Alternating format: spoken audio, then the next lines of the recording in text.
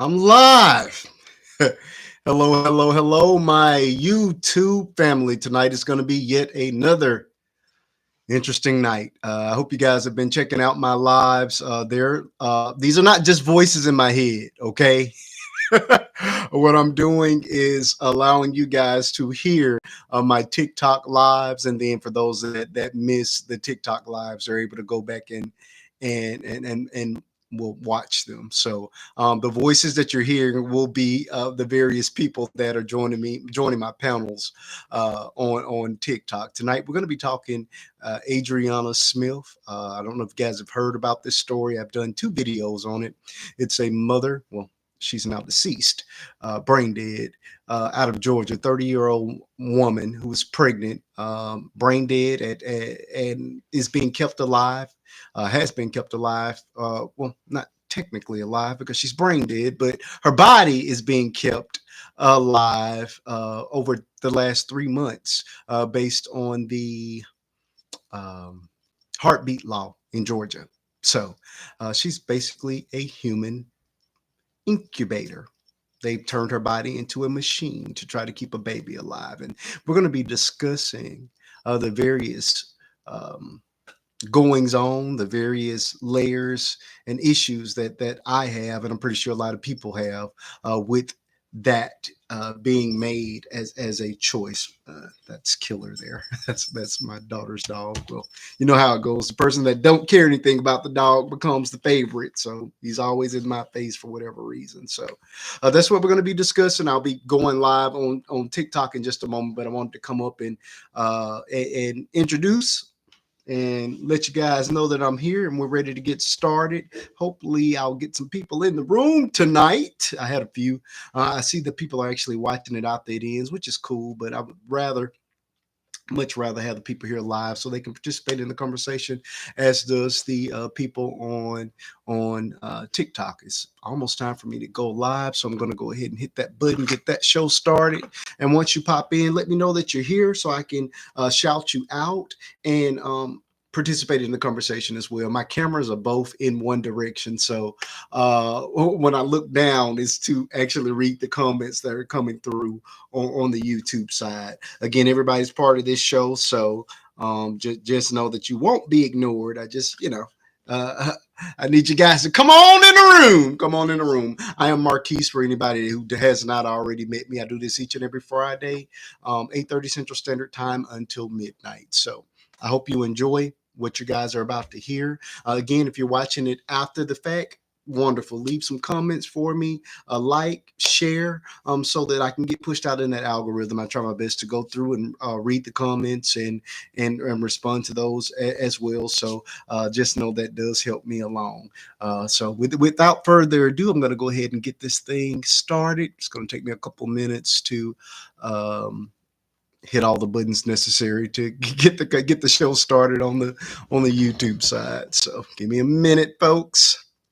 I'm doing actually a lot better than I used to with this thing. So, and also let me know if you can hear me. My voice travels pretty well, but the microphone is a lot further back. So that you guys can actually hear what's being said on the other side. Also, when you're coming in the room, make sure that you hit that thumbs up button to push me through on the algorithm as well. So here we go. All right, I need to title this show. I should have did this ahead of time, but I didn't. I got YouTube ready and didn't get the TikTok side ready. Her name is Adriana. Adriana Smith.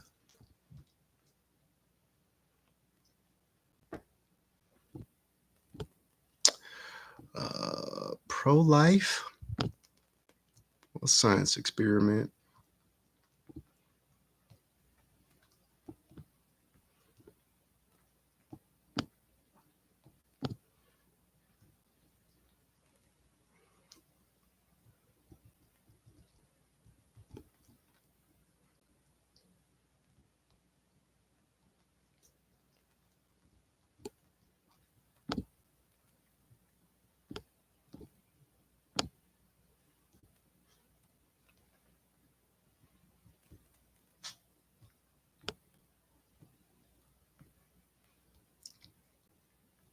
Oh, Tuskegee. Okay, I wrote that down. Science experiment.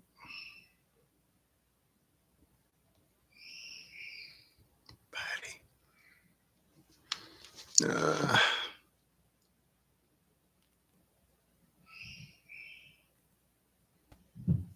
you voted for this.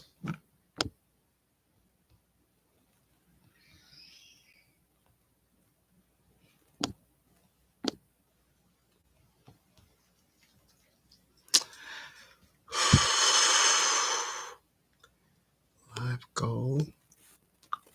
Let's see if we can get somewhere tonight. Uh-huh. I see it, I want it. All right. All right, folks. I'm getting myself set up on the TikTok side. So I'm almost done, almost ready. Bear with me. All right. And I got heartburn. I need to be taking my medication. I didn't. Excuse me.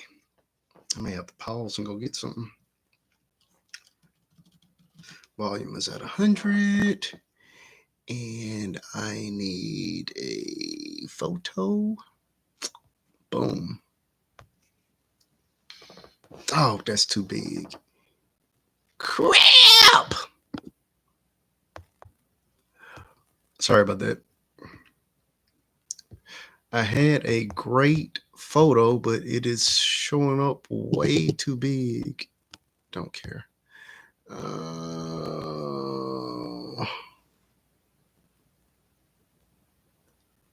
How is that showing up that big, though?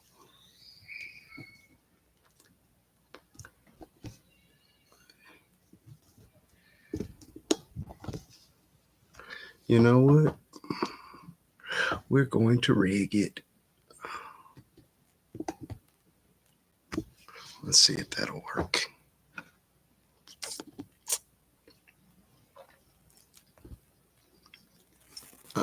Now you guys have me late for the show.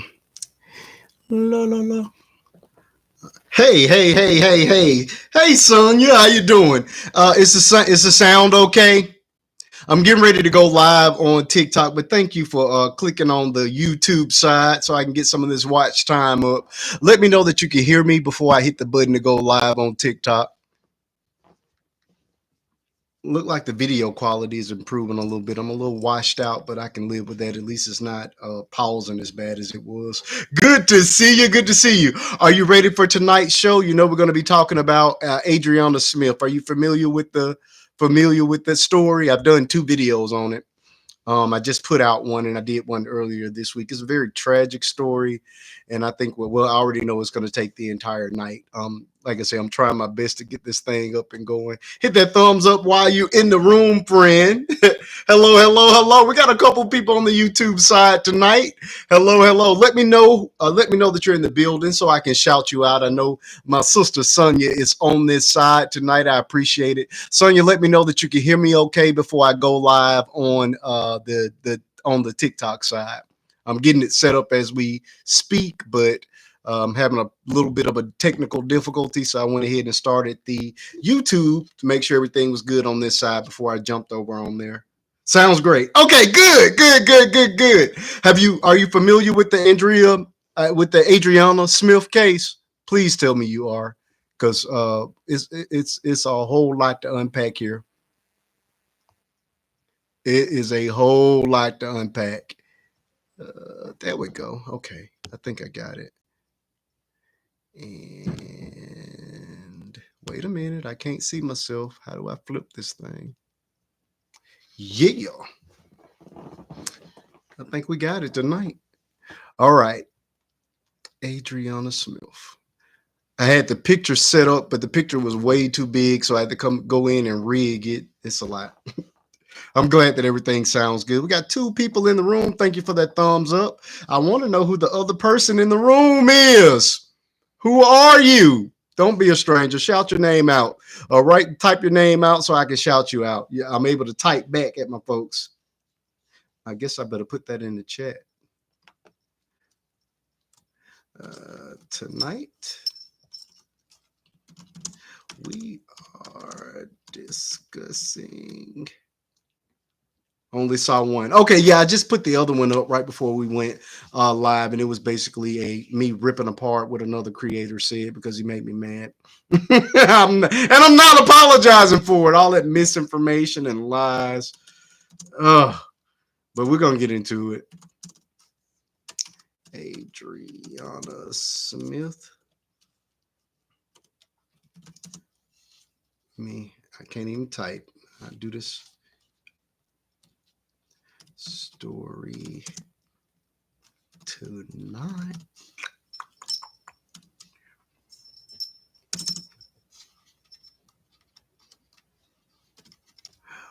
What?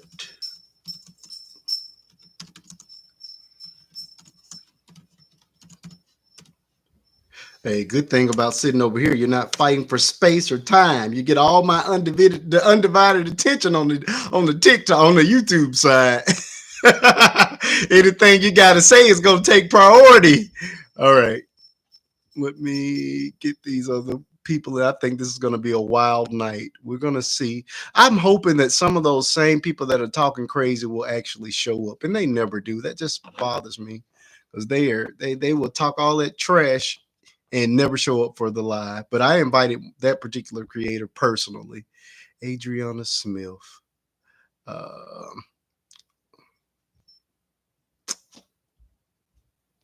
Unalived and pregnant. No, we're just gonna call it.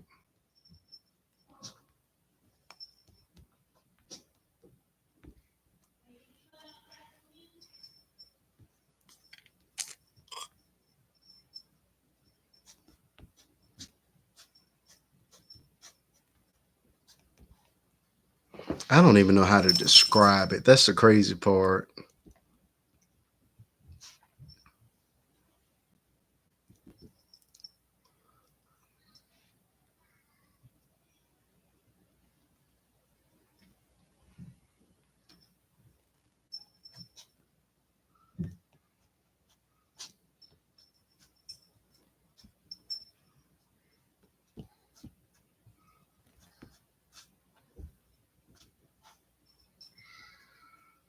Okay, this is the way I'm going to pose it. You voted. Who voted for this?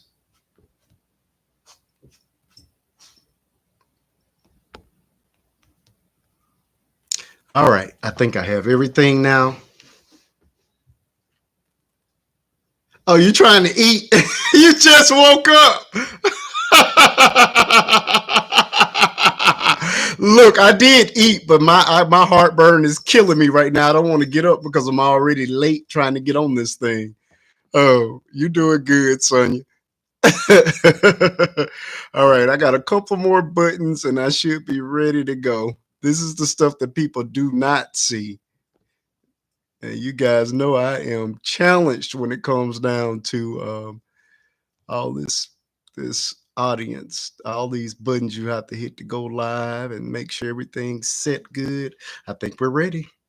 All right, folks, I'm getting ready to go in. Thank you for joining me on the YouTube side. Please hit that thumbs up as you're coming in the room. Shout me out. Whatever you want to write in the comment section will be a part of the show. I will read it out to the audience that you guys will hear. Please believe that these voices are not just in my head. They're coming from TikTok. So there's going to be a lot of voices in just a moment. So we're about to get started. 3. And we're live. All right, all right, all right. It is Friday night, and I am your boy Marquise, and nobody can do it quite like me. Tonight we have a show like no other. I've covered many topics, but I don't think I've ever covered one quite like this one. I want you guys to come in. I am praying that the person that I personally invited to this show, Mr. Tater Tot, will show up so we can have this discussion. But even if he doesn't, I want people that think like him, that agree with what he's saying, or that agree with what's going on with regards to Adriana Smith will come on in the box and have this discussion. Please believe you are in a safe place with me. Please don't feel the need to agree with what I have to say because I have lots of opinions. I just want you to be able to speak it in an intelligent way, in a way that I can understand because I'm going to challenge you. That is the thing. We have a lot to unpack here. I have at least 12, 13 points that I want to make on this before we ever even get started. My boxes will be open shortly. Is invited. Everybody's free to join in. My friends, my foes, even you trolls, just try to remain respectful. Again, we do not attack people in this live, but we do attack your points of view. So if you're gonna come here with a wild take, please be ready to defend it. That is my rule here. There is a no cursing policy inside of my room. So just absolutely no cursing and no personal attacks. Oh, Sonya, you left me. All right, I am live here and on the other place, the tube. Of course, they won't let me say it without suppressing me. So I'm on YT right now as well for anybody that wants to pop in over there. If you same username, Faith and Bishop 2, all you got to do is hit the subscribe button at the top of my TikTok page to get over there. This room gets pretty full, but that room is open for everybody. So if you want your point to be made, please believe when my eyes go down, it's because I'm looking down at the on the other side, and those messages are going to take priority. Gifts are very much appreciated, but I will not sit there and beg for them. But it does make me feel good and let me know that you guys are enjoying what I am doing over here. And most importantly, it pushes me out on the algorithm so that more people can discover these conversations that are had each and every Friday night. I cover a myriad of topics. There's no topic that is off limits. There's no question that you cannot ask as long as you're respectful. Don't want people coming in here just screaming at each other and disrespected. Gene Unc, do not come in here, Unc Gene, playing with me. You know what gifts I'm talking about. Those gifts that you send, even if it's just a rose. If you're sending doing that, those little bitty things will push me out in the algorithm. Also, tapping that screen. Now, I will beg you to do that all night long. I need you guys to tap that screen on up. The first goal of the night is 10K. I will stop the show completely if those taps stop, and we'll just take a commercial break until we reach the goal. Thank you so much for sending that hard. Oh, I see. I appreciate that. You guys have no idea how much that something that small does with regards to pushing the content out. Again, there's a lot of foolishness going on this app. I put out a lot of content. Oh, thank you guys so much. Y'all making me feel good tonight. Thank you so much, Miss Poppy. It's not letting me read the whole name. I appreciate that. Oh yes, we're talking about Miss Adriana Smith tonight. I have put out 2 videos on it. I did a video a couple of days ago. I put out another video with a personal invite to who I'm referring to as Mr. Tater Tot and his followers, because the things that he said in his video, I just wouldn't allow. A lot of people I try to ignore, but that guy was not going to get away with the things that he said. So I hope that he joins in, or at least people that think like him, because I want to have that open dialogue. I want you to help me understand why we on 2 different sides. I think everybody should be able to agree on this, but of course they don't. You do want to speak? Oh, no problem, Miss Poppy. You will definitely have the opportunity to speak. I try to let everybody come up. There are a few boxes that once they're occupied by what I call my TikTok family. Those are people that are here each and every week, and those people know who they are, and their boxes will not be rotated unless they choose to give them up. But the rest of the boxes, they will be rotated. So I let you guys come up and speak your piece. And once I drop you down, please believe it's not a disrespectful thing at all. It's just giving everybody the opportunity to come up and say what they want to say, even if it's things that I don't agree with. So just be prepared for that. But yeah, please believe you're gonna. I definitely am gonna give you the opportunity to come up, Miss Poppy, as I do everybody else. We're getting some people in the room. We're at 4.1 thousand likes. Let's move that thing on up to that 10K mark, and then we will open the boxes. Please continue to tap, continue to keep the conversation going. We do pause and read the comments, at least those that add to the conversation. The only other rule is once you're on the panel, please do not request to come up if you don't even know what we're talking about. I make a dedicated video to every subject that I'm going to talk about each and every week. So if you're new to me, all you do is hit that button, become one of my TikTok family members, and just follow my content, and you will know before you get here what I'm going to be talking about. Normally, I can. There's one big topic, and then a lot of a lot of smaller topics, but this one here I already know.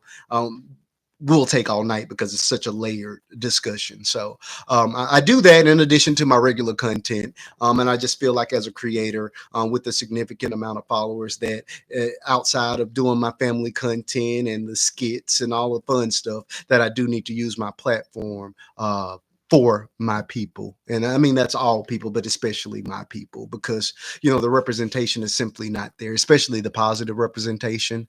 And the awareness piece is not there. This story, when I did my video just a couple of days ago, nobody, and I do mean nobody, was talking about it. I may have saw 3 videos and they barely had views, but now everybody's jumped on it, and now it's a big thing. And that's neither here nor there. But I just feel like, why is it that that it takes us kicking and screaming for our voices to be heard? You know what I'm saying? And I just find it deplorable. You guys get Charles and Netta up here for a solid year doing absolutely nothing but acting a fool. And we have real issues that affect our community, that affect our people, that affect women all across the board, this particular subject, and nobody cares. You guys are so interested in P. Diddy peeing on people that you don't realize that your bodies are not even your own, even after you've expired. We're gonna talk. I'm serious. I'm ready to talk tonight. I am absolutely ready. Hello. I'm sorry. I got to shout out my people that are on the other side. Hello. Let me know who you are. I can't say YT because I'm over here, but I see you down here, folks. So let me know as you're coming into the room. Please hit that thumbs up button on this side. I'm operating on two different platforms right now, so you guys know who you are. Let me know who you are so I can shout you out. You please believe that you are indeed part of this conversation as well. So I will be pausing and reading your comments personally, in addition to those that are coming through on the TikTok side. I am not talking to myself, so the voices that are going to be coming through belong to the people on TikTok. I just want you guys to know that. I'm a Gemini, so you are talking to 2 people at all times.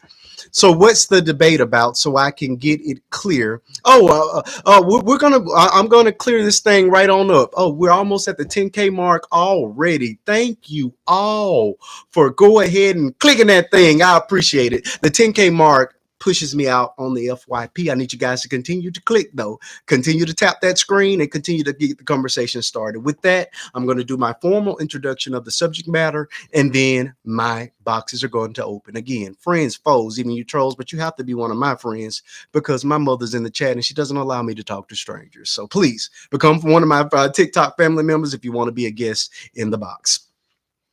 Thank you so much for that FYP, Miss Pretty. Here we go.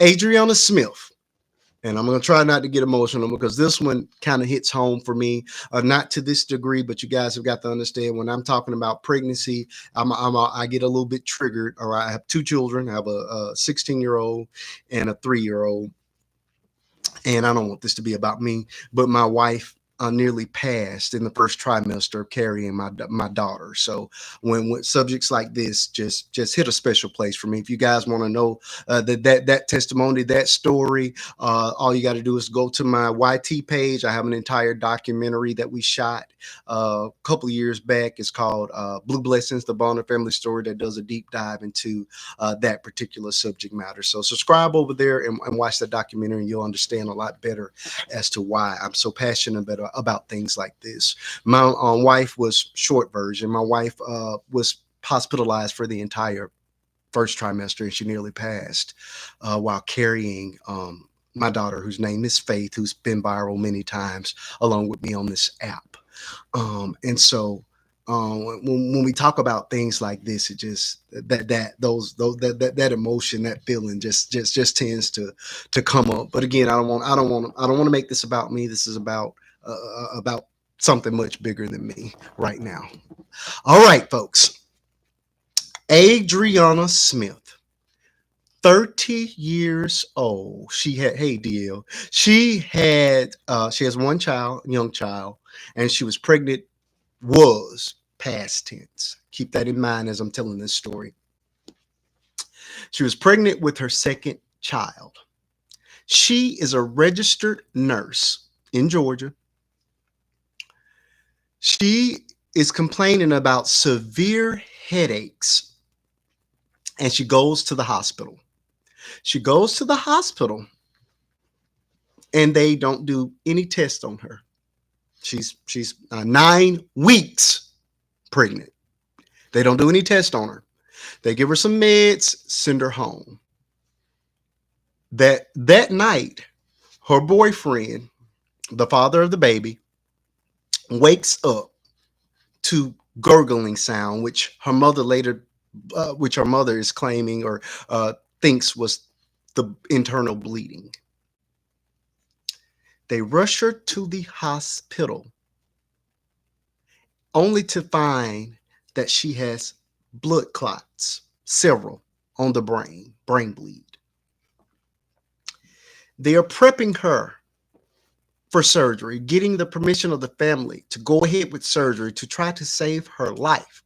The doctors come back and say, unfortunately, there's nothing we can do. We are unable to do this surgery due to the clotting on the brain, etc. She's brain dead. That's the reason why she cannot have this particular surgery. There's no brain activity, which, for all intents and purposes, should have been the end of this story, but it's just the beginning. For the last 90 days, this woman who is clinically dead, brain dead, has been put on a life support, even though no brain activity for 3 solid months. You want to know why? Because she's pregnant. And there's a law that bans abortion. They say by taking her off life support, you'd be aborting the baby. And so now she is being treated like a human incubator.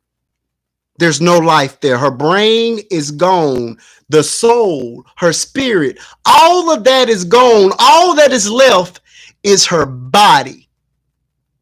Her family does not even have a choice in the matter.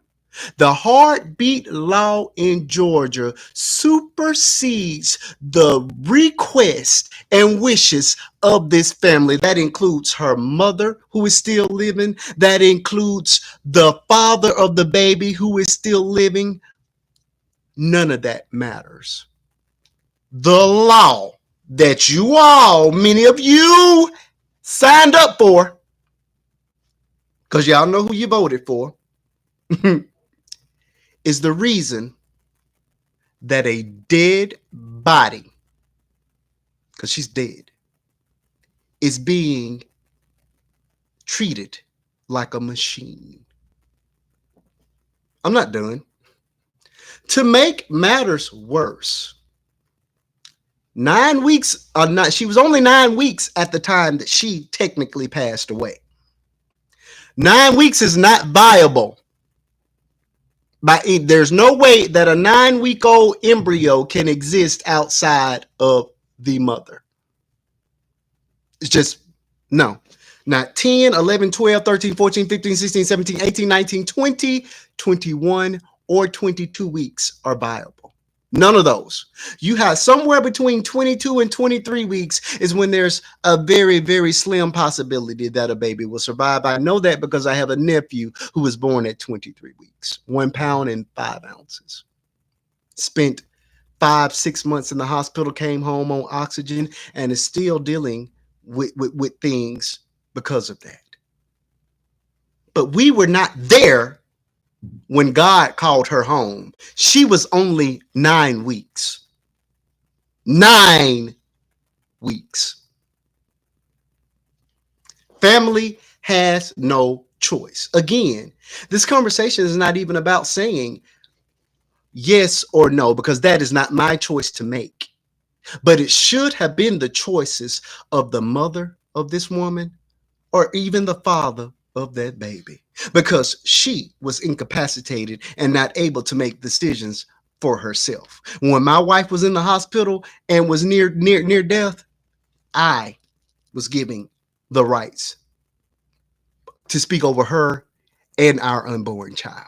And that's the way it should have stayed. But now the government has stepped in where women, this black woman, doesn't even have control over her body even after death. Does that not sound like the Tuskegee experiment to you all? Because that's what is bringing up memories for me. It sounds like the Tuskegee experiment. Let's talk about this baby who may not even survive to the point of being born. There is fluid on the baby's brain. They don't know how much, and they don't know the long-term effects that it would have. They are saying that it possibly can cause the baby to not survive being born, have severe birth defects, severe. And we just don't know. So we could be doing all of this science experiment, because that's what I want to call it, only to end up with the baby passing anyway. To add insult to injury, the grandmother is bringing her son, her young son, up to the hospital to visit her mother, his mother. And the son does not even know that his mother has been gone since February and is not coming back. So the moment they take this baby out of her, unalived or alive, then you got to prepare for her funeral. And are we going to talk about the medical bills? Do you know what it costs to keep somebody on life support from 9 weeks of pregnancy up until 32, which is what they're aiming for? Do you know? And guess who's going to have to pay that bill and face financial ruin for a science experiment that they didn't sign up for? The family. The same people that are holding this body hostage should be the same ones that have to pay that medical bill. That is my opinion. This is not pro-life to me. This is torture on yet another black body. That's where we're going to begin tonight. Feel free to disagree with me. I want to hear all thoughts on this, the good ones, the bad ones, the ones that are undecided. I want to hear from everybody. But that is the conversation that we have got to have, and those are the many layers, and I'm still not done. That's the tip. That's just the tip of the iceberg of the many things that we got to talk about. Correct, Kay.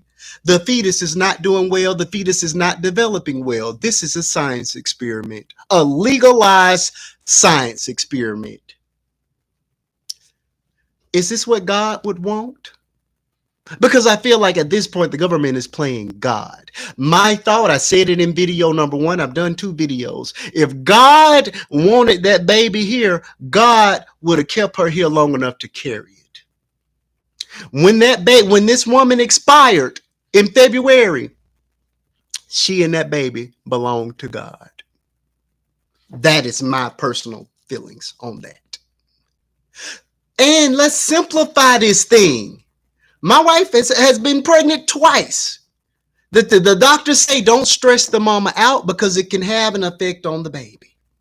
Try not to get her upset because it will have an effect on the baby. What does being dead, how does that affect the baby?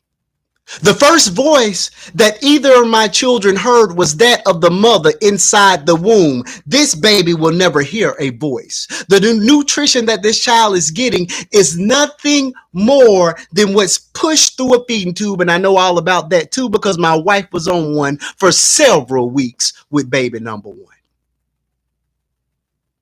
Make it make sense. Mooney, I'm so glad you're here tonight because this right here, I think you will be able to add a lot to this. Total, see, this is the kind of stuff I'm talking about. I cannot even respond to people without getting comments taken down. But you can call, you can come here and use the N word free of charge. But that's another subject for another day. And what you're trying to do is to distract us from the conversation that needs to be had, and it's not going to happen. Keep on, type everything you want to type. The only thing you're doing is helping me push this message out. So keep on typing. Call me whatever you need to call me so that I get pushed that much further out on the FYP. Thank you so much in advance. My boxes will be open. They're opening now. Again, everybody is welcome to come up and speak your piece. This is going to be a long night. Silver Lining, how you doing tonight? Hey, my brother, how you doing? Oh, I'm hot. I'm boiling. I am on fire. I am on fire. And I'm pissed off a little bit too because one, I'm a woman that can't even have a child. Come on. And this baby, she is gone, and she's been using her as a robot. Correct.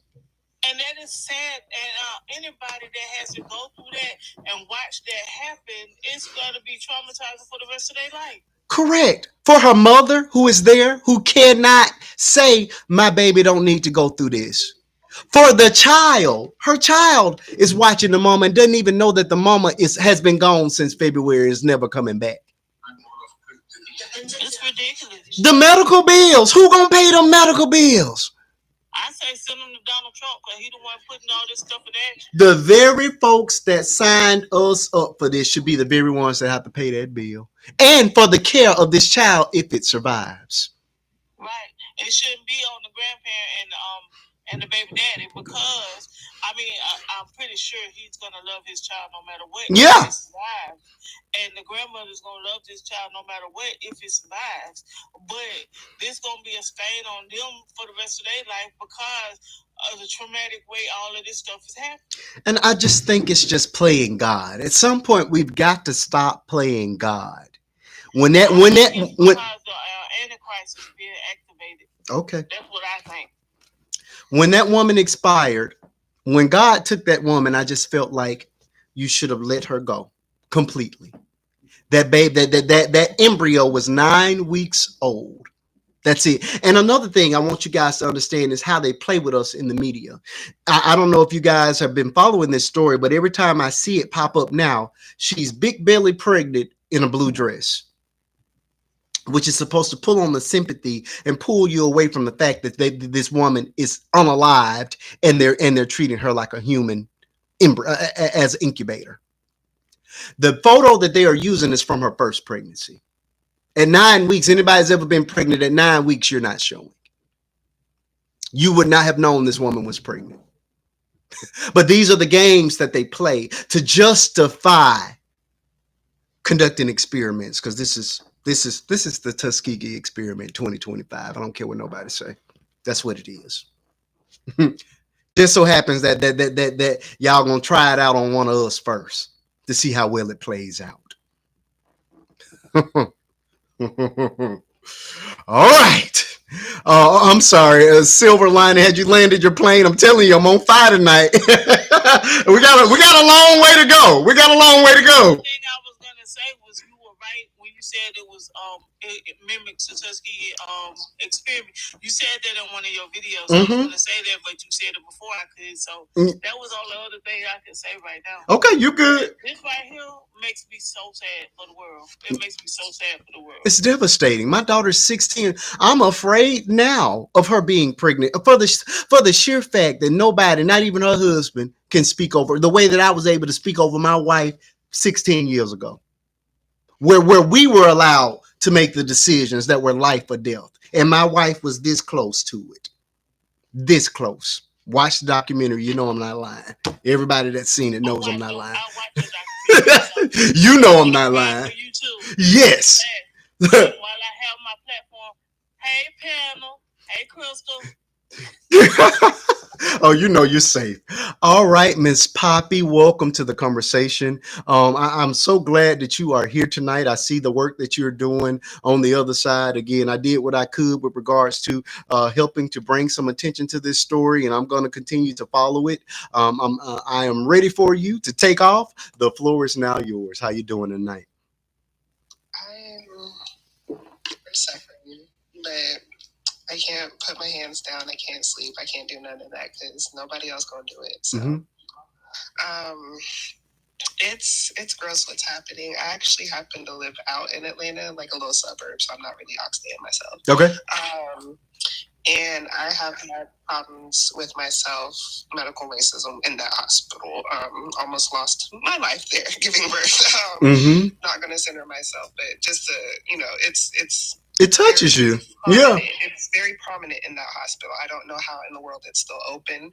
I'm assuming it's all messed up.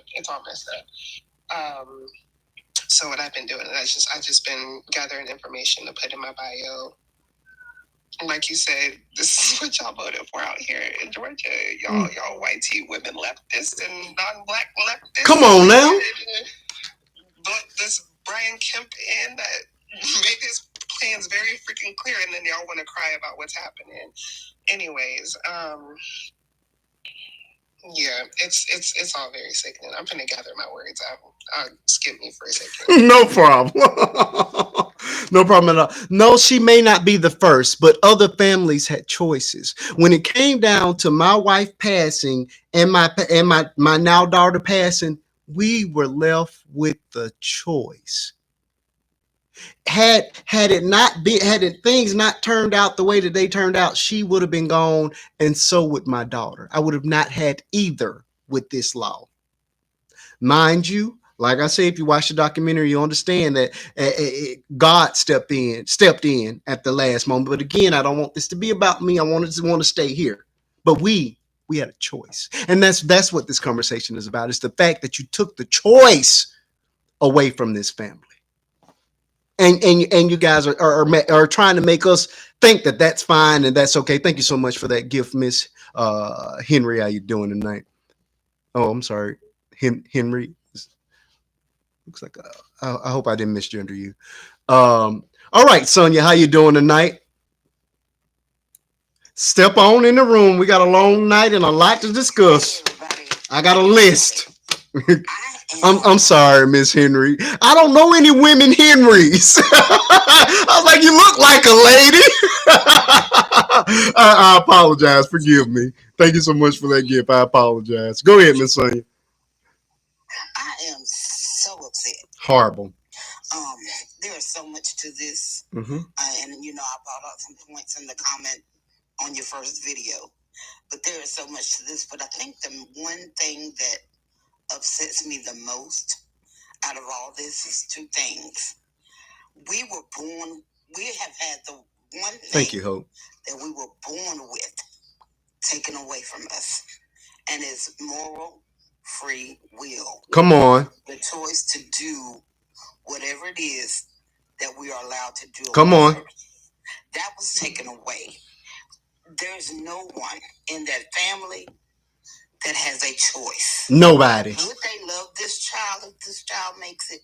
Yes. Mm-hmm. But they don't have a choice in the matter now. None. There's nothing they can do. The only thing they can do is give the child away. Now, who's going to do that after this mother has laid up, unalived? Come on. For months, just to bring this child into the world that may not even ever know its name. Come on. Know that it's in the world. Come on. The reason why I'm saying that is because my baby girl was born at 1 pound, 12 and a half ounces. Come on. She was not supposed to do anything. Come on. She would have been a vegetable. Come on. Said, right? But because of God's choice, she's healthy. Thank you, Simply. And smart and everything. You know, she has complications. Absolutely. I'm going to say that. She has complications. But she's here and she's living. But this child was not born to an unalived parent. Come on. I was able to breathe for her. Come on. In my stomach. And understand this, Sonia. Correct. This mother is not breathing for this. And there was a period of time that there was no oxygen for this child. Thank you, Crystal. But which automatically is going to, in most cases, 99% of the time is going to cause brain damage to that child, which is why we're seeing this fluid around this baby's brain. Go ahead, Sonia. Nobody knows this. Let me just make you aware. Mm-hmm. Once the child is here, the oxygen levels and all that kind of stuff, it's a fight for them to breathe. Correct. It's a fight for them to breathe, period. They may breathe and they may not. But at the same time, even in that, there's still a machine breathing part of the time for them. Come on. So nobody's looking at any of this. And my second point to it is this. The very government that is allowing this to happen is taking away everything, every funding that would help these grandparents and this father take care of this child with comfort, not ease. Come on. It's going to be a struggle. Come on. It's not going to be easy. They have so much to deal with. The mental anguish. Correct. Of this child being here and how the child got here is number one. Number two, you're taking away every program. The government has taken away every program that would help this child be a successful, viable human being. Hold on, Sonia. Let me pause for just a second. Let me grab this question. Will the child also suffer from not having proper nutrition from the mother? And I can absolutely tell you that is a yes. My wife, correct. My wife was unable to eat a morsel of food for the first 5.5 months of her pregnancy with my daughter. Mind you, she spent the entire first trimester in the hospital. And when my daughter that you guys see now was born, she was born underweight. And that was because that feeding tube does not provide the nutrients that the mother can provide if the mother is up and able to move around and eat normally. And my wife was bedridden for the first, well, yes, my wife was bedridden for the first 14 weeks. Well, outside of she went in at 3 weeks. So from 3 weeks up until the beginning of the second trimester, she was bedridden. So yes, it does. It absolutely affects the child's, everything about the child. I'm sorry. Continue, Sonia. And mind you, they say that the best thing for the child, whether it's a preemie, whether it's a normal birth, they say the best thing for the child is breast milk. The baby won't have any of that. And if it does, it's going to have somebody else's. True. Now, who wants that? And I'll land with that. I love it. I'm hot.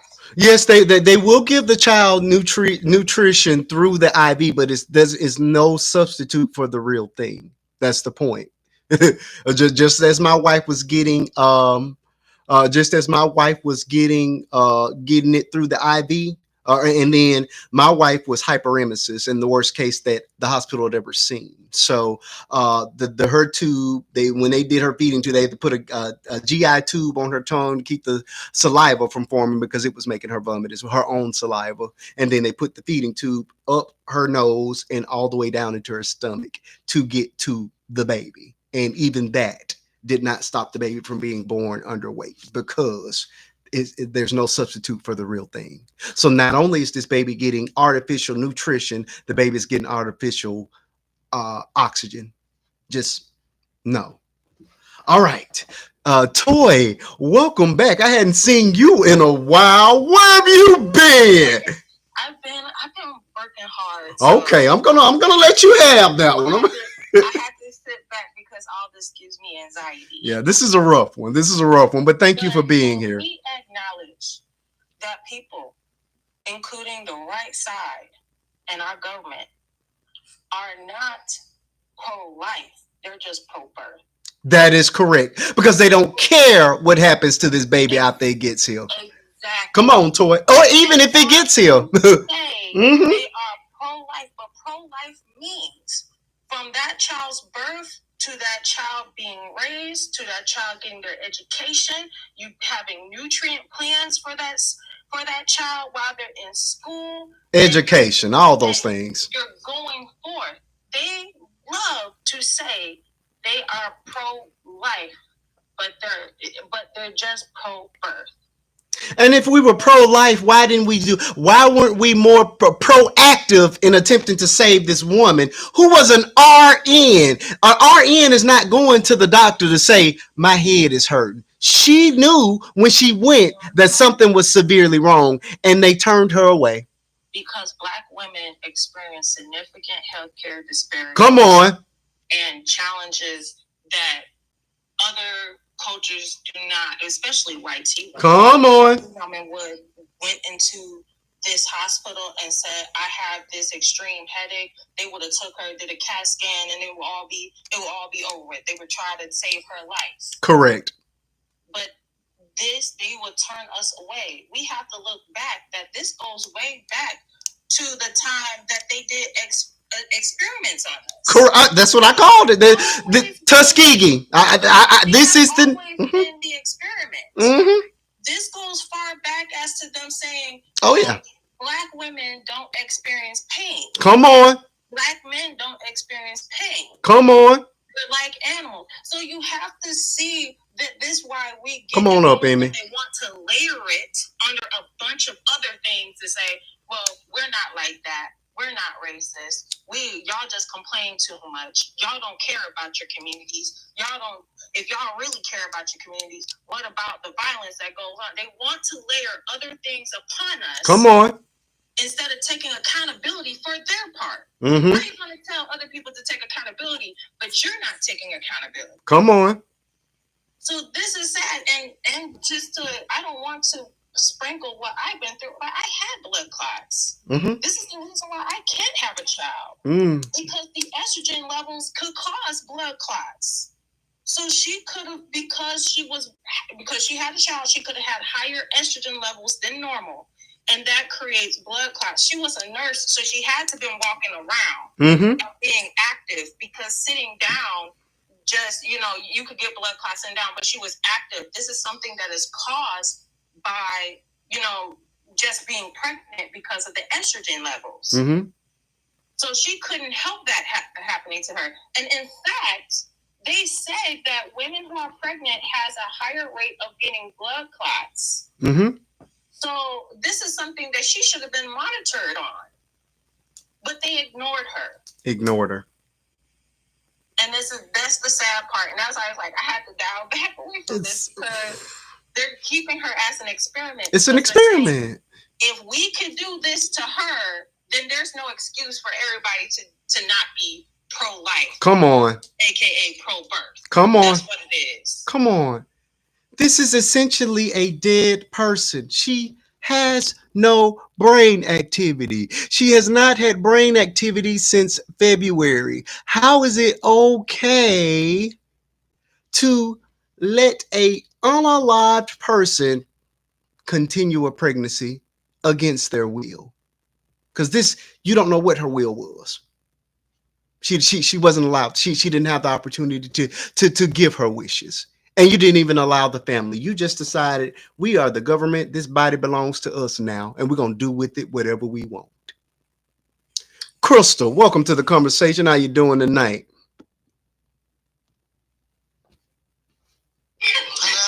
Hey, Crystal, we are ready for you. Let me go upstairs. Okay, no problem. Mooney, welcome to the conversation. How you doing? I'm sorry, hold on.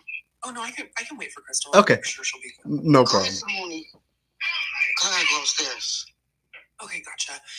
I'll make this really quick. I'm going to speak to I'm going to speak to the mother, right? Okay. Because I know that there's a huge conversation, and I think it's an important conversation around the health of the baby, what the baby's going to be missing out on, you know.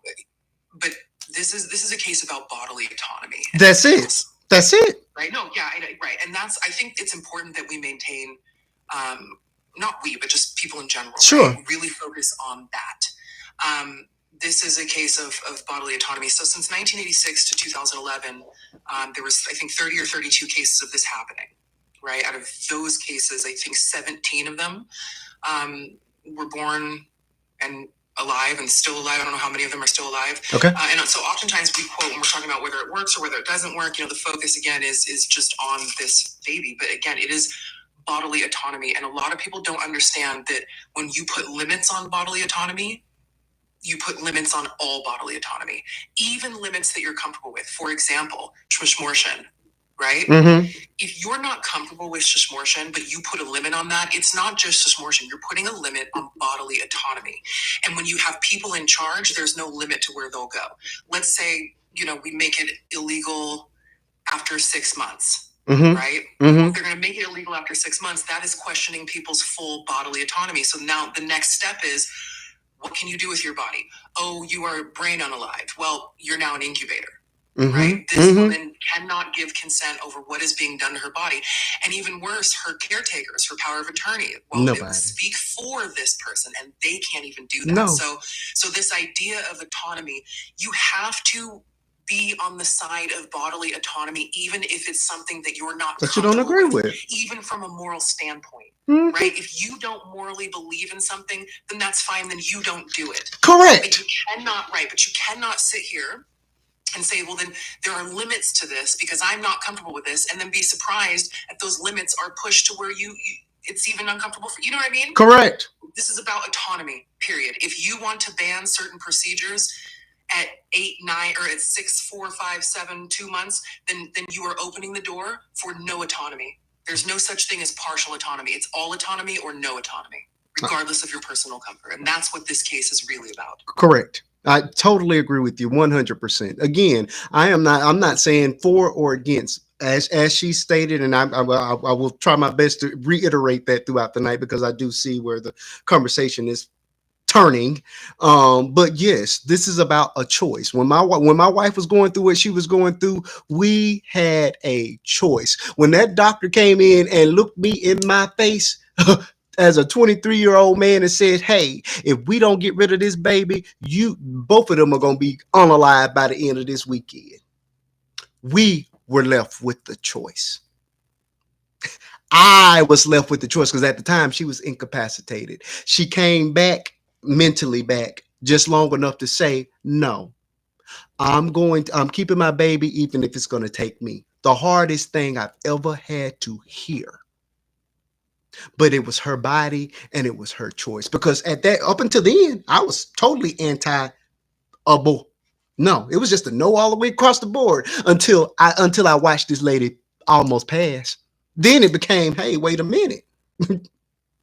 But at that moment, if she wanted to give up, I would have been A-okay with it, because I loved that woman and I didn't want to lose her. Okay? This is why this particular story is hitting me. Because we had a choice. She chose it now. And I'm thankful, forever thankful that she chose it, because things turned around even against what the doctors thought. And that baby got here. She was underweight, but she got here healthy and she's thriving now. But we had a choice. They don't have a choice. And there's no way that I, as a husband, would have been able to sit there and allow, after she became a corpse, because this is essentially a corpse. If my wife was a corpse, I don't want her to sit there and be an incubator. No, let God want her. So go ahead and take her. He already took her. So why would I keep her here for another 7, 8 months as a incubator? No. If God wanted that baby here, my thought, then he would have kept her here long enough to carry it naturally. Correct. And I'm glad you said that. And then I'm gonna mute. Sure.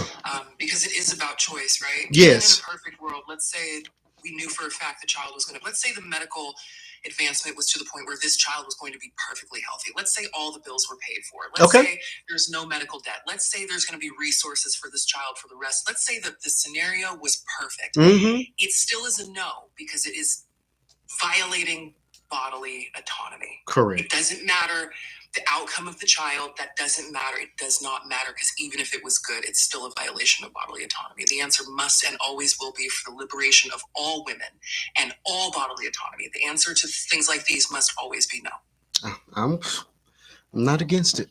It's just this is just not right. This is simply not okay.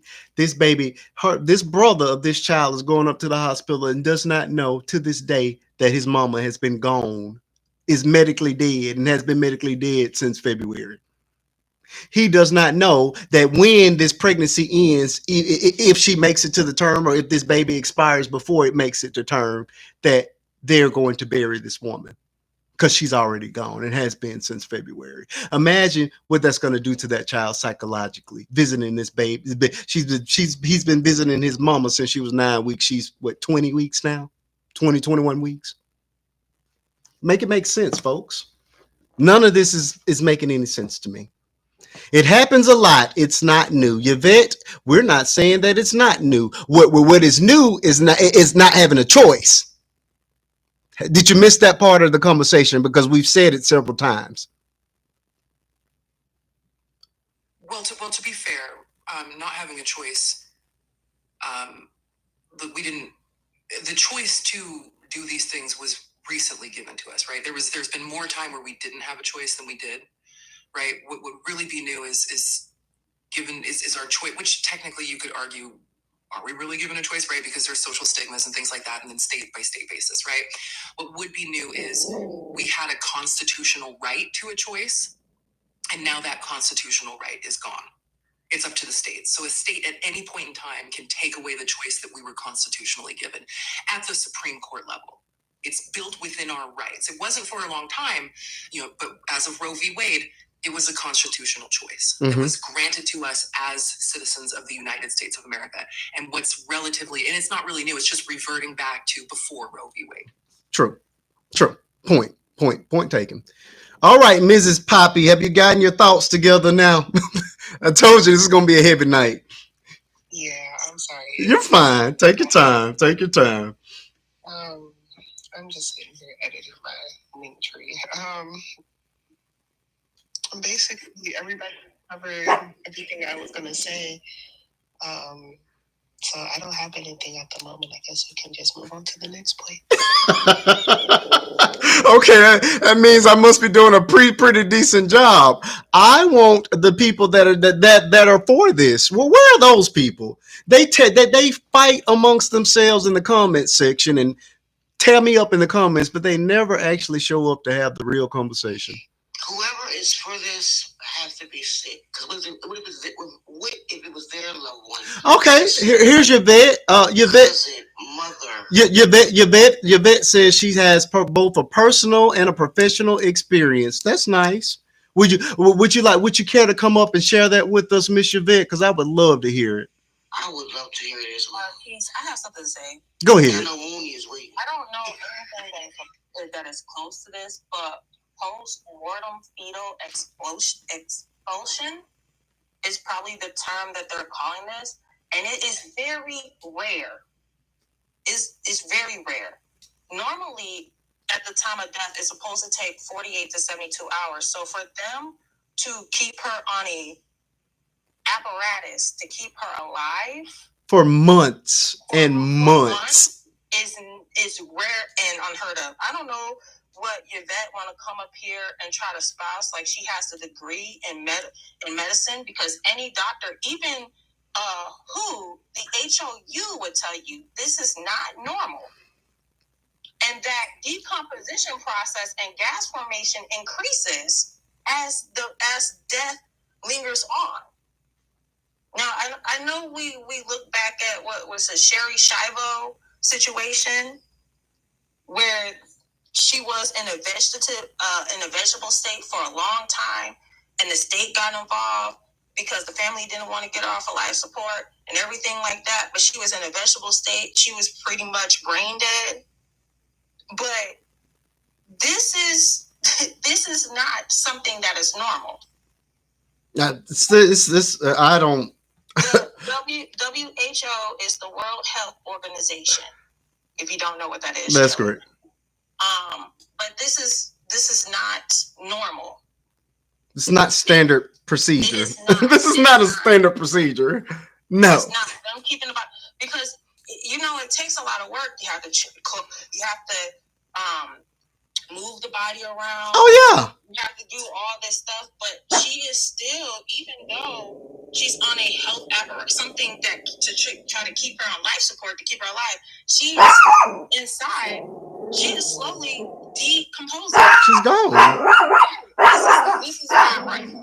She is gone. She's not coming back. I don't. It's different. It's different from coma or vegetative. Correct. It is different. Even if you look at brain scans, if you look at a brain scan of somebody in a coma, it usually is a lot of gray movement, right? Mm-hmm. Not much going on. If you look at vegetative state, there is a little bit of brain functioning there. But again, like Terry Shivo,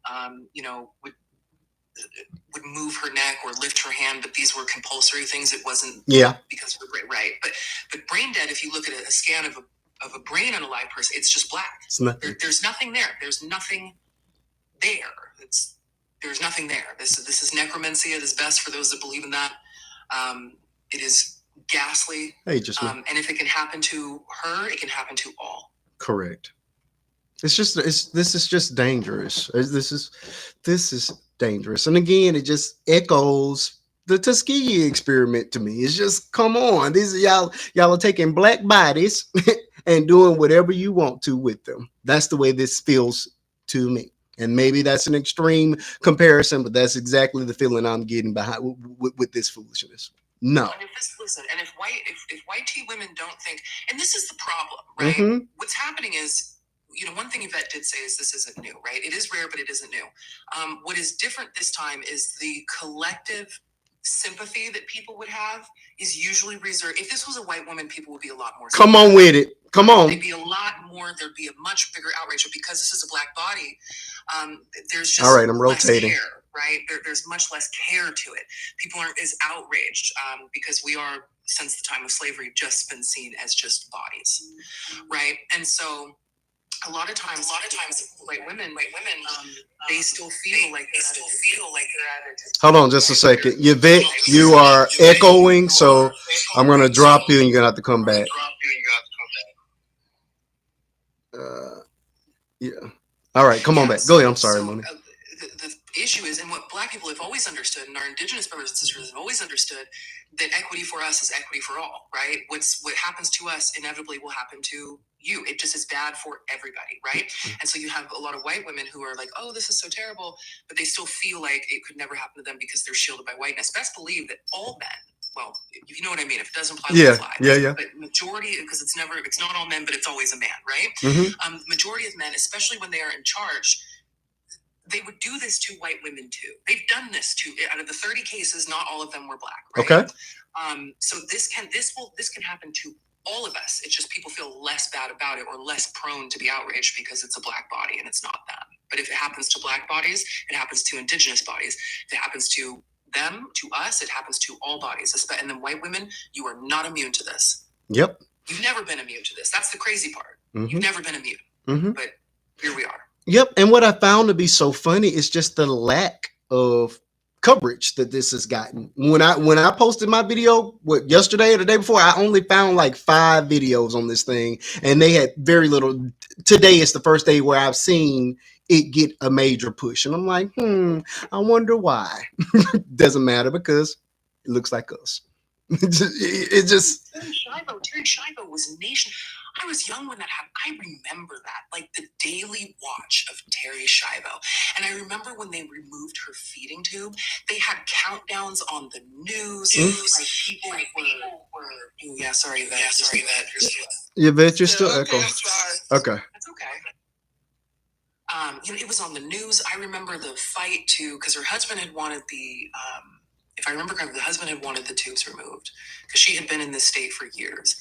And the family, her parents did not. Mm-hmm. And so the husband actually won. And so they removed the feeding tubes. Now, it didn't happen quickly. Like, this was weeks it took her to pass away. Weeks.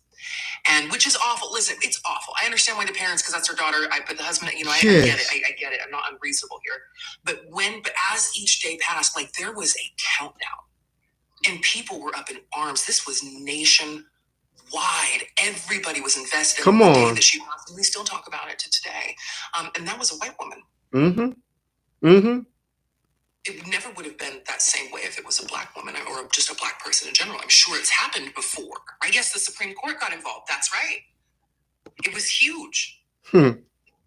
Everybody was paying attention to this. So it doesn't surprise me, right, that the coverage is not the same when it comes to black people. Because again, since the time of inception of the United States, black people have just been bodies or a means to an end to the advancement of those that don't look like us. I mean, a blip on the radar. It's disgusting. I've seen more coverage of P. Diddy peeing on somebody this week than I have on this that affects everybody. Everybody. To say that, because I have not seen this. It wasn't for you. It's insane. It is complete insanity. All right, Jessamy, welcome to the conversation. How you doing tonight? I know you got a lot to say about this particular topic. Go ahead. The floor is yours. I'm hot. I'm mad tonight. But we're going to get through it. So the crazy thing was, I honestly didn't hear about this until I watched your post. Wow. And I saw everything and listened to everything that you were saying. And honestly, I was flabbergasted. Now, this would be one of the cases for me. If a mother is brain dead. Oh, wait a minute. Let's pause because you voted for this. We do got one. I proudly put it up there. I did. You sure did. However, in this case, to me, honestly, I feel is absolutely inhumane. If mother is brain dead and you have her on every type of ventilator, oxygen, feeding, let that mother go. Don't let that woman suffer. Come on now. That's not what we voted for. Well, let me rephrase that. That's not what I voted for. I voted for pro-life. I didn't say, okay, well, if the mother's brain dead, stick her on a bunch of ventilators and let the child live. That's just too much. That's too much. I'm sorry. That's an issue for me. That's wild behavior because listen, and I understand that, and I know that you didn't sign up for this, friend. But I don't know how long you've been in here, but this is the problem, right? You voted for pro-life, which is also voting for bodily autonomy up until a point. And then up until a point, bodily autonomy no longer matters. And you put that in the hands of men, right, who run things, and you thought that they were going to stop where your morality stopped? Like, you know what I mean? Well, I'm not saying that you intentionally went out and something. Right. I'm not saying that you intend, but but your morality is bodily autonomy. You're saying, like I said, you must vote for bodily autonomy, even past your own comfort, because it's either all bodily autonomy or none. Or none. There is no asking people to stop where you want to stop, right? And I hear you, and I understand why you might have personal reasons as to voting for pro-life. I get it. But what you did was you voted for a limit to bodily autonomy. That's just what it is. And you voted that bodily autonomy only matters to your own comfort. Why would you center your own comfort and morality to everybody else's reality? It's not fair. We all suffer when that happens. We cannot center our personal feelings up against the reality for everybody else. And that's what you did. Intentional or not, that's what you did, friend. And now here we are. Here's the way I had looked at it, and I understood it, and I read it. And it may sound crazy to others, but what I had read was, of course, we're going to go ahead and ban abortion unless it is something that is a medical condition where that mother or child could die. I'm sorry. Be unalived. It's fine. Unalive.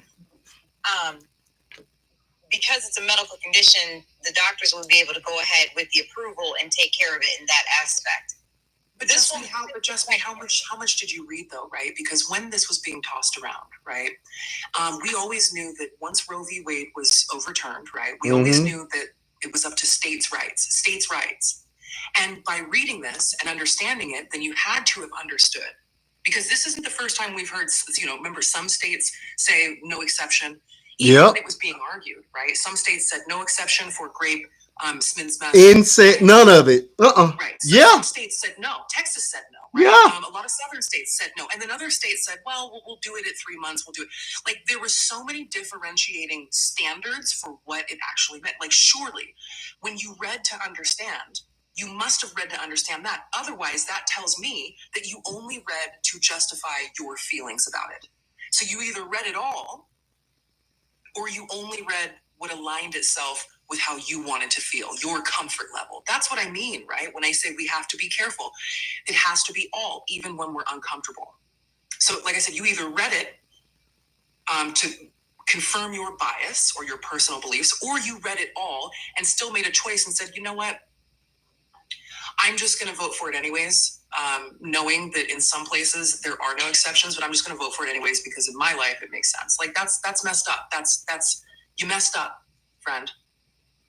I didn't depict it as, based on my life and my beliefs. I basically studied how they do abortions, and hey, Red Boss. In that moment, I was thinking, oh my God, people just want to get pregnant and in the pregnancy because they don't want to have a child or something. So when you studied how they do terminations, right? Was part of that study people's personal opinions on why they got theirs? No. Or did you jump to conclusions on that with your own personal belief? Because in those medical studies, because I've read them as well, and nowhere in those medical studies do they talk about people's personal belief on why they got terminations. Nowhere. No.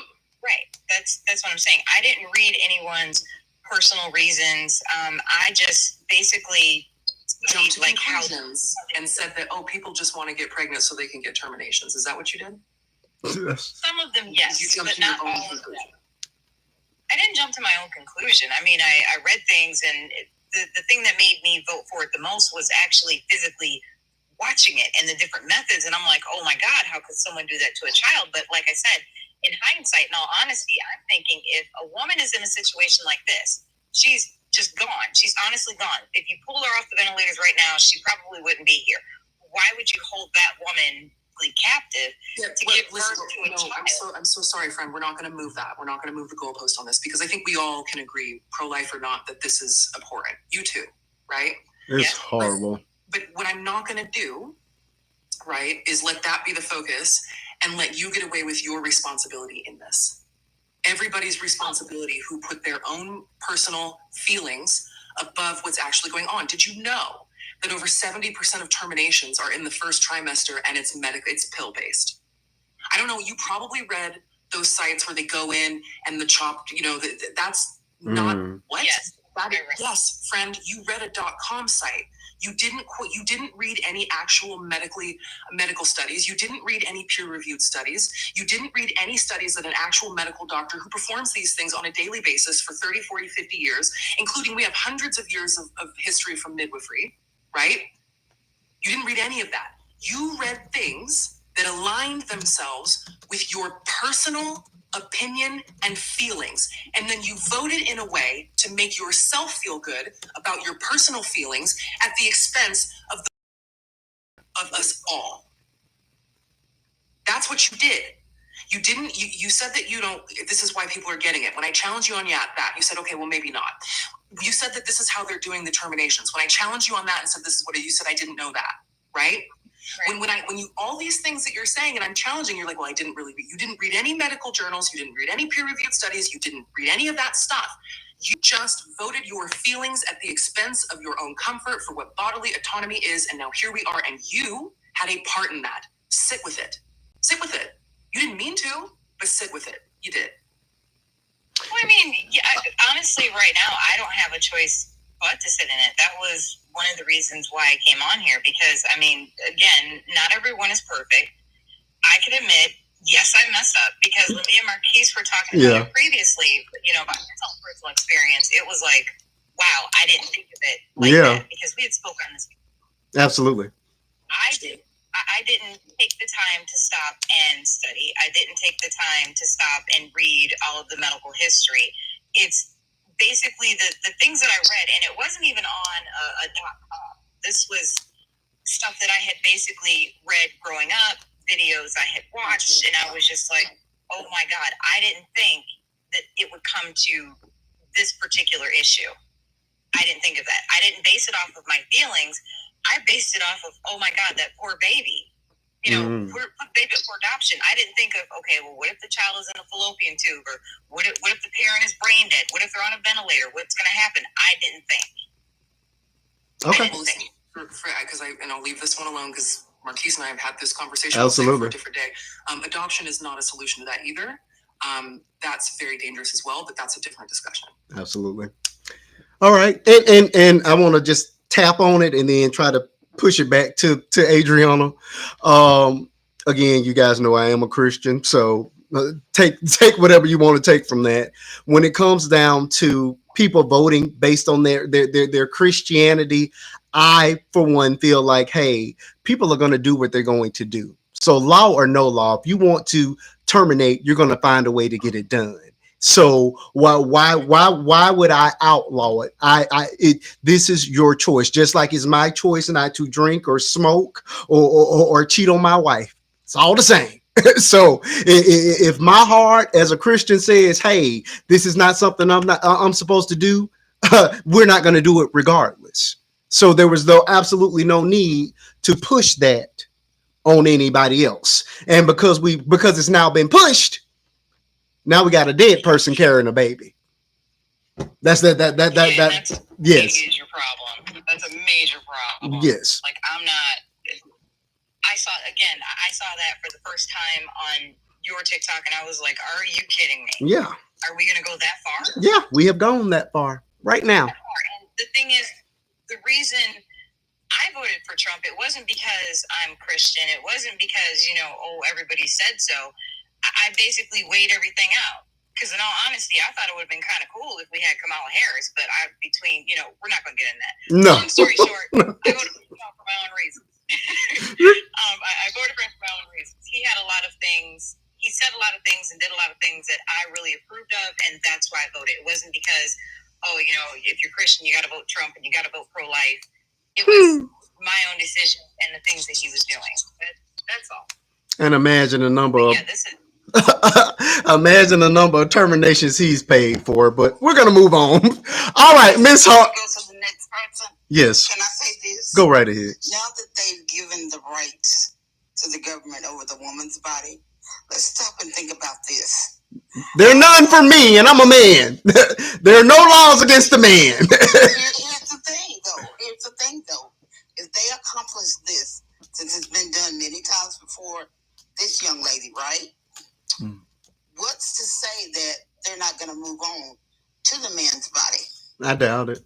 Will the man have a right over his own body? I doubt it. Well, the more they experiment with us people, how far do you think it's really going to go?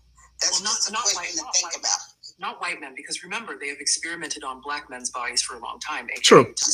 Right? That is true. Not to mention that forced sterilization, although it is majority done to women, but eugenics comes into play as well. Black men were forcibly sterilized in other ways as well. That's true. Right? That is true. White men marked safe. They're good. Until poverty, until it becomes poor white men, right? Or poor white men who have mental health struggles, right? Then that's probably a little bit different, inevitably along the lines. Mental health disability is already criminalized in many ways, not legally, but it still is criminalized, just like poverty is criminalized, just like intellectualism or lack thereof, poor education, poor resources. Eventually, everybody, except for the wealthy or the super rich white men. Mm-hmm. Yes. Black men. That's my point, Mooney. What's next? Right. Even what's breeding, next? even quote unquote breeding black men, right? They did that. Yes. That's true. Right. Yes. That's true. Yeah. You got it. All right, folks. Let me pause real quick. I got some people on the YT side, and I don't mean non-melanated. I mean the actual app that they won't let me say the name on. So I want to welcome you guys on as well. Please hit that thumbs up as you're coming into the room. Feel free to type your comments, and I will add it to the conversation that we're having on the TikTok side. I just want to pause and say welcome. I see you guys down here, and I appreciate you for being here as well. Heartless, you have been waiting for a minute. The floor is now yours. What would you like to add to this conversation? I just wanted to say that this is a big problem. I feel like specifically with us is that I feel like we just need to make sure that we're reading and that we're learning and that we're making sure that we are as educated as we can be in this time.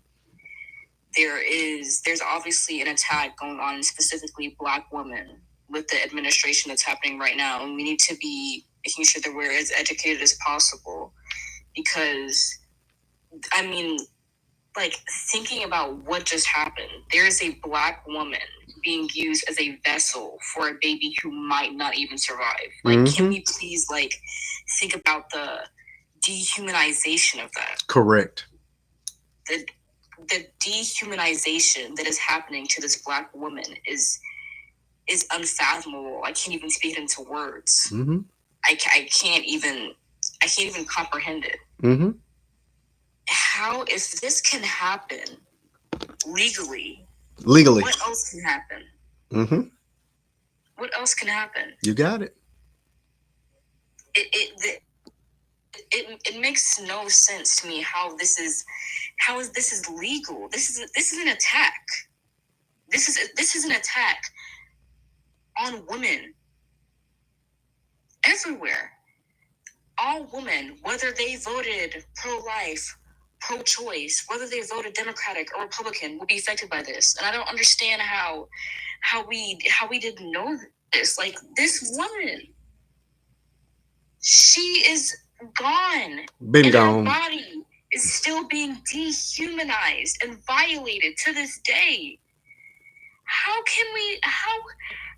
is this happening? Like, I don't even really have words, but I just had to say that this is unthinkable to women. I'm terrified. I'm terrified. Yeah. If I can't imagine being pregnant and then, God forbid, something happened to me, and they're going to use my body as some sort of vessel. The dehumanization and the disgust is just, how can we see, how can they see us like this? And I do debate a lot, and I do hear men say that women are just baby makers. That's their job. And I didn't really see, to the full extent as to how far they're willing to go for that. They're willing to, since we're baby makers, right? That's our position on Earth. Since we're baby makers, they're willing to take. We're not even there. We're gone. We're unalive. They're willing to take our bodies and have children. Because the thought of that being our position on this earth is so indoctrinated into society. I just can't. I feel so bad for her family. I feel so bad for her spirit, her soul. To be violated like that. How can somebody rest in peace? Come on. They can't even bury her. They couldn't give her a funeral if they wanted to. Your funeral has got to be postponed until after you have the baby. What? And it makes no sense. This is This is an attack on women, and I'm just so sorry. I'm just so sorry to her. Yeah, this is just too much. You know what I think one of the scariest parts about this is if this child somehow lives, this child will be treated, and no shade to the Christians in here, but I think the Christians will all agree with this. This child will be treated as some sort of an example or a gift straight from God. Oh yeah, you know that. Yes, they're gonna dress it up. Even if they have no health issues, the way that this child will become a deity. Yeah, even if the baby is completely disabled, it's still going to be a deity. It is still, and the absolutely going to use this child absolutely to justify what is going this, and I'm with this is horrific, right? All of the words, all of the things, all of them, scary, all of them. But what terrifies me, and this sounds terrible, is if this child survives, we have no hope at that point. Oh yeah. Every irrational thing about the precious life begins at conception, pregnancies. Oh yeah. Everything justified, and you can't tell them nothing now. Now you really can't tell them nothing. Now we really will become just bodies. It was in theory and somewhat in practice. Now it will be canonized. Oh yeah. Mooney, you know I'm not gonna lie. That's exactly what the good Christian folk gonna do. And I'm a Christian, but I don't agree with this BS. But that's exactly what they're gonna do. Oh yes. Okay. He's gonna be next to God. Go ahead. I've been listening to everybody else, and I got this one question in my head. Go right ahead. Everybody saying, well, it's been said a lot that her body is being used as an incubator until she delivers this child. Mm-hmm. She's dead. How she's gonna deliver the child? They're gonna do a C-section. It'll just be a C-section. And I'm like, even look at how horrific that's gonna be. Doing a C-section on an unalived body. Correct. Yeah. Experiment. That is ridiculous. Probably with no anesthesia. Correct. Or no painkillers. Which, listen, there's such thing as just having grace, right? Even though she might not feel anything, you still treat them with dignity, right? You still want to do absolutely. Things, probably won't. Mm-hmm. It's no chest down epidural. Just get our savior out. Yeah. And another thing that I hope we can talk about a little bit later is a lot of people are mad at the medical professionals doing this. No. That's a different discussion too, because the medical professionals, yes, but they don't have a choice. Right. Like now you could say, everybody has a choice, right? Walk off the job. Okay. But there's also criminal implications and this and that and this. Like this is the only sympathy I will say is I cannot imagine being a doctor or a nurse, a good doctor or a good nurse, that has to sit back. True. Like the ethical dilemma. True. Is crazy work. True. I agree with you on that, Mooney. That's wonderful point. Okay, Miss Poppy, let me tell you something about my room. Holding your hand up, you'll be very, very tired. No, ma'am. You have to just jump on in here. You got to jump in. When you get a moment of silence, you just jump on in. No, I just wanted to say real quick, I've been seeing that happen on the app. Like you said, a couple of days ago, I wasn't seeing nothing about them. So nothing. And then today, this morning, it started picking up. With it picking up, there's been references to a fictional book / TV show regarding this situation and comparing it to this situation. And I think if it happens, I'm not gonna lie, no tea, no shade. I'm gonna start reporting everything I see regarding that book. This is a living human being, not a fictional character. This is not some script. This is not. No, she has a child. She has a mother. She has a partner she left behind, and they have to live through this. This isn't some script off of a dystopian nightmare. Like, please, just it's pretty dehumanizing to me, and I'm gonna stand on that. People might have other opinions, but that's just me. Regarding I'm just going to emphasize it because I finally have reason to blast my disgust. Thank you so much, Sunset. Oh, that's really cool. How cool is that? Sunset came through with something I ain't never seen before. Thank you so much. This Where you particular been, hospital, Sunset? there's more people in here now, and they're joining now. I'm gonna vocalize my disgust for Emory Hospital, Midtown in Atlanta. Okay. Very racist. Their history is racist. They used to. I think I'm not gonna. Don't quote me on this, but I think they used to do experiments on us back in the day. I think I read that somewhere. But the amount of Black women, even if you go on like their reviews and everything, that have had like inadequate care, they were dismissed, et cetera, et cetera. This is history. It's a rap sheet of this. Even their law school is pretty racist, which is why I wanted to end. So thank you so much. I think also the thing that gets me is people trying to like subtract away from the fact that this didn't start with a case of medical racism. That also gets me. Because she was dismissed at the. She sure was. I've had experiences with that hospital as well. That's a sister hospital of Emory. So just be mindful of the language. And this is just for anybody in general. The 61 people in here. The language you use as a regarding this situation, because it's coming off insensitive, especially with white people who don't know no better.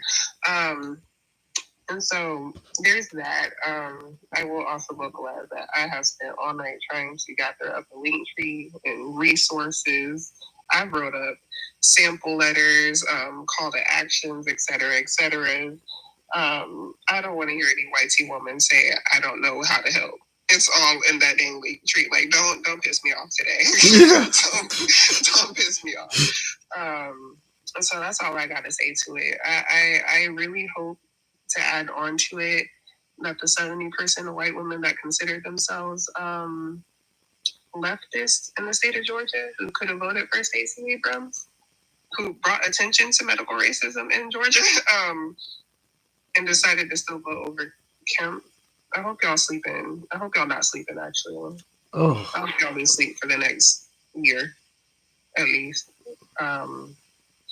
But yeah, that's all I have to say to touch on that. If I think of something else, I'll let y'all know. No problem. I'll say it really nicely. If we hear one more reference to The Handmaid's Tale, I'm going to lose it. Stop it. I'm losing it. I like the show. I get it. I never watched it. I've never watched it. Look, it's traumatizing. It's good writing. The book's fine. Okay. Right, but it is something. We Black women have been. That's been our reality for centuries. Right, and we've been talking about it. But you get that cute little blonde girl who's a crazy Scientologist, right? And all of a sudden, like, please stop mentioning that stupid book. This isn't a cosplay, okay? Stop. This is our actual experience. But I do want to talk about a book that is a good one that is kind of like it, though. And it's by a Black woman named Octavia Butler. It's called The Parable of the Talents.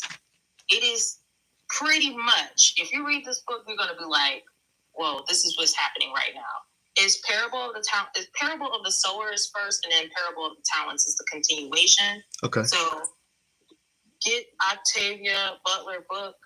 She made this back in the 90s, actually, way before anything that is happening. I think she was inspired by The Handmaid's Tale, and this is the reason why she wrote her version, or more of the Blacker experience version of the book. Okay. I wrote the first one down. Give me the second one. It's Parable of the Sower, and the other one is Parable of the Talents. Which is the one about the Black woman? They're both by Octavia Butler, but the first read is the Parable of the Sower. The second read will be Parable of the Talents. Okay. It's just the Parable of the Talents is the continuum of the Parable of the Sower. Really great book. you're gonna be like, yikes. This will make you like, what's going on? Yeah. You will hope that everything she says in this book does not come to pass. There are some things that you will question and be like, what? But the rest of it, you would not want it to come to pass but it does look like that in direction. I know a lot of us are saying, or a lot of people are saying, how could you vote for this? White tea women voted for this.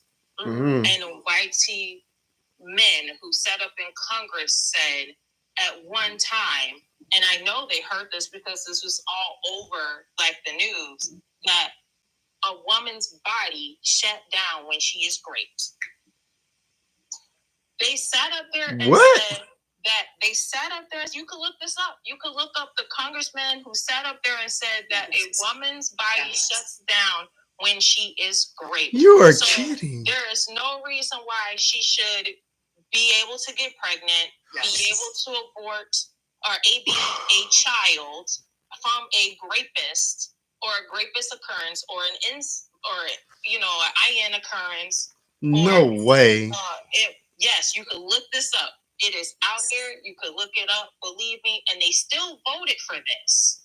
Do you understand? These men are still marching to the same tune. And after they voted for this, you had white tea men, young white tea men, older white tea men who came up on TikTok, on YouTube, whatever streaming platforms they could say, and laughed in those women's faces and said, your body, our choice. Oh my God. I remember that. Nick Fuentes, one of the biggest white tea supremacists, don't even know how, because he has somewhat of a Hispanic culture in him, sat down and laughed and said, ha ha ha, your body, our choice. Oh my God. So how could it, I don't know what news media they would, because I think Trump has convinced everybody that all news is fake news except for the things that come out of his mouth. Say it again.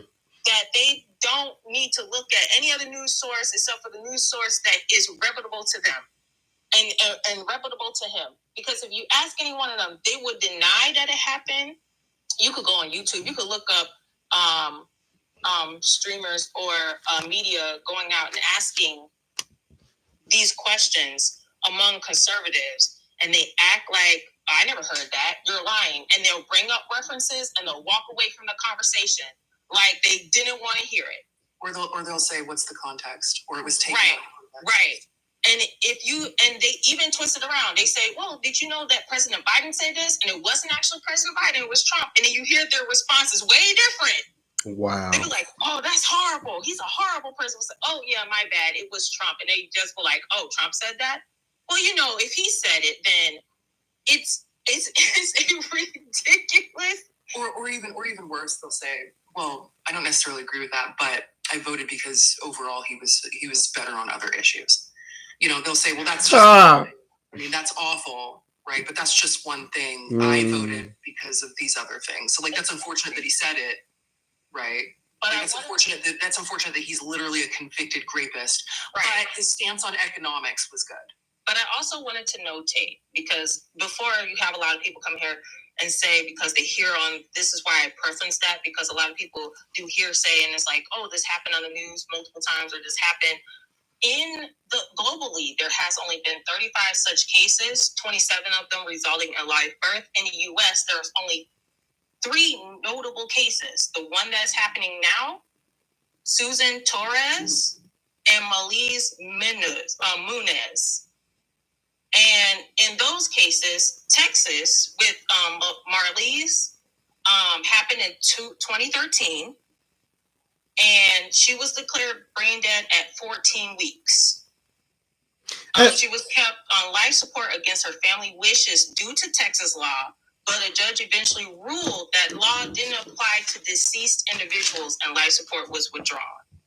In the case of Susan Torres in Virginia in 2005, she suffered a stroke at 17 weeks of pregnancy, and she was kept on life support for 12 weeks, and she gave birth to a premature baby girl. However, her husband, who is of Catholic faith, said he wanted to try to birth their child. So he had a choice. He had a choice. He had a choice. So that was his choice. But the child, she was born premature, but she died 6 weeks later due to complications. Oh. Okay, so, and Adriana is the only 9-week one in the U.S. that is this early. Correct. That Georgia is trying to keep her body alive for this birth. Notable in a global aspect, there was a woman in Brazil who was declared brain dead at 9 weeks, and she gave birth successfully, but that was in Brazil. Ugh. 9 weeks.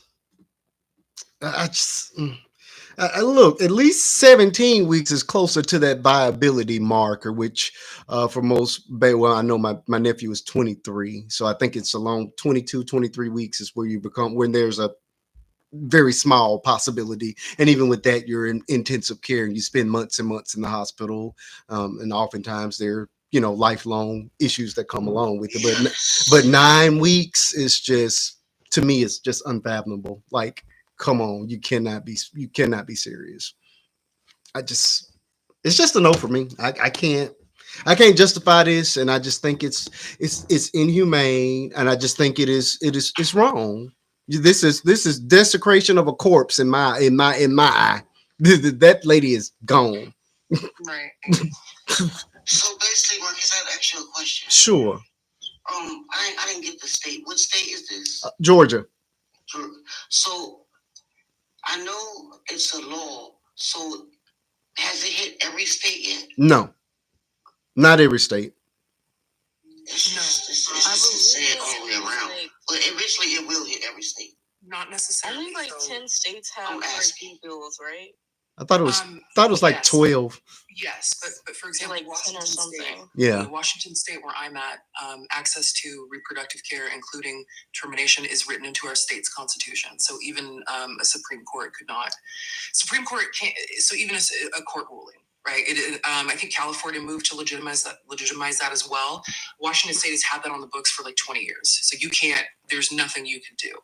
Right, it is within our state constitution. It is an inalienable right.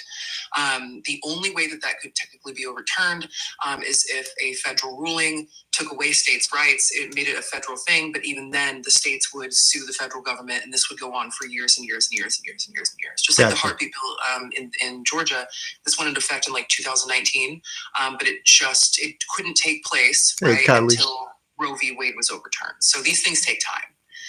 Some states will be the last ones to go if they ever would, because again, those lawsuits would be pushed out for a very long time. So yeah. All I know is that when it comes to any inhumane laws, Texas gonna be the first one to jump in line. It's insane. It is. Texas and Florida, because they're besties.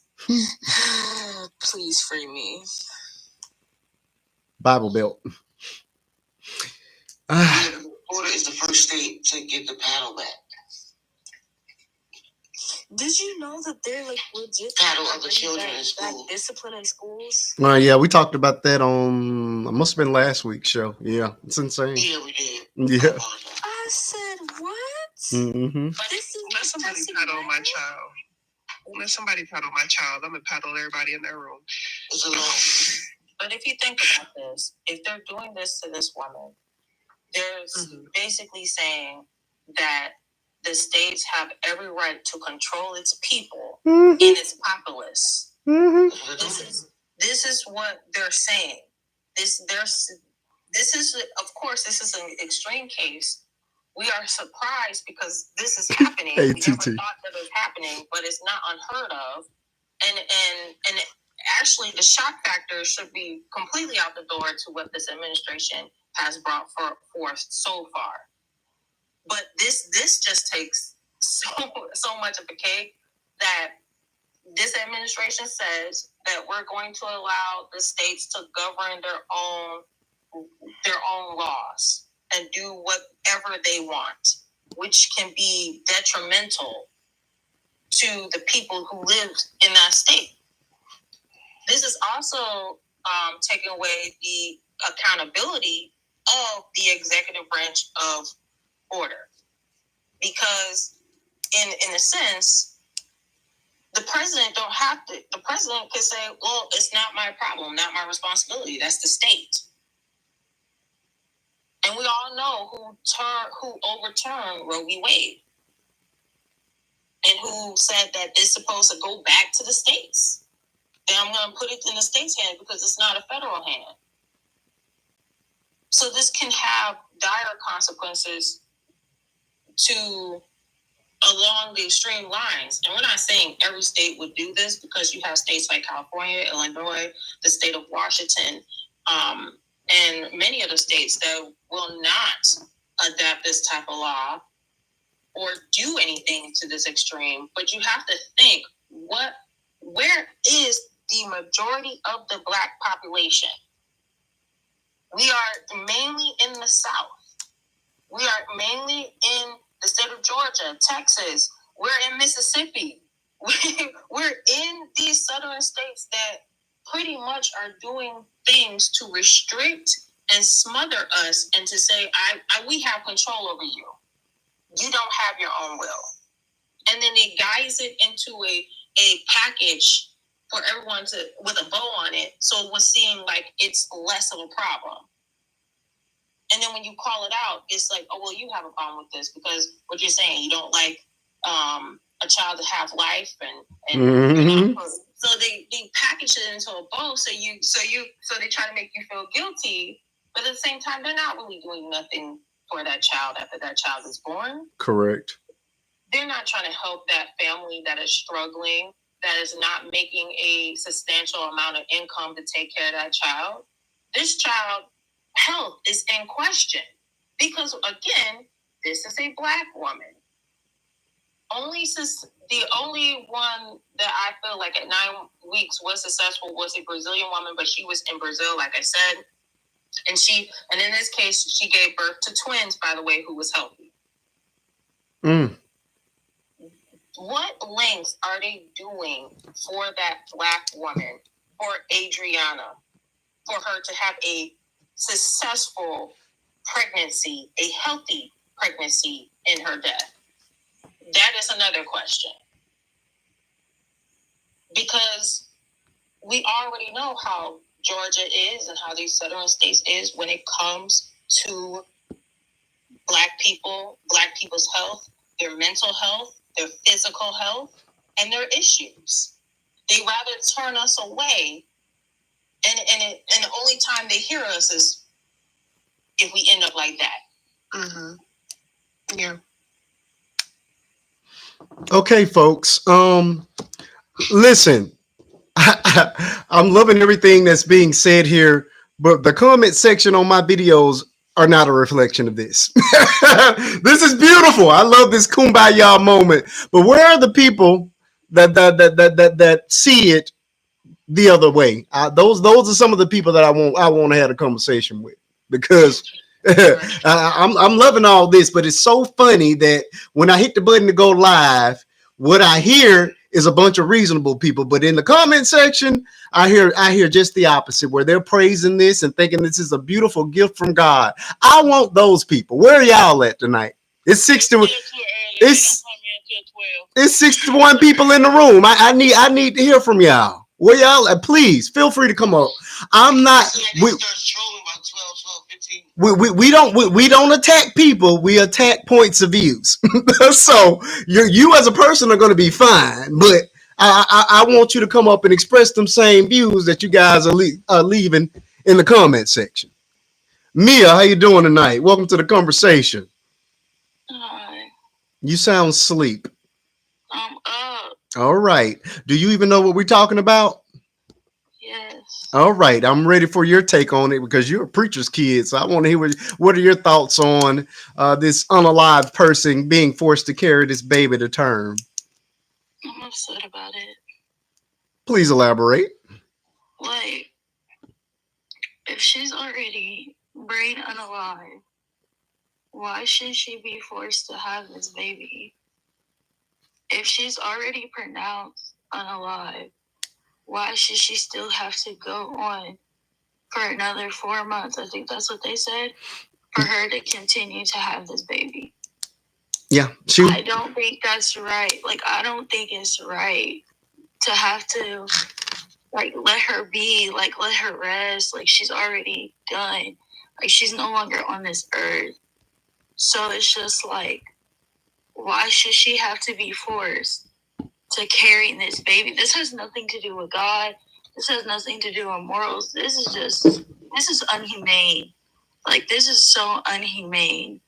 For you to have to be already pronounced unalive and then you're still going to have to carry this baby, and you're already, it doesn't make sense to me why they're still making her have this baby. She's already not here, if that makes sense. It makes perfect sense to me. So it's like, that's why I'm so angry about it, because like, why are you still having to deal with the pain? Like, let her family just let her be. Like, just this has nothing to do with pro-life. This has nothing to do with pro-choice. Like, this is just unhumane. I mean, I would argue it has everything to do with that, but that's okay.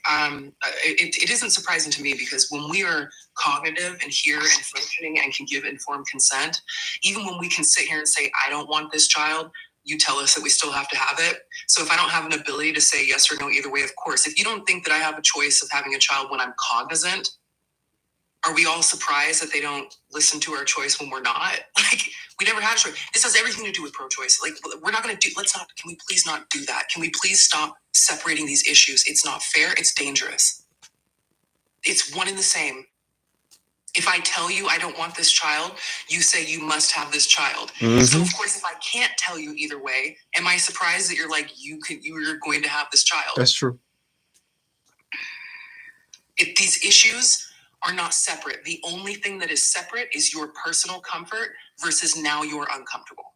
You are comfortable saying that you don't have a choice, as long as you are here mentally. Like, you're right. You're now uncomfortable because they can't give consent. But when we give consent and we withdraw our consent, you're comfortable saying fuck your consent, or excuse me, F your consent. Yeah, like, that's the thing. Like, they have already, and the thing is like, I guess now in Georgia law, because I was still digging deeper into the video, because I kept seeing it on my For You page, so I was just invested in this. Oh yeah. So it was like, after I saw your video, another video was on it, and it was like, let this girl be, like, just let her be. And so it's like, I guess the state of Georgia were basically like, because of the abortion laws, like, now men are telling women what to do with their bodies.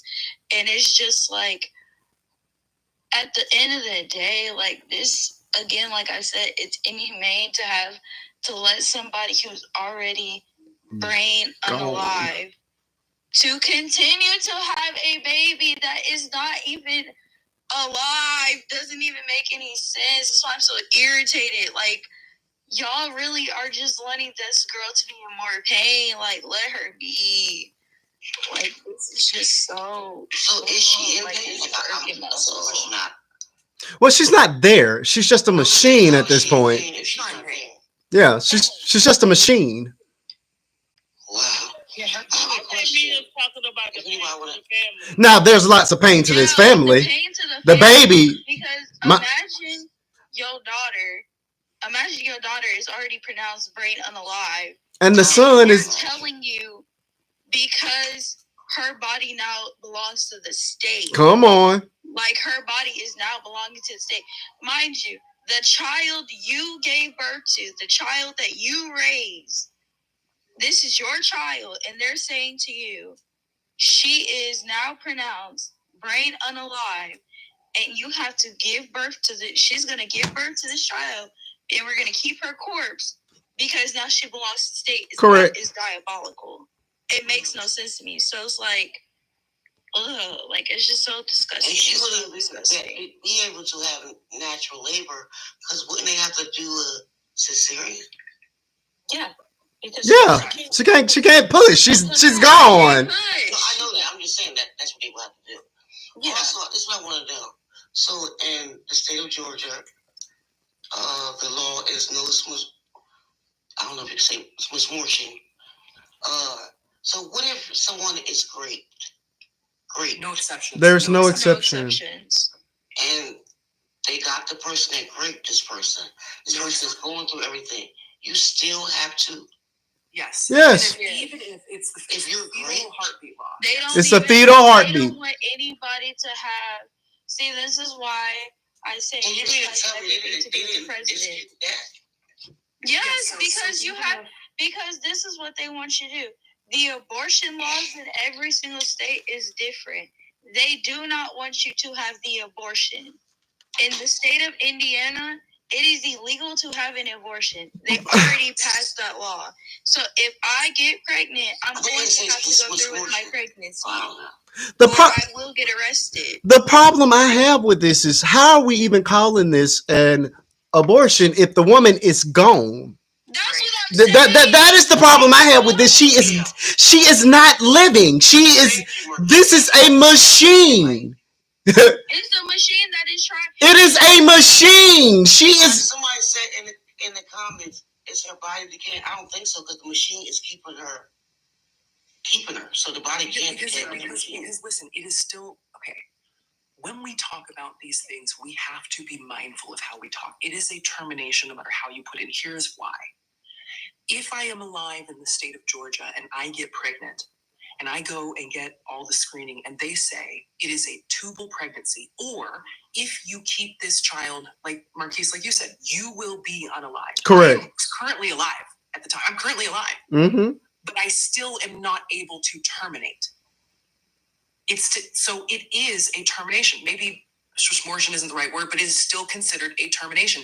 There is no difference. Like, it's at the point where it's like we have to be brain unalived for people to respect termination choices.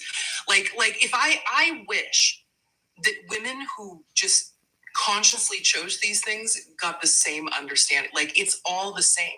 This is grotesque. There's a different level on some, for discussion, because she is brain unalive, but it still is a termination, right? Like, we are now recognizing her rights, but she has to be brain unalive for us to recognize her rights. If we don't recognize the rights of women making these decisions when they're alive, we cannot sit here and be like, I can't believe we don't recognize her rights when she's not. What are we talking? It's all the same.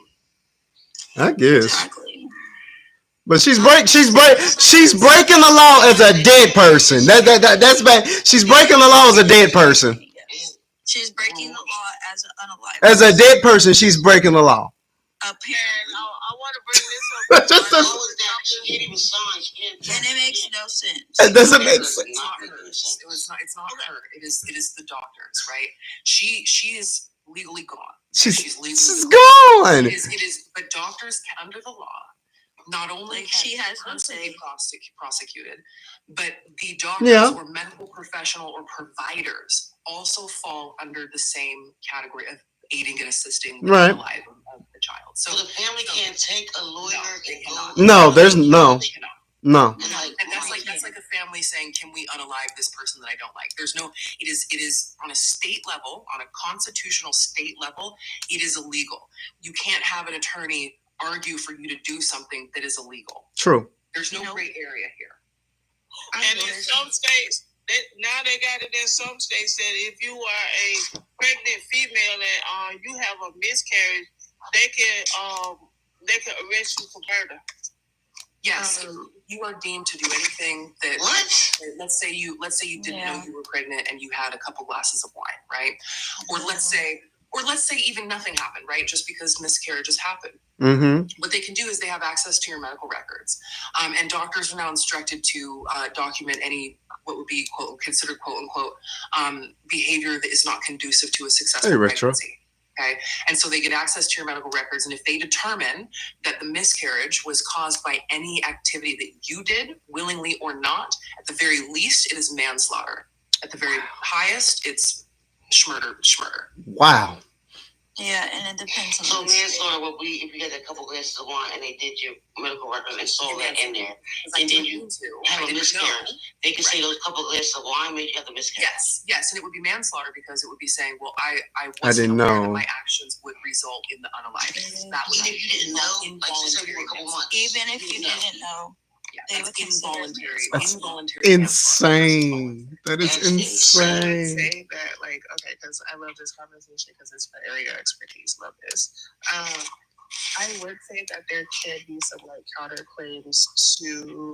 I see where y'all coming from like the legal aspect, but I can say that there's definitely some very, very, very viable counterclaims to come from that. Even if she has passed away, she technically still does have rights as a person. I don't. It's hard to explain, but it's neither here nor there.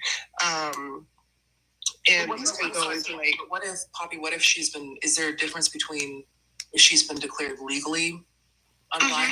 Even if she's legally unalive, they can file people to hold themselves for their actions. No, I was trying to figure out what she was saying. No, I was reading Mark's comment. Mark said a dumb statement. Yeah, I don't pay attention to the comments.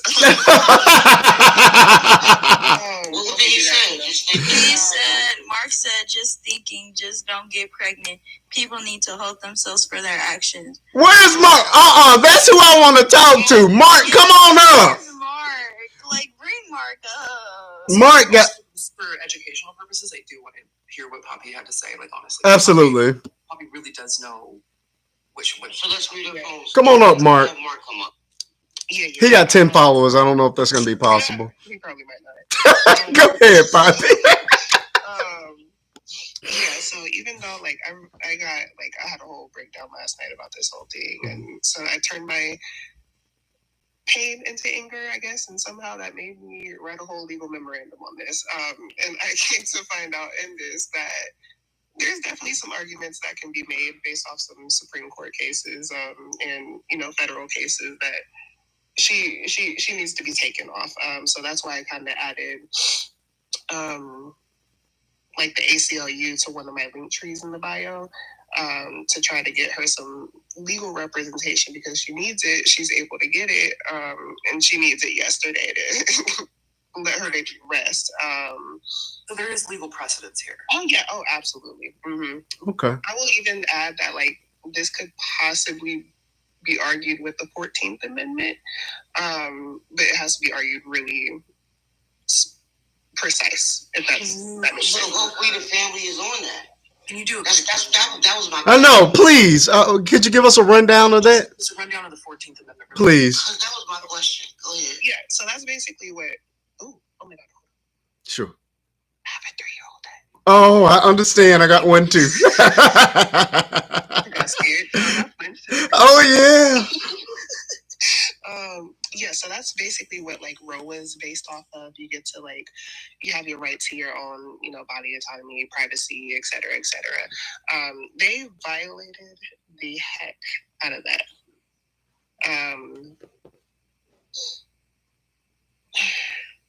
Well, okay. So my follow-up question, Poppy. Yeah, go ahead. Because I don't remember who it was, but earlier they had mentioned that there was a similar case to this where they had tried to keep the woman sustained through life support, but through the 14th Amendment or whatever amendment it was, they learned that those rights don't extend to a legally unalive person. Do you think that this is different because the fetus is considered a human? Does that make sense? I think it's multiple layers to it because I feel like, hi ABA, I'm not giving no legal advice, so I'm not doing this. Oh, you're fine. We're exploring. We're just exploring. Yeah. Because from what I know, because I live in the state of Georgia, so I'm privy to their laws and I don't know about anywhere else. I can only base it off of this argument in this jurisdiction. And I just lost what I was saying to you. I think it's different because of the circumstances that led up to her passing, like her getting dismissed from the hospital. Mm-hmm. Classic medical negligence malpractice. Mm-hmm. When she was dismissed, that led to her brain unalivement, and obviously she wouldn't have wanted to be on that ventilator. And this is, like you said, a clear case of bodily autonomy, even though she is passed away. Yeah. If I was, hypothetically, If obviously she's already passed away, but let's say the fetus does not make it. If I was that family, the punitive and malpractice, absolutely, for life, generations. Like that hospital is about to be named Moody Boggles Hospital. You got that right. When I first heard about this story, I immediately said malpractice. Because the direct unaliving of her, and since fetuses are now considered fully humans, that's a double unaliving at the hands of negligence on the hospital. The lawsuit with the punitive, listen, because punitive, we all know punitive is the goal here. Oh yeah. Yeah, and everything, right? Like the man. Oof. I'm with you. Absolutely. So in the case of Terry Schiavo, because I think that's what we're talking about, the 14th Amendment, is the no state shall deprive any person of life, liberty, or property without due process of law. Correct? Yeah. So when it came down to that, this case has passed down through many judges. That's why it hit to the Supreme Court, which the Supreme Court ultimately invoked the 14th Amendment when it came down to that. Here's the thing, though, because you have the president today that says that Roe v. Wade is now turned over. The states are in charge of any said things that has to do with AB and pregnancy at this point. Okay. So when it comes down to that, yeah, the 14th Amendment will be a justifiable cause, but this is why Roe v. Wade was a law that had to be enacted, because when you allow states or people who don't understand the complications, or even not even have a medical board to sit down and talk about the complications of AB, women giving birth, the statistics and the rates, this is when you get laws that are chopped. Basically, the law, the fetal personhood or the fetal heartbeat law is a very murky and chopped law, because there is no, it's gray areas. Yeah, it has some interesting things. They could pretty do whatever they want. The state could say, because they didn't put it in words or in language in that law, they could say, well, by law, we don't want this to happen. Or by law, this has to happen for that person. Because there's very little lingo or room. So it's a catch-22. She's too dead to have rights. Come on. Her body is too pregnant to rest in peace. Come on. Right. I will say that's where you would have to, I'm just speaking from my perspective, that's, I'm trying to be careful. If I was on the back up, I would be talking my mess. What I would, when I start working, what I would do with a case like this would be to look for other precedents that have been set in cases like that are related to this, if that makes sense. So that includes doing your legal research, even though there isn't a necessary Roe v. Wade Supreme Court precedent.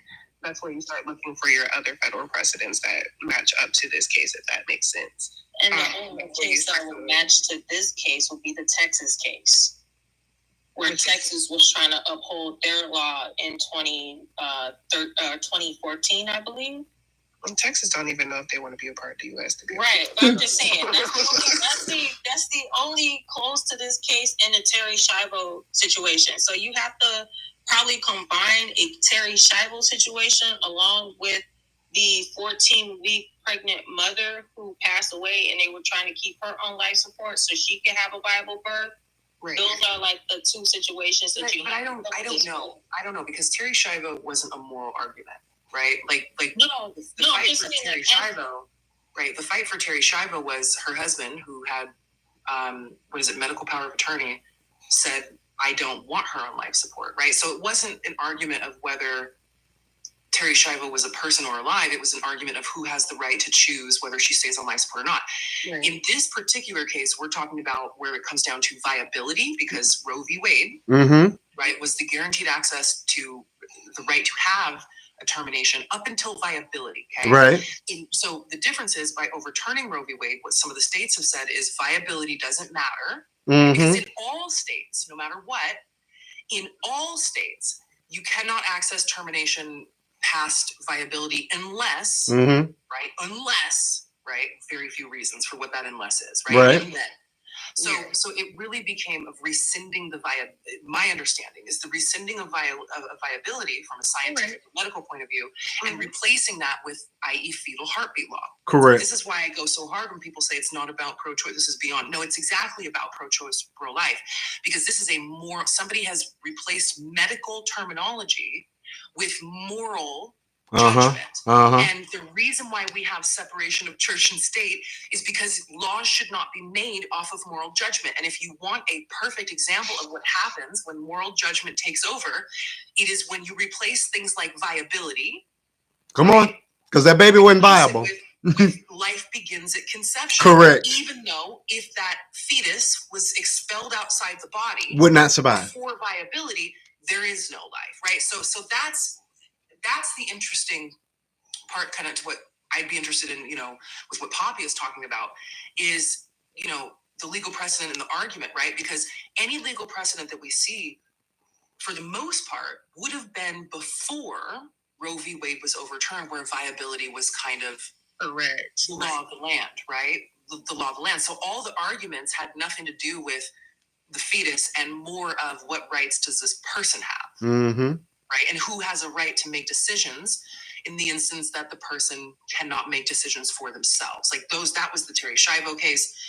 Nobody ever argued whether it was just who wins, the husband or the family, right? Whereas this one, the whole family is, well, we don't know to be true because they haven't released a statement, but we can assume, right? Or let's just say that the whole family says, let her go. The state is saying, well, it doesn't matter. Viability doesn't matter. The fetus has a heartbeat, and so therefore it is a child with rights of any American citizen who is fully living and walking today, which is what makes this so complicated. That's why I say it's still partially like a Terry Schiavo case, because they're the persons or the person who could make the decision over her is her family at this point.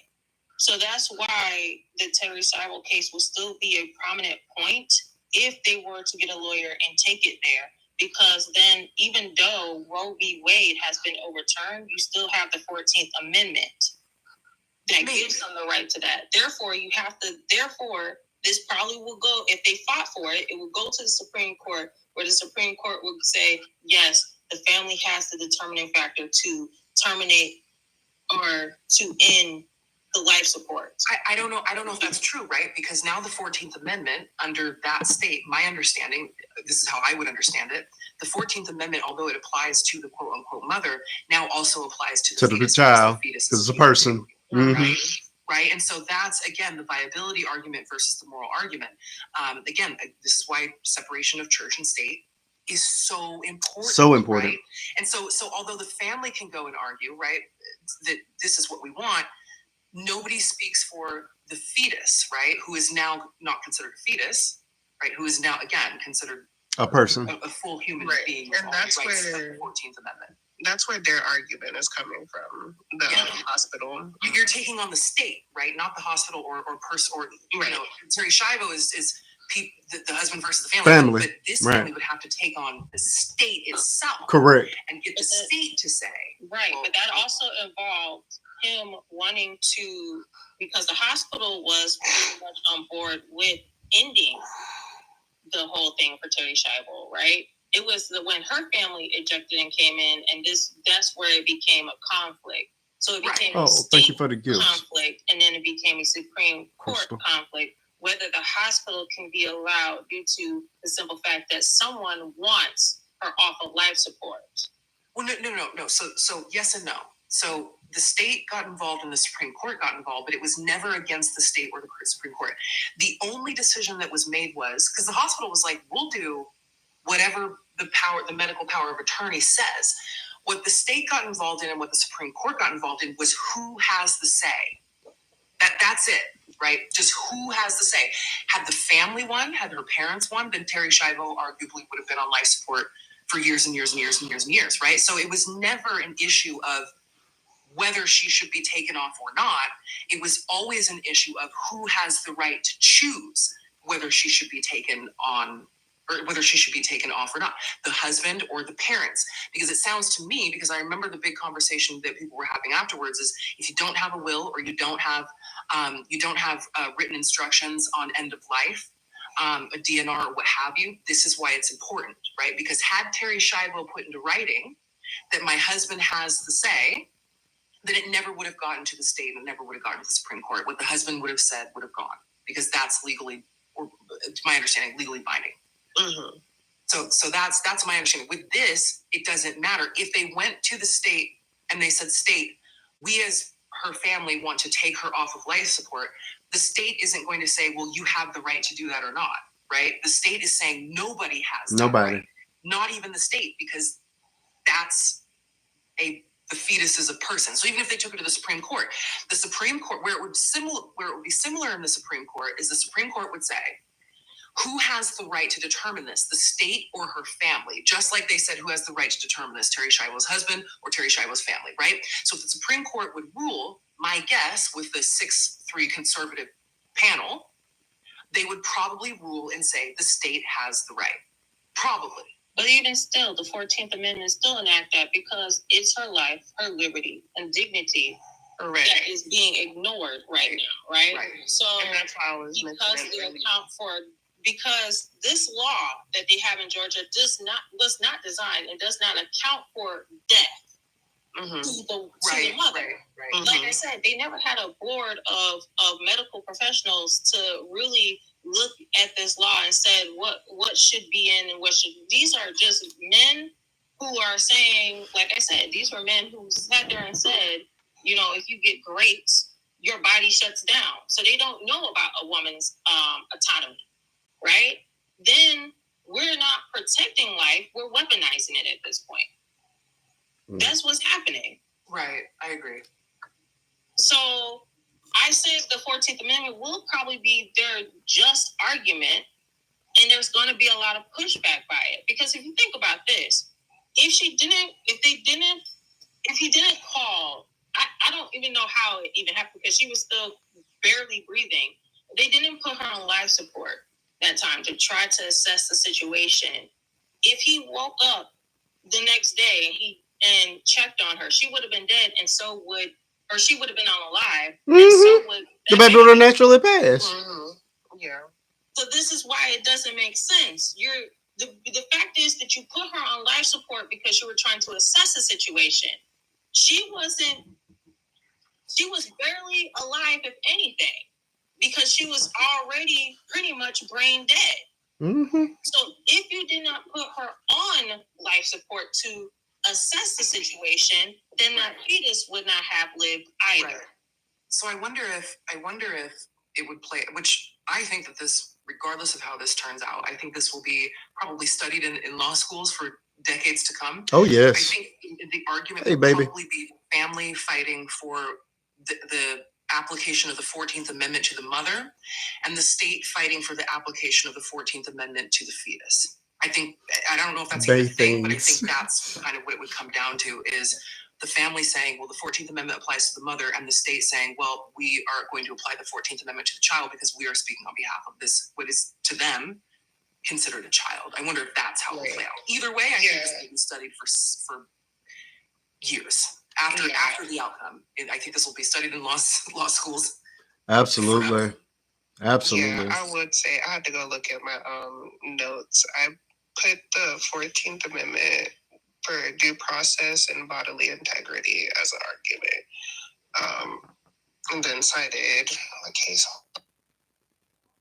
A corpse. They're keeping a corpse alive. Yeah. It's a corpse. Like, come on. Like, I am floored. You have to also take into account how they're keeping the corpse alive, because when you think about this, as soon as death occurs or unaliving occurs, that's when you have rigor mortis and all that occurring as well. So especially when you're getting ready for funeral arrangements, they have to pump certain things in the body so it won't decay as fast. So what chemicals, because from post-mortem birth, they have to use like a certain chemical for in 48 to 70. It's formaldehyde, right? Yeah, to keep her, that's dangerous to the infant. But well, hang on. Let's be clear. There's no formaldehyde being used here, right? Okay. The thing that's keeping her alive is her own blood system, right? Blood circulation, right?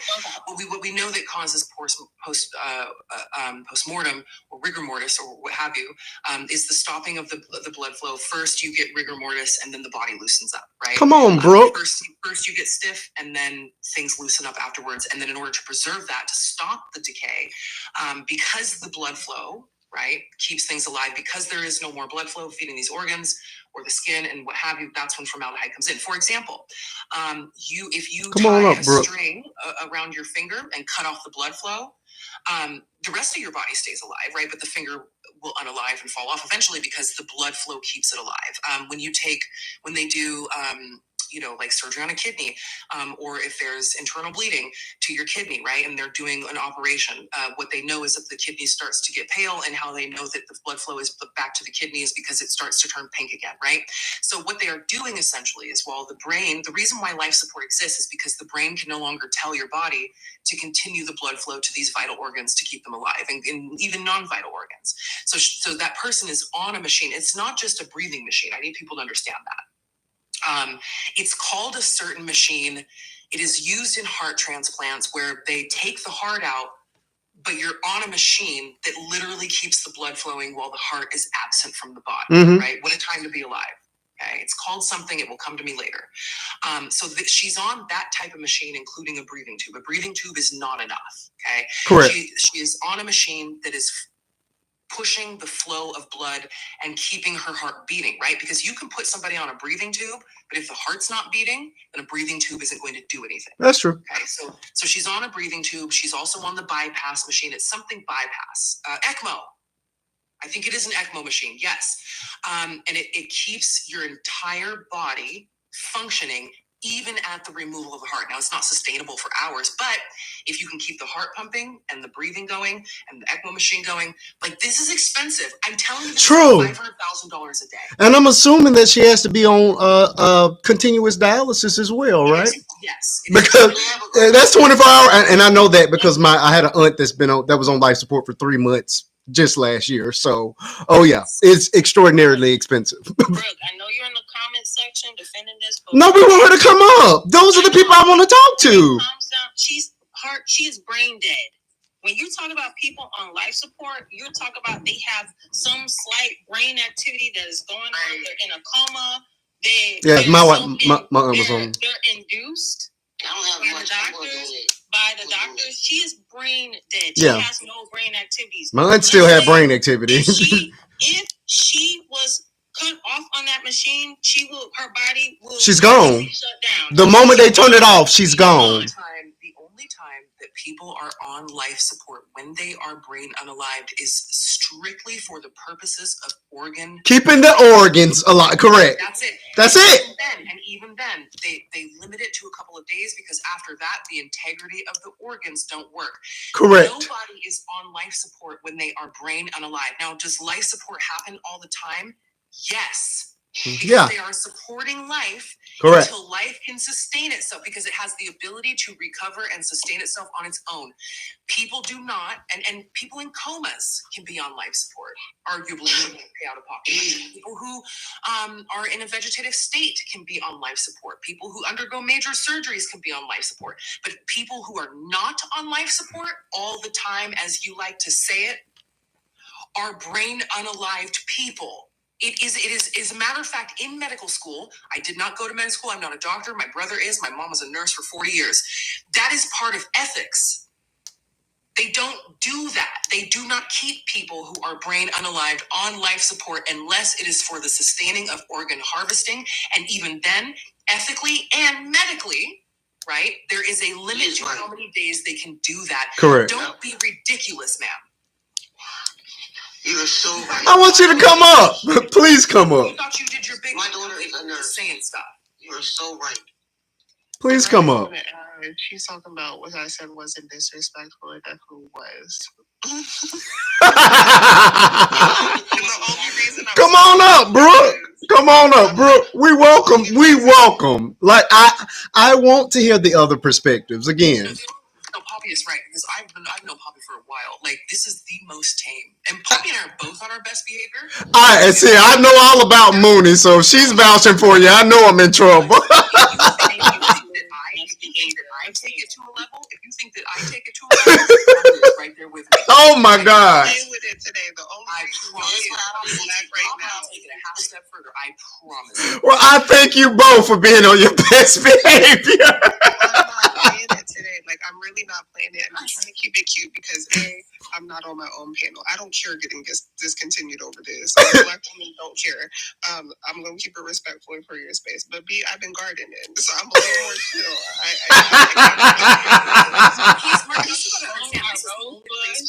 This is the only place we do this. Like, on your panel, and you are a man of God. You are a man of God, and you've always been good to me. When I tell you, this is where I'm on. I believe you, Mooney. I don't want to ruin it for myself because I like being here. I love it. Okay, Brooke, welcome to the conversation. I am happy you are here, and we are ready for you to chime in, friend. Go right ahead. Hey guys, no, I 100% agree with you. The only thing I was saying is that the body will not die, and it will not need to have formaldehyde flushed through it to keep it fresh. That's the only thing I was saying. I was saying you can keep the body on life support. It doesn't last this long. That's why I don't think the fetus will be viable, or if it is born, it will not survive long, or it will have major disabilities. I was agreeing with you guys. I was just correcting her, saying the body is not decaying. It is on machines that is keeping the blood pumping. It's keeping the tissue sort of stable. Brooke, babe, were you here when I explained all of that? Yes, but I was just commenting. You just wanted to back me up? Yes, basically that's what I was saying. I was just backing you up. Listen, friend. Here's how you stay out of trouble, right? Also, watch it with the correcting. Here's how you stay out of trouble, friend. I didn't ask for help. Not only did I explain it, but every person on the panel said, "Thanks, Mooney. I understand." Right? So we got it. Right? That's how you stay out of trouble. Well, if you don't want comments, just take them off of there. Oh, no, baby. If you don't want people to chime in, just take them off. Listen, darling, let me tell you something, darling. I'm from Seattle, Washington. We wrote the book on passive aggression. I'm from Seattle, Washington, too. Yeah, good. So. See, I knew it. Now, you know this is our first language, so you cannot fool me. Okay? Nobody said anything about not wanting comments. What I said was, nobody needed your help. You heard me explain it to the panel. You heard the whole panel say that they understood, but you felt that it was a good idea to repeat what I said. No, I said it before you explained it. She said it. I wrote the comment, and you explained it. And you know what? Correct. Which is what comments are for. Then let me tell you this. We love people commenting. We just don't want you to. There you go. Yeah. You guys are great. Thank you. Wonderful women. Wonderful support. I'm not like Mooney. And there's that Seattle stuff. Let me tell you something about Seattle white women because she's doing it right now.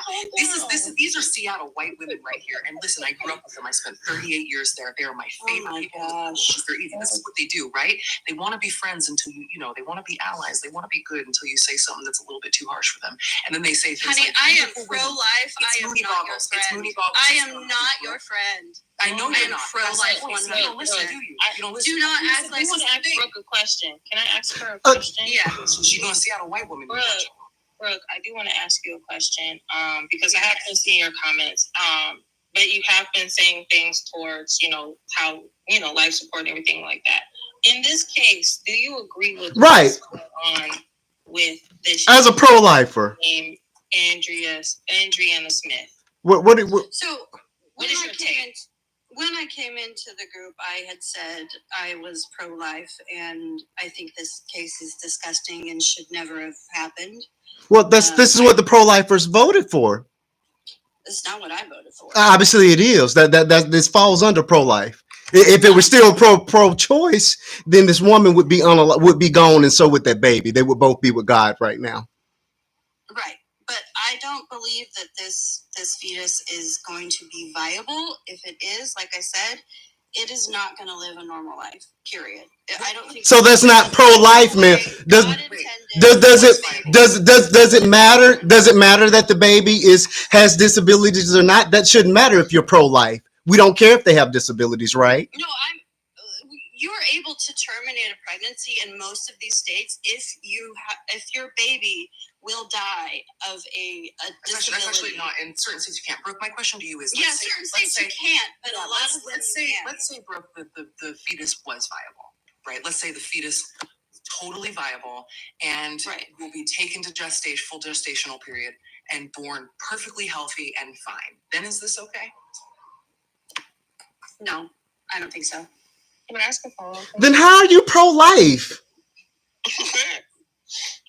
That's a great question. When I tell you guys, and I'm going to say it one more time. Are you pro-life or pro-birth? You're just pro-birth. When I tell you that if I was pro-birth, I would be for that. When I tell you that these pro-lifers are pro-life for their comfort and not reality, I mean it. So the third time I've said it. It is simply for their comfort. Now this makes you uncomfortable personally, and now all of a sudden you believe in bodily autonomy. Correct. Right? Now all of a sudden you believe in bodily autonomy because it makes you uncomfortable. But when you were comfortable with violating our bodily autonomies in every other way, then you didn't like it. Right? You guys are voting for something within this is a science comfort. Experiment. This is I said that. God intended a baby to be born. It 100% does. That's why I don't think that this should happen. This is not how a baby is to be born. Period. I think Ms. That's why. I don't know if I like that coming from her mouth. I ain't even gonna That's hilarious. That's not how God intended. So God never intended for people to be on life support. He didn't intend somebody to be on life support, brain dead, and then carry a baby to full term. No, that's not what God intended. Okay. Yeah, that's what I was going to address. She said it was a science experiment. I said that. She's using my words now. You're fine, because you understand the historical context right. of what's happening right now. She does it probably, most likely. Oh, yeah. And no, I don't at all. Exactly. Oh, the sarcasm. I don't like the fact that she's saying that Black women are being treated as science experiments. Like, did I say anything about her race, babe? I didn't say anything. I'm not your babe for one. I'm not your babe for one. Let's not go in the race direction. Yeah, let's not go in that. I didn't say anything. Hang on, I understand where you're getting at. Give me one moment, Moni. You got it. One moment, Moni, before you go off. That's it. I think Toy got it. I don't know why anybody's going off on me. I don't get the attitude. I'm not gonna go off. I honestly don't. Brooke, I'm not gonna go off on you. Thank you. Okay. Oh. I didn't. Don't try to, because she's not of she's non-colored, that we should preference her as, not knowing or anything like that. I will. Let's try not to bring. Let's not try to bring race into it. And I hear you. I know, but let's see. But she came up here with that, what she said, but she did not say anything about it. It doesn't matter. She came and talked about what life support was about. She talked about how she is pro-life. No, but here's the thing. Here's my question is, would you feel this way? Because I don't like bringing up race either, but this is a racial topic for a lot of us, because she is a Black woman. If she was a white woman, if she was a Hispanic woman, if she was any other woman, would you feel the same way? Yeah, I mean, but I actually think I think it's turned into an experiment. It's definitely an experiment at this point. I was trying to get at, I don't think it didn't originate as one, but I think it's one of those. Yeah, I don't mean any disrespect from it. Can I finish my statement? Yeah, go ahead. Sorry. Now that the situation is there, I think it's seen as now something that can now be an experiment. No, and I understand everybody's point on that, right? But it's coming from a white tea woman saying that. And trust me, I'm not saying this lightly because I've had lives where white teen women were like, I want to talk to you for research purposes. Oh. I don't take words like that lightly coming from white teen women. I really don't. Well, I've heard that before too. So for research purposes, I want to talk to the black people. They will. I'm surprised. Yeah. Go ahead, Poppy. Yeah, and so it just doesn't sit right coming from her. But I understand because y'all know the historical context behind what's happening right now. Mm-hmm. Y'all know this had everything to do with medical racism. This has everything to do with, come on, putting a black woman. Yes. Right. And I think one more before we go forward, I want to set a few ground rules here. And this is specifically to you, Brooke. I understand full well how you operate. I do. But if you don't want people to go off on you on this panel, the honeys and the babes and the little nicknames that you're giving us will always be taken as disrespect. Knock it off. Our names are clearly on. You started it. You started it. Ma'am, you know how many times hold on, let her finish. You said it to me? Ma'am, you started it. Ma'am, let me finish because we're not doing this. And if I hush, Lavender. Give you a masterclass, my bad, I won't do it going forward. But my name is Mooney Boggles. This is Mrs. Poppy above me. Our names are written. The honey, that little comment, that slick comment you said earlier where it was like, not surprising, that stuff, knock it off. Okay, because we're not stupid. I'm not stupid. I know your type, and I know what you mean by that. So don't. Keep it cute. You quite literally did Ma'am, the same I'm not thing finished. to me. Keep it cute. Keep it cute. There's no more honeys. There's no bookies, because I know that's coming next, right? There's no sweethearts. There's no babes. There's none of that. Call us by our names. God, you are so whacked out. You are like the epitome of liberal. Hush! Let Mooney handle it. This is two people talking. Did I not call it? Did I not call white women? Did I not? Let me tell you something about Did I not? Let me tell you about most these dangerous white women. Let me tell you about these Seattle white women, why they're the most dangerous women on the Thank planet. you. Because this is what they do, right? Okay, bye. Have a good one. Goodbye. Listen, the women from the north, the nutty north, right? These Seattle. Let me just make something really clear. I'm from Seattle, Washington State. We are the most liberal state.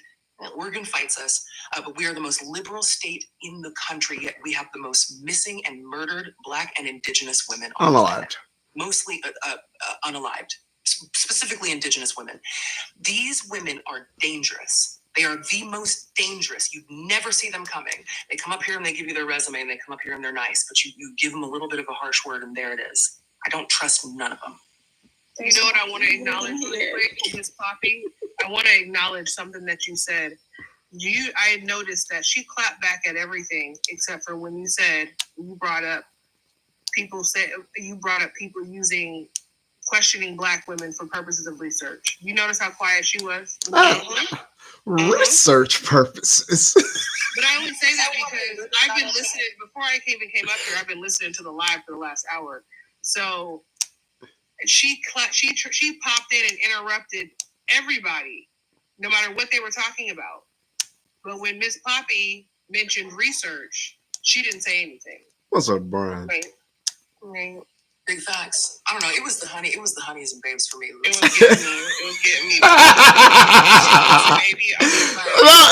Aggressive stuff. Like I said, that's my first language. I'm from the same first language. Up here because I have more questions. I know. Listen to it now. Marquise, if you know this, that's when I hit my button like request. I need to come up there because I'm not finna do the honeys and babes anymore. It's so demeaning.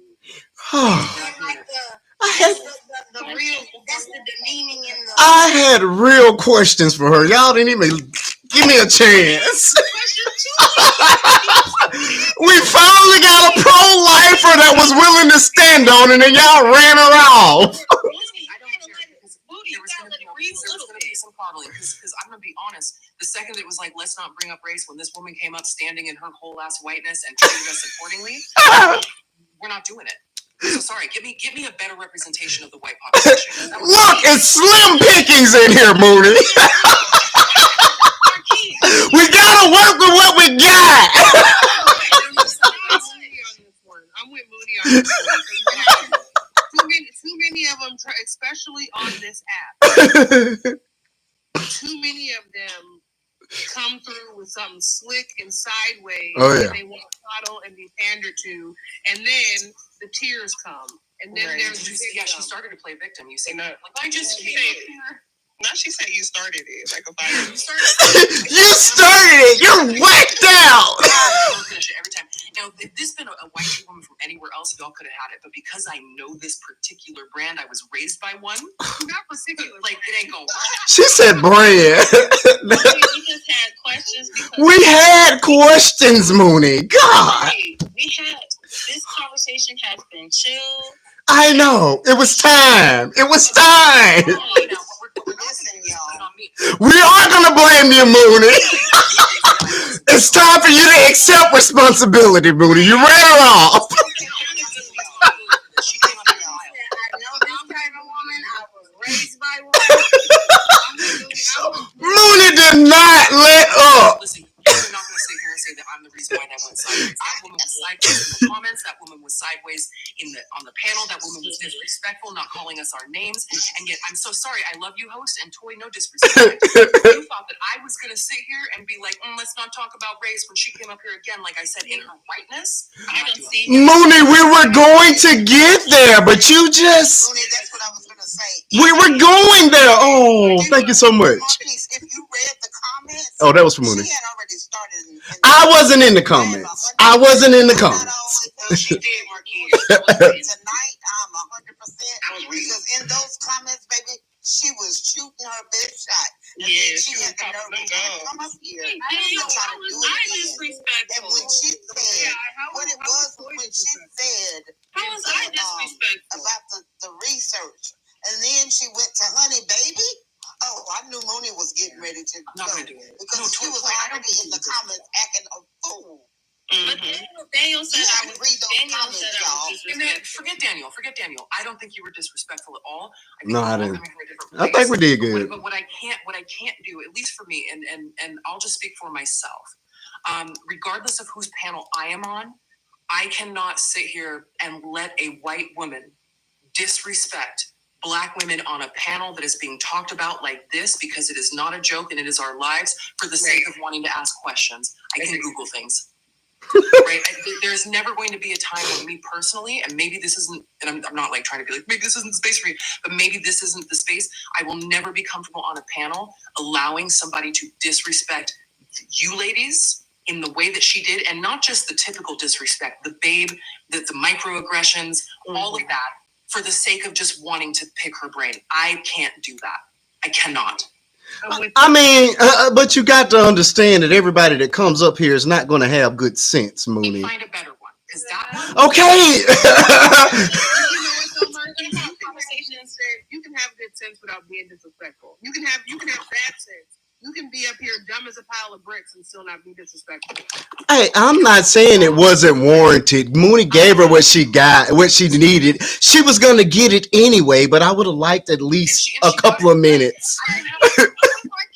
I would have liked a couple of minutes with her before you sent her on a merry way. It was fine. She was going to get chewed up anyway. Just saying. For that, I mean, I guess I'll give like a power. You should go first. Just give me a couple of minutes before you eat them up, Mooney. That's all I'm asking. 30%, my bad. Thank you. That's all. I mean, it really was 17%. See, now it's going down. I gotta give Marquise something because he lets my little atheist butt sit up here comfortably. Correct. I let you eat everybody alive, and I sit here with a smile, waiting on the darling to come out. I don't mind disagreeing with people. I don't mind it. I just expect the smartest of the opposition, or smarter opposition, right? Mooney, like disagree with me, but keep it like respectfully disagree with me. Like, let's have fundamental differences. Let's really get down to it, and let's talk to each other about why we disagree and what that means, and then let's never agree again. But the babe, The Honeys? Girl, and she's from Seattle. She would never do that in real life. Africa. Was face to face. Never. None of them would. When you told her you know her brand, I lost. I know her brand. You see what I'm talking about, Mooney? I know that brand so well. Like, you cannot fool me. You cannot. Wait. Danger.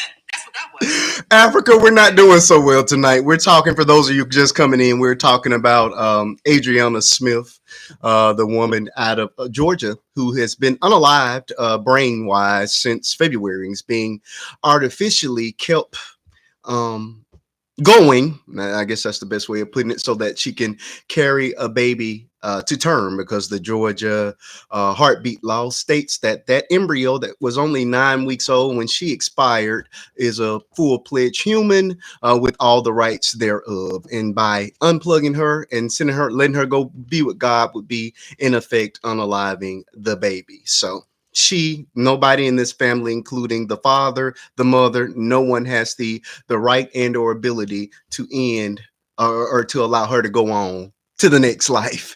And she is forced to continue to carry this pregnancy due to the law. So that is what we are discussing tonight. The ins and outs. You guys just came at a comedic break after we finally got a pro-lifer up here that was standing strong in their ridiculousness.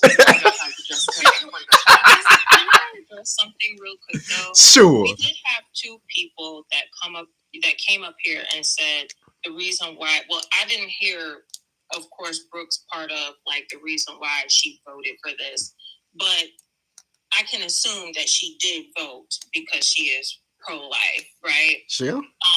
For this. But what astonished me is that they said, both of them has said, and this has been the tagline. And I want everybody to notice this throughout this conversation about this young lady, what happened to Adriana, not only in this room, but in any chat room or TikTok room that you come across about her, and you have the opposition speaking, the first line of defense or the first thing they say is, I'm pro-life, but I didn't sign up for this. Correct. Every time. This is going to be the biggest tagline on this to deflect their participation in the foolishness. What's going on with her right now? Yes. You participated in what is going on with Adriana Smith right now. Yeah. None of y'all are going out there and protesting it. Mm-hmm. None of y'all are going out there and saying that this is wrong, but you will come up on these panels and say, yeah, I voted, I'm pro-life, and I did vote, but I didn't know it was going to be like this. All right. Everybody calm down. We got Kathy coming up. Kathy, where you go? Hold on, Kathy. Wait, Kathy disappeared. Come back, Kathy. No, Kathy, I'll stay muted, I swear. I want you all to hush.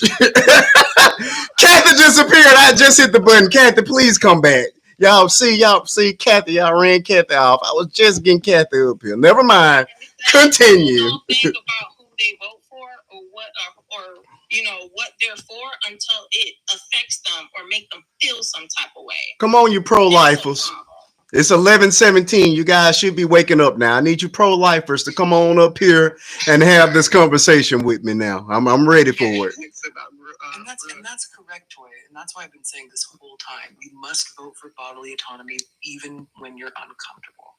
Africa. Because you guys were okay with this until it became uncomfortable for you. You're voting from a place of moral comfort versus actual reality. You must respect bodily autonomy. You must vote for bodily autonomy even beyond your own personal comfort. Period. If I can, I'm gonna make a little announcement. Go ahead. My mutuals are trying to post comments about me having a GoFundMe in my link tree for Adriana. But it's getting closer. So okay. I'm just gonna say sure. There's a link tree in my bio, y'all, for the 64 y'all. Thankfully, we went from 800 this morning to 4K. Oh, that's awesome. Yes. The number is pretty intimidating, but it's worth it. I feel like we can do it.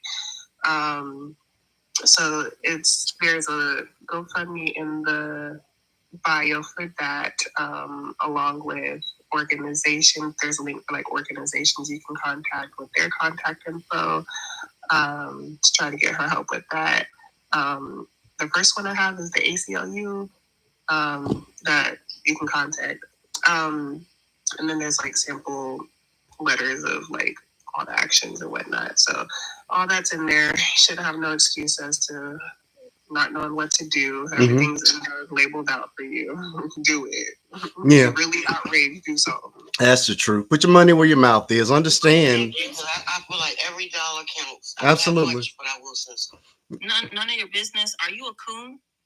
Oh my! You talk about what is costing the tax. Wait a minute! None of your. If you voted for this nonsense and you're in Georgia, talk to your local representative. None of your. How much is costing you to keep this young lady on life support? Why don't you do that? Okay, Sonia. I think that's and I hear you, but I think who's that? I think my issue with that statement is like obviously we know the economic implications. We've talked about like. Does a family have to pay? All of these things. Oh no, Mooney. I don't think have to do that. She don't know that. She's being stupid in the comments or whoever. Come on up. But what I find terrible about their comments what she is say? how much is this costing the taxpayers? Right? Is that my issue with that is that's your only concern. Like this whole subject. No, I'm not mad. None of your business. Please come up. Please come up. None of your business. Like this whole subject, right? We've talked about. You're more than welcome. Legal implications, choices being taken from us, being used as incubators, how that's affected Black women. We've talked about the historical context. Oh yeah. How traumatizing this is. All of these things in this large picture, and you're like, but taxpayer money. Yeah, that was the least of our concerns. If you're gonna say it, might as well come up. None of your business, please. There's a box that's open for you. We'll make room. There's room at the end. I mean, they only want. Not be ignorant here. Yeah, we've already established that this is a science experiment. We already said this is a science that was my opening for the show. We didn't fact you Tuskegee Experiment 2025. I said that at the top of the show. I don't even think they want it for science. I think they want it as like a religious feature. And correct. As a pillar, look what we can do. We saved a life. And there's no excuse for y'all for any woman to get AB, regardless if it's in. What do you mean they only want her baby for science or anything? Like they're really saying the quiet part out loud with this. Correct. Women don't matter. Right. Your body. Your sole purpose is to carry our babies. We don't care if you're alive or unalive when you do it. That's the message. You have no control. But also, it's important to say because we have to hold a lot of men accountable for this. Yes, they are saying that your body is only good for carrying our seed, but arguably, what's just as harmful is a lot of these men say your body is only good for me to deposit my seed. True. It's all one in the same. Like it's all one and the same. It's all in there. Yeah, I agree. Like the views of women's bodies, right? Again, I keep saying the word, I won't, like the autonomy of women's bodies. It has always been, or your body's only good for me to look at. Mm-hmm. Right? So that's why we talk about your hair and your nails and your lashes and your outfits and thought behavior and this and that and this, because you're an object. Right. It is all policing how women use their own bodies outside. And the more we use our bodies absent of men, the more upset about it they are. Mm. Right? Okay. And so when they say, it is like this is indicative of an entirely, like this conversation is huge. It's a great, it's very, very layered. Absolutely. Very, very layered. None of your business. Come on up. You're doing a lot of typing. I would love for you to come up. It's also a dumb question. Like, how much is it going to cost? Let's just start and finish this. How much is it going to cost taxpayers? Millions and millions and millions of dollars. Yes. Anyway, so back to the violation. Right. Like, I don't know. Like, that's not even a discussion. We know it's going to be millions of dollars. Like, have you ever gotten the flu out of the emergency? I mean, are we even questioning these questions? They can't tell you what anything costs taxpayers. They can't tell. I bet you none of your business can't tell you what anything costs taxpayers. Well, now he knows millions of dollars. I one time went and got something out of my eye, and it took 14 minutes in the ER, and they just flooded my eye. Like, I had somebody stuck my eye. They gave me some eye drops. It was $3,200. Okay. How much? Millions of dollars. That's it. Like, there's no hour-long conversation. Millions of dollars. Anyways, right? Back to the safety and well-being of women. Of women and Black women. None of your business. Come on up. None of your business. Could you please come up? Because this is... I am mad about this because it's stupid. I want none of your business to come up. He's like, yes. I'm upset he's spaghetti about this. But again... None of your business. You're entitled to your opinion, so just come up. We welcome all. Thank you so much for that, Crystal. None of your business. There's no need to type when you can come on up. There's a box right here for you. I told her we keep the light on for everybody. Absolutely. I keep a box open. I keep a box open. I think the most troublesome people are on the right side of the panel. Letting the business come up. Oh, Lord.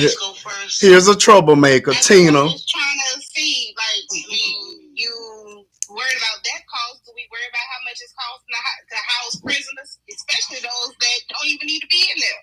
We're going to talk about how much... Okay, everybody calm down. Everybody calm down. Renee, hold on. Let me get a box. I got to get a box. Hold on, folks. Renee, hold on. All right, everybody. Hush. Renee, I see you. I'm letting you come on up, Renee. I am ready for you.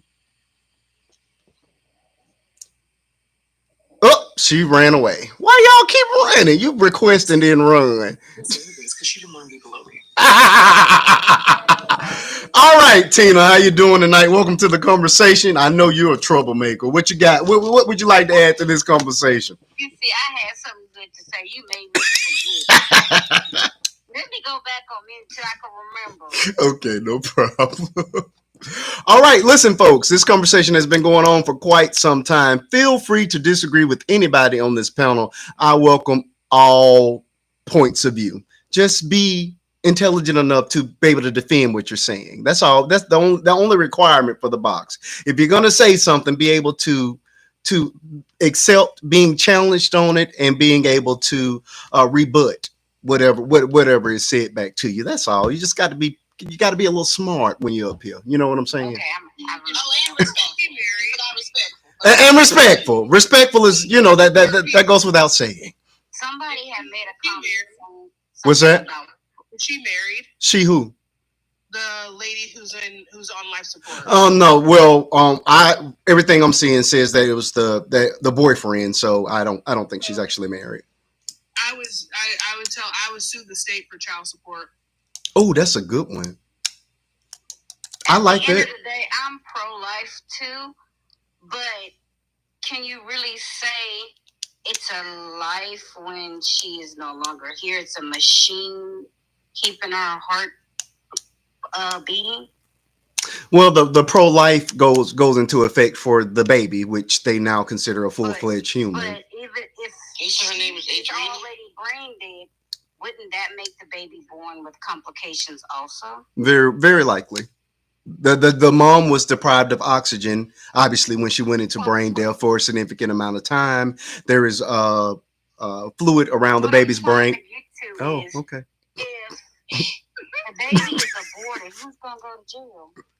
So everybody is going to go to jail. It's against the law. The doctors are going to go to jail. Everybody's going to go to jail. Somebody in the comments said pro-life never had nothing to do with the mother. They're talking to you, Tina. They should know not to address Tina by now. That's why I let you know. You know. Tina, what if the fetus was to grow super healthy, right, with no health complications or like no issues, right? Then is it okay? No, it's not. Okay. Then are you pro-life? What makes you pro-life, Tina? Look, Marcus.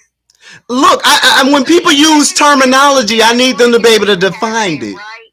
But when that organism supplier is no longer breathing on its own, that's a different story. It's not right. So we need to be dead to be justified in our choices to have a termination. So like the only way that you can justify us having a right to terminate is if we are unalived. That's the only time. I'm not saying this in the human form, but for the fetus, depending on how far along it is. 9 weeks is when this started. That baby was nothing. The baby wasn't viable. The baby still isn't viable. Viability starts around 23 weeks. Yeah, 9 weeks is still like a dot. At this point, it's just making the parents suffer. Making who suffer? Well, she's no longer there, so there is no suffering. No, I'm saying. Now her family is suffering. Yeah, her family is suffering. Yeah. That's what I'm saying. Her family, they're suffering having to know that their daughter is on life support or whatever, just to bring a baby into the world that they probably won't even get custody. Well, right. I mean, I think we all can understand that like this is tragic, but the bigger discussion is how did we get here? Correct. The little orange man. And we can't say that But I'm so sorry. Aren't you pro-choice? You said you was pro-life. Or sorry, are you pro-life? Because what's not fair, right? Okay. Is people who are pro-life having the luxury to just blame one person as if you didn't contribute to it. As if you don't hold the I don't know. I'm not explaining what I'm trying to say. I'm not trying to explain, Marcus. I'm just not explaining it right. Oh, you have the floor. Go right ahead. Basically, what I'm saying, if I was in that position, I wouldn't want my child to be brought here without me, but I have like the mindset, I want my baby to be here, but do I want my family to suffer while I am on life support? If that makes sense. Well, she's not on life support. She's dead. Well, basically, she's definitely gone. The machine's breathing for her. Basically, the baby's on life support. Right. I mean, we all know. Okay, listen. We all know what's going on, right? We all know the details. Like we all can collectively agree that that's probably not what we would want. We acknowledge the pain and suffering to the family. We acknowledge the complications of this fetus if it stays alive, if it doesn't. Like we acknowledge these things, right? All of us collectively. But how did we get to where this can happen? Come on. How is this legal? I don't think any of us can answer that question. Yes, we can. You voted for it. Answer that question. Because I ain't voting for shit. All right. No cussing, Tina. I can definitely say it was centuries of ignoring Black women when we were complaining about being unalived in the hospital. That's where it started there, and they thought we were going to be the number one people affected by this choice that was put before us to say, hey, we need to do this, not realizing that the community that you're trying to reestablish and rebuild is the community that is actually unaliving their children at 2 weeks, 3 weeks, 5 weeks, 6 weeks of pregnancy, however you want to look at it. And so we are trying to rebuild America to make it great again. But we're not in America, making America great again plans. I don't know why we keep putting ourselves like we're in their plans. We're not. We know we're not in their plans. If you say that we're banning abortions, then they're banning abortions for their own reasons. That's what I'm saying. It's for. I'm trying not to, because people like to say we play the race card on the panel, and we really don't. Just speak facts. You have to make it make sense. If there was more Black, let's say there were more Black women committed to AB, more Hispanic women committed to AB, and let's say 1% of white women or white T women committing themselves to AB, right? Then AB was still the Roe versus Wade would still be enacted. They don't care about our demise. They don't care about Hispanic women demise. They don't care about any other women. But statistically speaking, white women was in a top percent over black women when it came to AB. Correct. The only reason why they dismantled Roe v. Wade is to pretty much, we don't care what happens. We could deal with what happens with black women, Hispanic women, but we can't deal with what's going on with white women. And that's, I try not to play it that way, but that's what I'm saying. That's basically what's going on. Protect them and to build them back up, not realizing that that's the women that are actually doing it the most. And, exactly. And Bandit is in the room. Bandit, I did a personal invite to Bandit. Bandit, he talks really, really fast. He has these he puts a contact on his different color contacts filter on when he's talking. Oh, the guy. Yes, he's in the room now. I just invited you. Come on up, Bandit, because I really want to talk to you. In the end, it's about saving the white race. Yes. That's what the conspiracy theory around it is that they feel Bandit is extraordinarily pro-life, and minority. I really want to talk to him. Come on up, Bandit. You in the room? No need to tip around. I see you. So the reality I invited you. Come on up. The conspiracy theory or what they want to say the reality is that the white population is diminishing or is slowly becoming the minority. Yeah, and they don't want that. They want the United States to be homogenous, just like how they feel China is, or like Russia or Africa. It's just mostly one certain people. True. So right now, what's happening with Adriana? Mm-hmm. It's not the fact that they're trying to say this is a pro-life thing. She's an experiment. They're trying to see, well, if a baby could survive off this, then white women have no excuse. If they're unalive and they're pregnant with whoever, they could be incubators too. This is just a test to see if that is viable.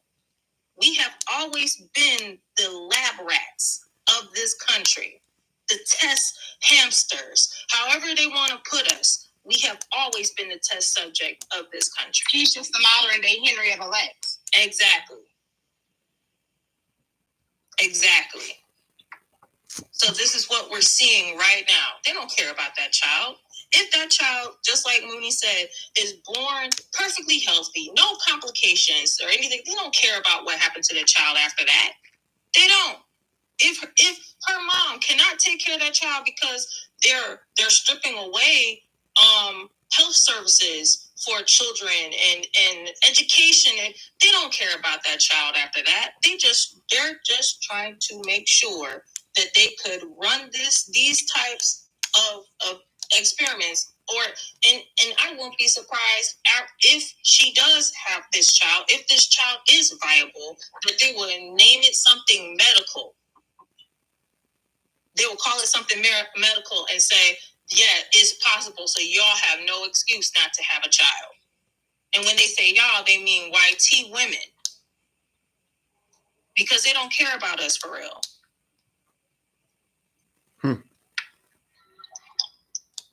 All right. Bandit ran through here. I did actually a dedicated video to that particular guy. He had so much to say, and it was 90% wrong. So in the video I put up right before I went live, I don't know why it didn't come up. I ripped apart. They always run the Marquise and invite him to the bottom. I ripped him apart in the video I put up right before I went live, because everything he was saying was just he was talking fast, loud, strong, and wrong, and I was not going to take it, especially coming from him. And he called himself a nurse. He called not a nurse. That one nurse that you talked about during the Carmelo Anthony case, the one that made that whole video rant, and the one that also is talking about black fatigue is real. Oh, gosh. What's his name? I don't even know his name. Oh, God. The one that got attacked at the Trump rally. Yes. I wish you could bring him in here. I can't even remember his name. You and Mooney would have a field day. Oh, yeah. He would not. He wouldn't make it 5 minutes in here. The family is going to be responsible for the kid, because the state of Georgia is not going to put the family is going to be responsible. They don't want to see anything about it, and if this child has issues, it's going to fall on both families, her family and the father's family. Yeah. Georgia's not going to take responsibility for a baby that they forced to come into the world, that if the mom had been taken off life support, the child would not be here today. Correct. Well, it would not be growing today. The child would not be growing. That when that brain went and that body went, so would have went that baby, the natural way. Right. And I also, I mean, obviously, I mean, they would get disability and things like that, but for those that are in the disability community, that means nothing. No. But I think nothing. I received it. It means nothing. And you can't even, I mean, anyways, I think another important part of the conversation is, I'm going to take it here because I always do, because I'm so sorry. A lot of this just ties back to dudes. It just does. It's not all men, but it's always man, right? Remember that. It's not just like the white man. Okay? I'm not going to let every other man get off the hook, right? Just like I'm not going to let pro-lifers be like, it's Trump, and then denounce their responsibility, right? Like, you might not be a cis white dude, but you still participate in these systems of patriarchy, including black men, including indigenous men, including Asian men, including, like, all men participate in this on some level. They do. What we're seeing with this case is just the legality of it, like a legal, like, this is just it legally and encouraged by the government in our own communities. No matter what economic status you live in, dudes, they never cared about the kid after it's born, right? A lot of these men get women pregnant and then dip out. Again, it's not all men. Oh, because I'm about to go in there. Hold up. I know. It's always a man, right? Remember that. It's not all men, it's always a man. And there is never in any community, where the men really look at our bodies as anything other than, holding the seed, birthing the seed, taking care of all of these, it's always in servitude. So of course, on a legal scale, of course, Sam, they don't care what happens later. It is all about not letting women control their own bodies. That's it. Now that spectrum is a little bit broad because that can look like a lot of things, but in every community, like if the population reflects men that don't care what happens to women's bodies, right? Then it doesn't surprise me that the government, who is ran by men, doesn't care about what happens to women's bodies. The formula is the same.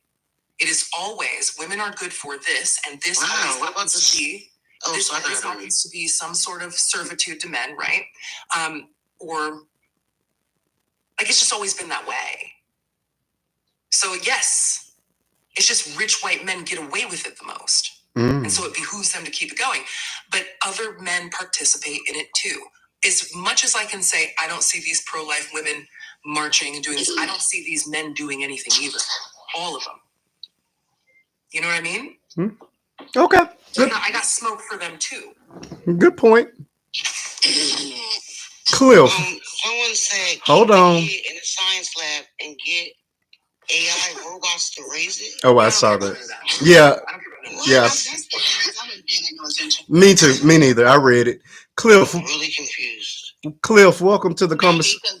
It means you would understand what that stupidity meant. Don't worry about it. Right. Cliff, welcome to the conversation. How you doing tonight? Hi, Cliff. I'm doing good. How old are you? I'm 56. You're what? I'm 56. No, you're not. You like 13, and have not. Say what? No, it's a kid. Children. That's a child. I wish you parents would raise y'all kids. Lord have mercy. I raised mine and I still beat them at this. How do you even get? Children. I thought you had to be 18 what? Up. No, it's like 13. It's 13, but your parents are supposed to still monitor. Correct. Well, at least I monitor my kids' social media at that age. Oh no, that is too young. I think 13. Thank you so much. Sunset got rid of the baby. I don't understand these children. Get DP. Here we go. 56. Sunkiss, he said 56. 56 with no base, no facial hair. Not a drop of facial hair. No facial hair. No chest hair. Nothing. Nothing. He ain't dropped yet.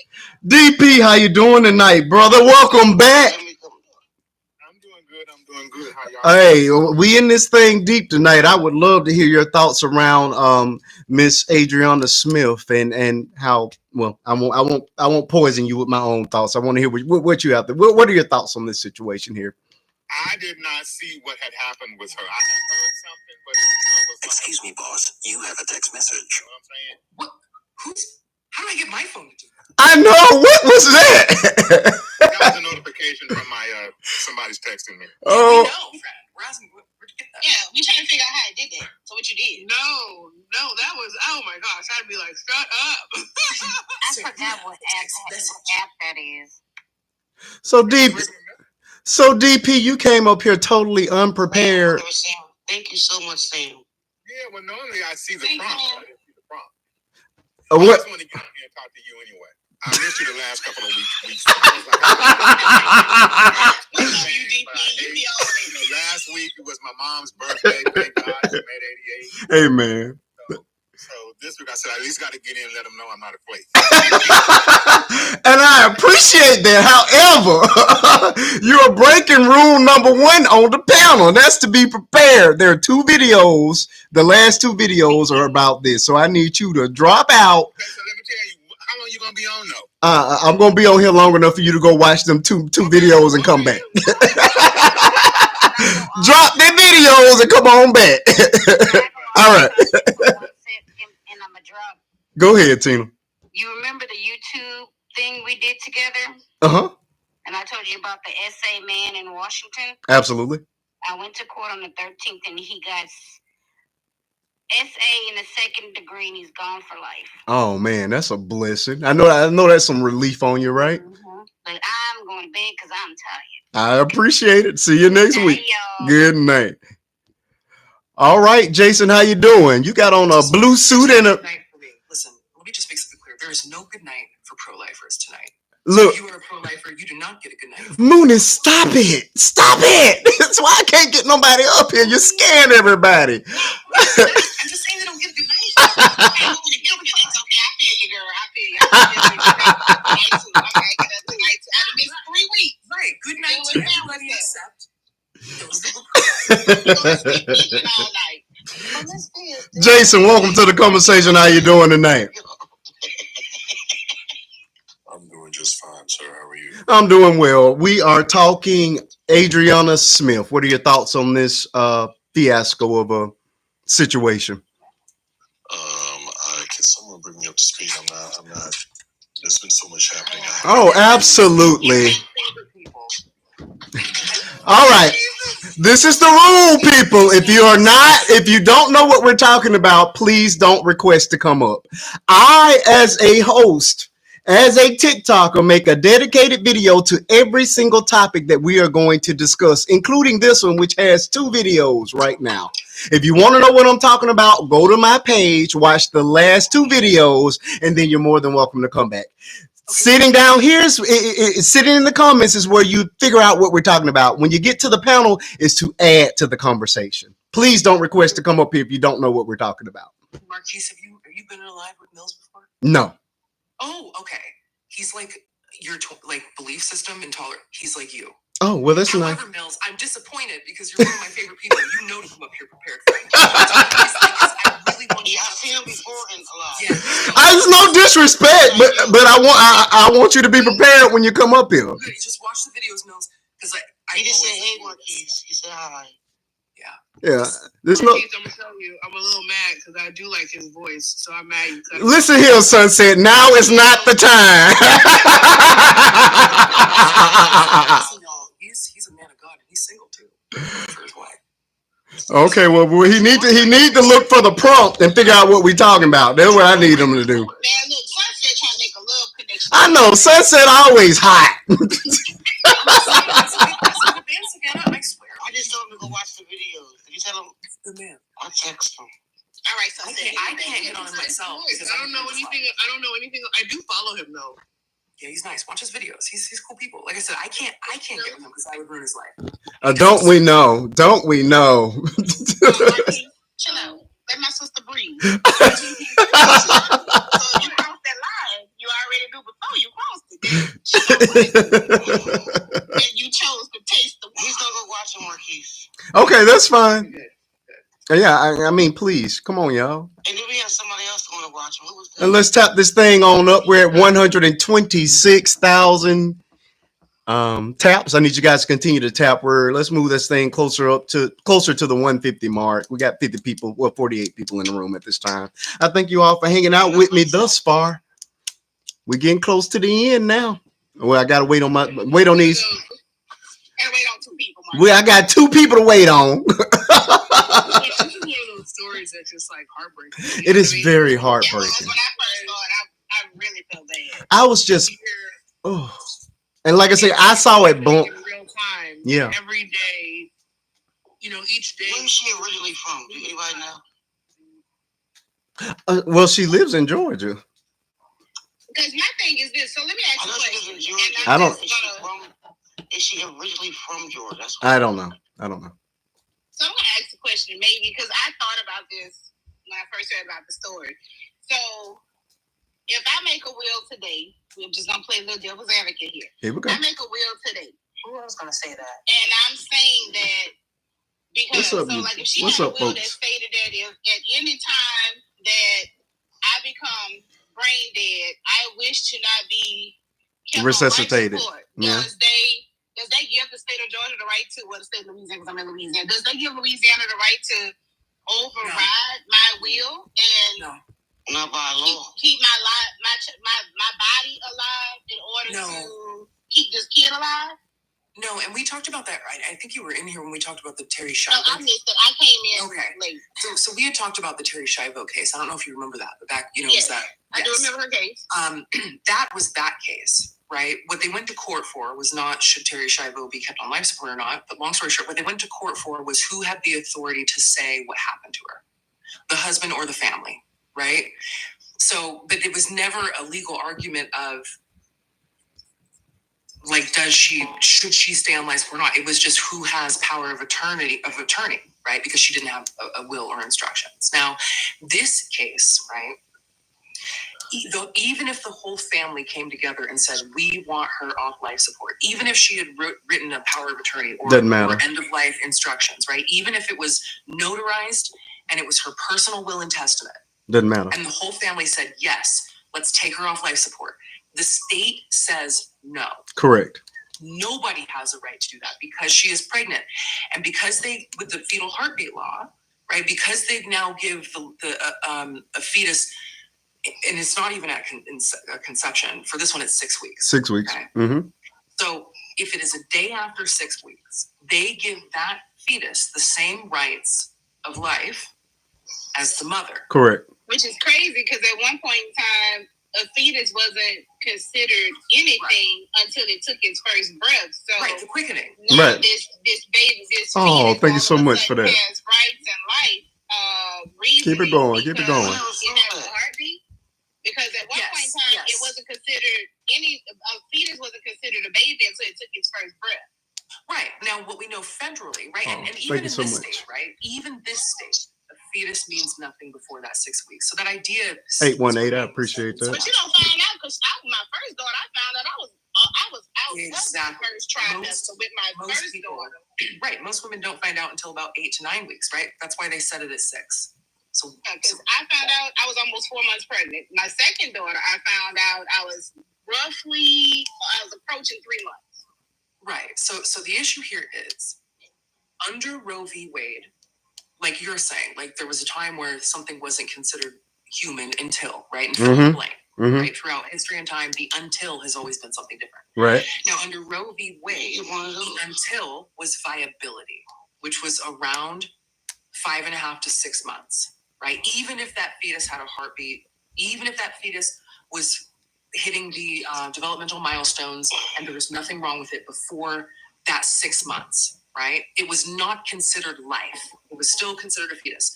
So with the overturning of, and Roe v. Wade also established on some level states' rights to say, well, we're going to ban it at 8 months, 7 months, whenever, you know. So there was still room, but it was always room within the viability phase. Before that, you always had the right to determination, right? That was Roe v. Wade. When Roe v. Wade got overturned, it gave states' rights to say, at what point in time is this fetus considered human? My state of Washington still considers it 6 months viability. We still go with viability, okay? But the southern states consider it conception, but because they could not argue through Congress and the courts that inception matters, the shortest they could get was 6 weeks. Before most of us. And those that could determine 6 weeks legally made the cutoff 6 weeks legally. If they could have done it at 4, they would have done it. Yep. If they could have done it at conception, they would have done it. Yep. But because the only thing that they could win legally would have been 6 weeks. And so that's what every state is doing. And so once you get past that 6 weeks, you have rights, but also that fetus has the same rights as you do. Although we don't pay child support on it, which is wild behavior, but that's coming next. Men, you aren't safe. Anyways. All right. My fellas are back, and now it's time to, and I hope you guys are now ready and prepared to have the conversation. Welcome back, Jason and DP. No disrespect to either of you, but you guys, you got to be ready to talk when you jump up in the boxes. So, DP, we're going to start with you. Now that you have at least seen a couple of videos on what we're talking about, we're talking Adriana Smith and the fact that basically a unalived woman is carrying a baby to term, and there's nothing that the family or anybody can do because the state has taken the rights away, even in death, from a woman. What are your thoughts on this thing? Like, you know, when I think we as a society just cannot go any lower. Like, we cannot get any more stupider or dumber or deranged, or I just don't. What the hell are we doing? What are we doing now? Like, they're going to keep, and my first thing when I researched it was, so they plan to keep this woman alive for the next 7 months? At least until the baby hits the 32-week mark is the earliest that they're considering taking the baby, yes. And the baby was 9 weeks at the time that she was declared brain dead. So basically, the majority of this pregnancy is without a mother. Remember, and then I'm really going to shut up. You know what? When I just, at first, I was just absolutely, Marquise, I was speaking on my, just like, we're really going to use this woman as a human incubator. Correct. I can see if it was 7 months or 8 months. I said 9 weeks. Correct. No viability. Why 7 months, 8 months, gentlemen? Because the chance of survival is much higher, and you are viable outside of the womb, and you less chance of complications from a premature birth. So I understand that, and if if the family wanted it, because here's my thing: if she carried the baby to that term, Mooney, then she wanted the baby to be born. See what I'm saying? Right. At 9 weeks, she may not have even known she was pregnant. Well, she knew she was pregnant. She was 9 weeks. She's a nurse. When I tell you, when we talk about these things, we have to understand the implications. Okay, let's say it was 8. Let's say it was 7 months, right? If the fetus was at 7 months, what if she was unalived 30 days prior? Would you be okay with keeping her alive for 30 days? Is that okay? I think the baby is viable. The baby has more survival. No. The baby is anything. Follow me with this, right? Because we're talking. Remember when I said it is either all autonomy or none. So let's say if we say now, if she unalived at 8 months, right? They would have C-sectioned her that day. Yeah. But let's say this, right? But let's go down this road. What if she was 6 months pregnant and she only had to be sustained for 1 month? Would then that be okay? To keep her alive is 30 days. What is the amount of days? The baby. I hear what you're saying, and I totally agree with you. No, it's not about agreeing. The thing is, the baby is still viable, even the baby is not viable. A baby is not viable until they're 23 weeks, basically, and that's with an intensive care and a myriad of health complications after that. So anything before 23 weeks is unviable to me, and I would not. You guys are missing Mooney's point. So I think I want you guys to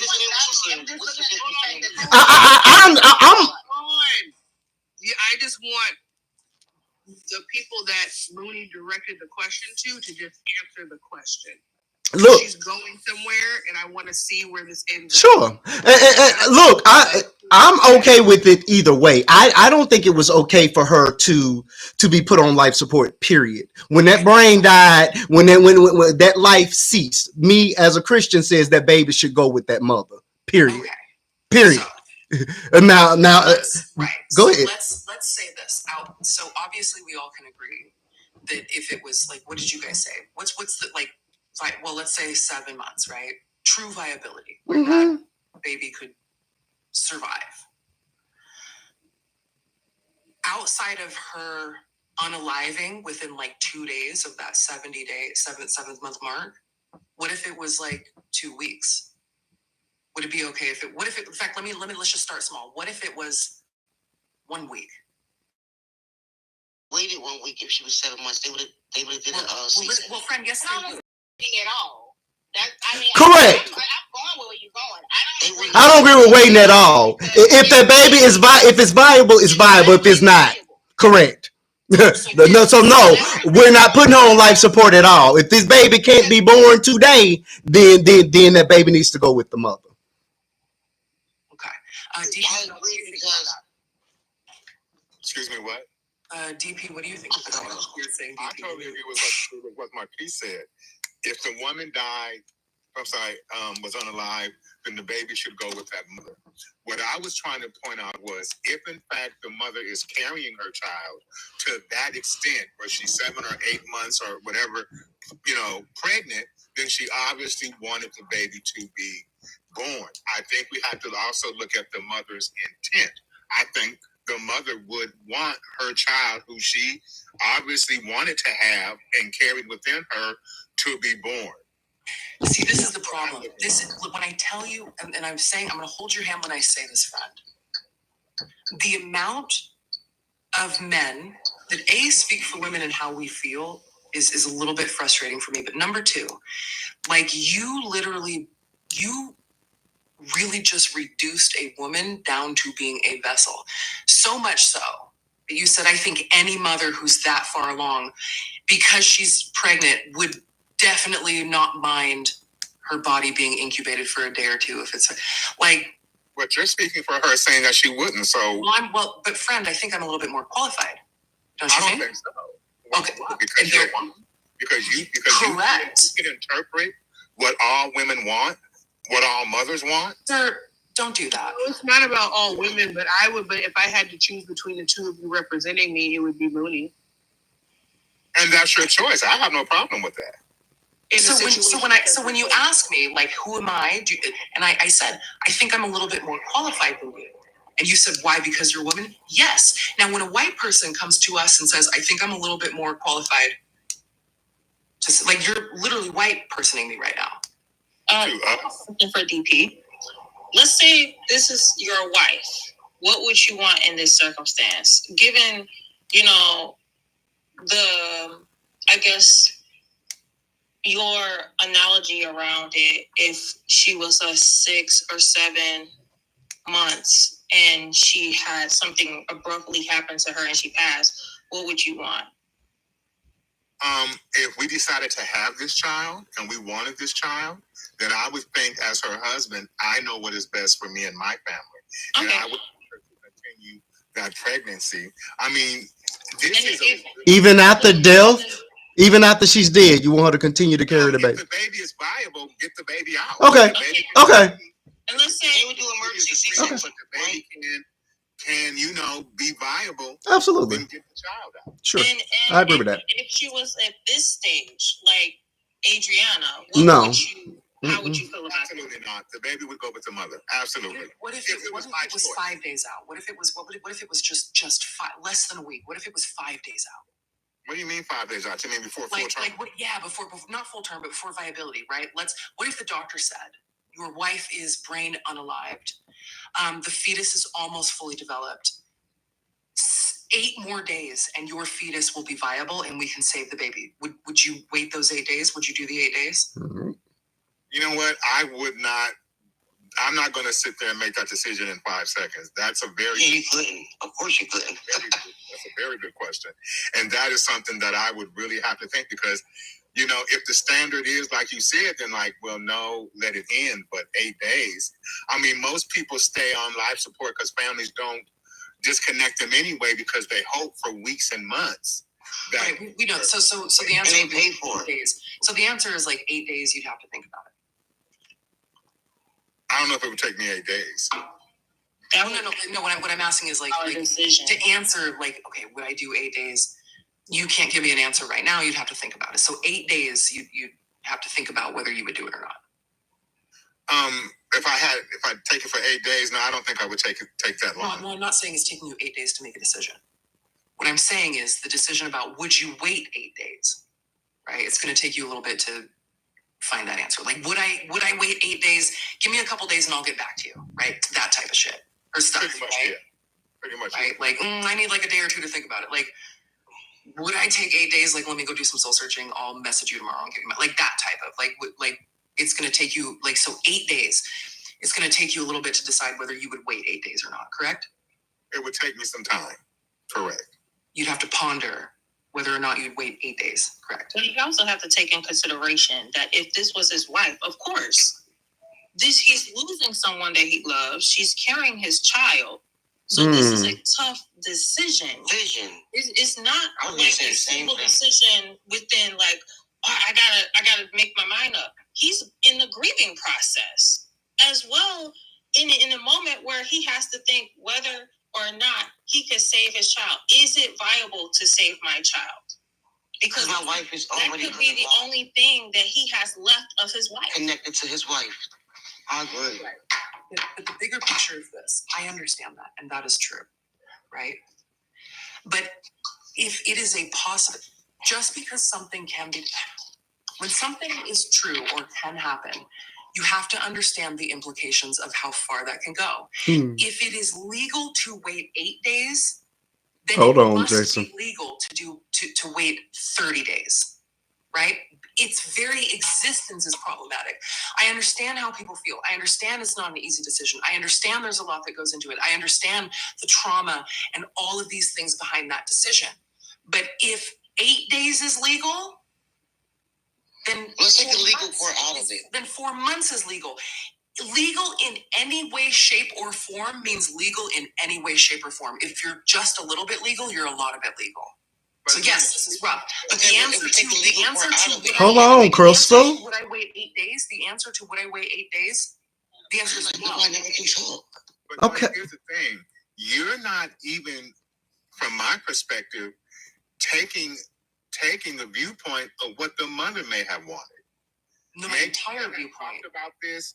If you feel women have the right to their time to the body, and they absolutely 1,000% do, then if this woman says, I want my baby to live, I mean, we don't know what at any stage of this that this mother would have wanted. So you're basically just, voiding what may be what her wishes are. What I'm not, right. What I can't do, friend, what I can't ever do is subject a human body to months of something because I'm not sure what they would have wanted. There's a difference, like when we talk about the week thing or the 8 days, okay, we can maybe incorporate that, okay? But 3-4 months, not 6-7 months. I agree with you. Now, do I think that there are women that might look? I would write it. If it's more than 10 days, do not keep my body. If that's so what I wanted, women, I'm not unreasonable. Women do have a right to say that, put it in writing. But if it is not in writing and it's never been discussed, nobody but that person should speak on it. Nobody should speak for that person. Nobody should speak. It's just not okay. It's not humane. It should never happen. But that's why we have next to kin money, because people. Next time you say husbands are always next to kin. But it doesn't matter. It doesn't matter here. Exactly. Oh no, she was. Family means nothing here. That's why we're here. The family means literally nothing. The law. The law. Even if the family said yes, let her go. Even if she was married and the husband had power of attorney and said, yes, let her go. The state is saying no. The state says no. This body belongs to us until this baby comes out. Can you chime in? I know you want to chime in. We're ready for you, Jason. I was going off the question, that's all. Yeah, so this kind of speaks to a situation. I work at a hospital, so this kind of speaks to some things that I've seen working, being a patient 10 years ago, things like that. And I just watched another video about all of this to be just a little bit more informed on the totality of everything. So apparently, according to, I think it was the mother who was being interviewed. Saw that one. Of the young lady. She said that when she was, of course, pregnant and she was having headaches and things of that nature, they took her to the hospital. And then, of course, when things went south, there was a surgery that was supposed to have happened, or something that was supposed to have happened. And they did it without asking the mother, or they did it without asking whatever she was saying. And then what the mother was saying, that someone dropped the ball at the hospital, which also says, okay, once again, our Black women are not being properly cared for when they go in to these medical facilities. Okay, let me clear this. What happened and I went into that in depth on the first video. Maybe you only watched the second one. The first video is the actual spell out of the entire case. But in what happened was, the woman was pregnant. She was experiencing extraordinary headaches. She went to the hospital because she herself is an RN.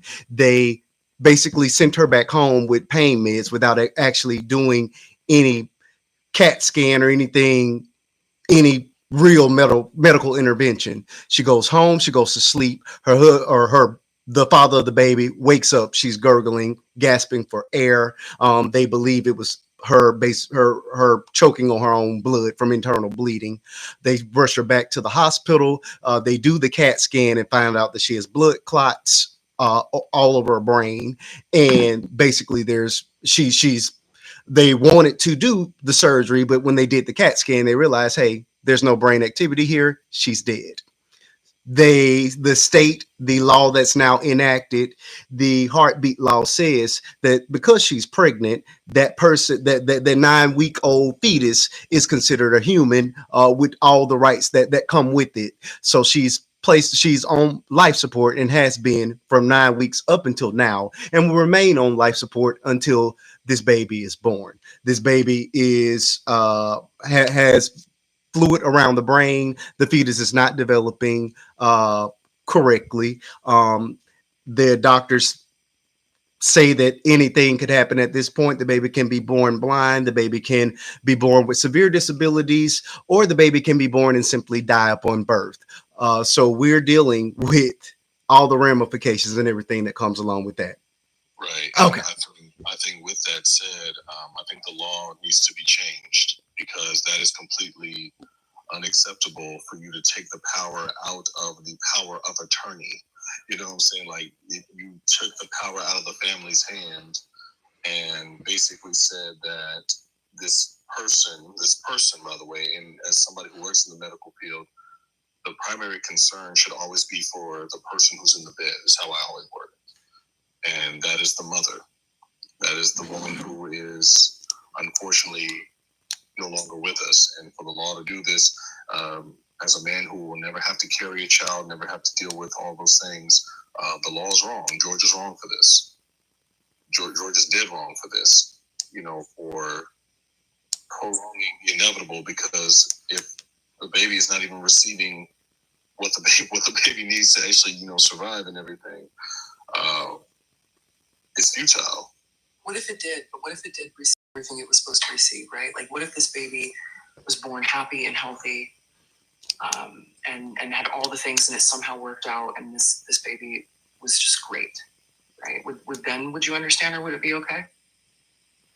Honestly, no, because at the same time, you took the power out of people's hands and put it in the law, and that's not in. It's by the structure of America, government of the people, by the people, for the people, that violates that. How do you think we got here?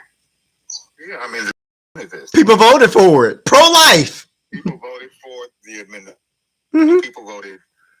This was set back when Trump first got in office, and he packed that Supreme Court to get us to this point. This is the long game the Republicans have been playing. Like I said, when Democrats correct, Alexis, choice and votes matter, and this is where we're at. And the sad part about this, the silver lining I see in this whole situation, is maybe this ordeal will wake some people up to understand how insane it to have the federal government in our bedrooms and in our bodies at this most intimate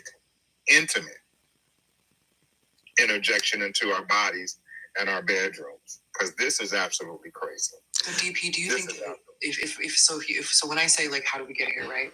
Like, are you telling me that, like, you put, like, a huge, like, one of the biggest reasons why we got here was Donald Trump? No, it's misogyny. It's a lot of things. We're getting here. I mean, if you want to go all over the gambit, you can go over the birth dirt. You can go with racism. You can go with misogyny. You can go with the patriarchy. You can go with a whole lot. This is not one issue. It's a bunch of issues, but it created a perfect storm to get us here. But we've always had people wanting to overturn Roe v. Wade since it first was enacted. So this is not something that popped up.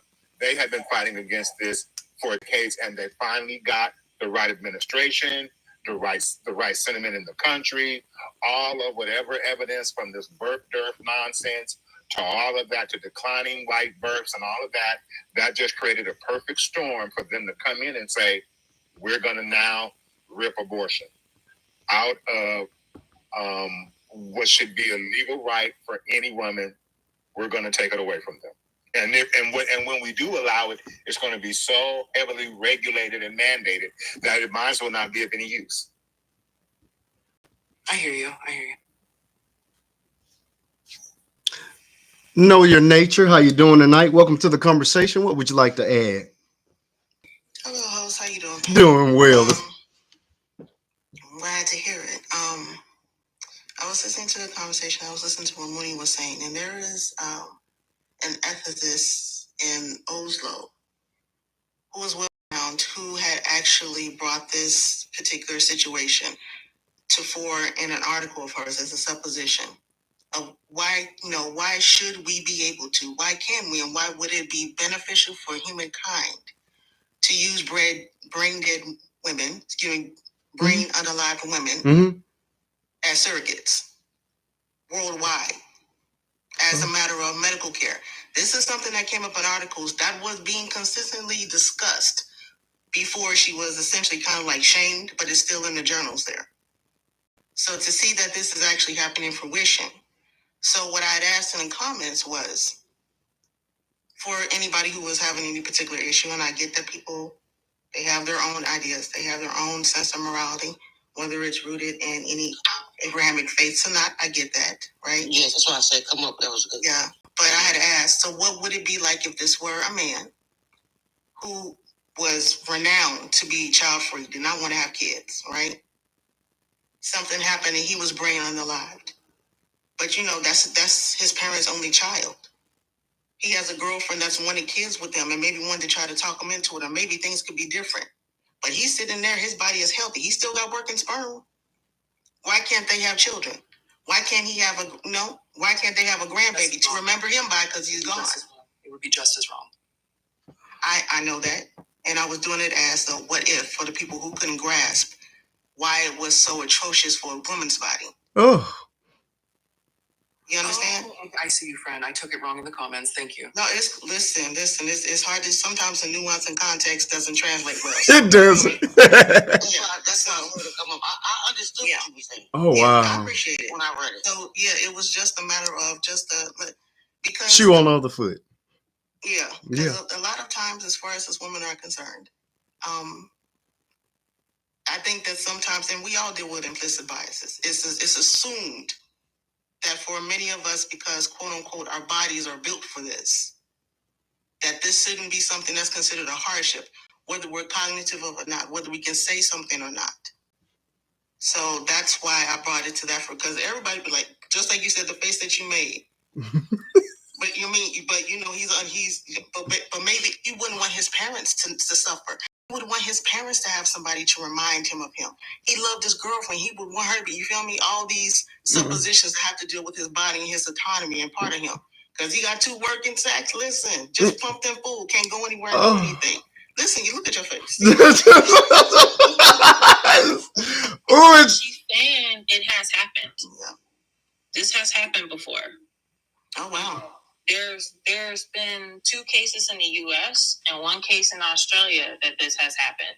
Different type of cases, because the one in the U.S., he actually had some frozen for about 5 years, and they were attempting, to conceive. There was a case where a man was pronounced brain unalive, and they had to extract his fluid within 24 to 36 hours of his death. So this has happened. This has happened. It's not quite the same, right? Like it's not.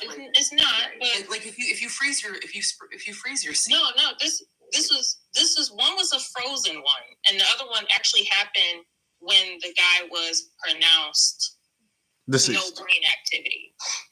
And they thank you so much. 71 people in the room. Everybody tap 10 times. Thank you so much for that. Let's move it on to that one. So I can argue that yes, like those are the 2 times that happened. But even then, like I would say 1 out of those 2, because if you freeze your seed, it's just like if I freeze my eggs, for the purpose of like maybe I'll get a surrogate someday or something like that. Or if you're freezing your seed, it's usually with the implication of you want your life to continue outside of your ability to give it, right?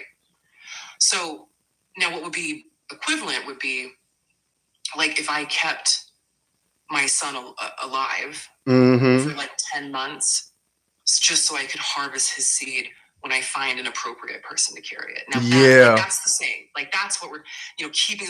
Now, if it's within, like we said, we had agreed earlier, which still is a slippery slope. Like, if it was same day and it was viable, they would try and, same day.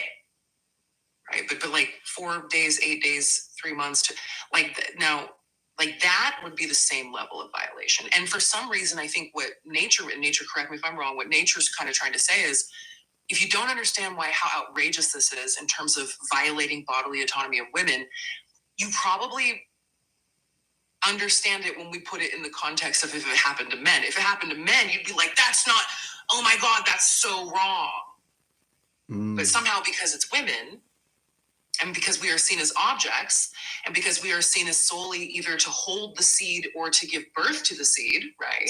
We say it's okay. All of a sudden it's blurry and it's questionable, and like there's a couple of days, like maybe we'll give in, maybe not 3 months, but maybe, 3 weeks, or maybe all of a sudden, it becomes something that you need to take a day or 2 to think about. Oh. Right? But you always have to take in, because we did talk about the racial dynamic of this.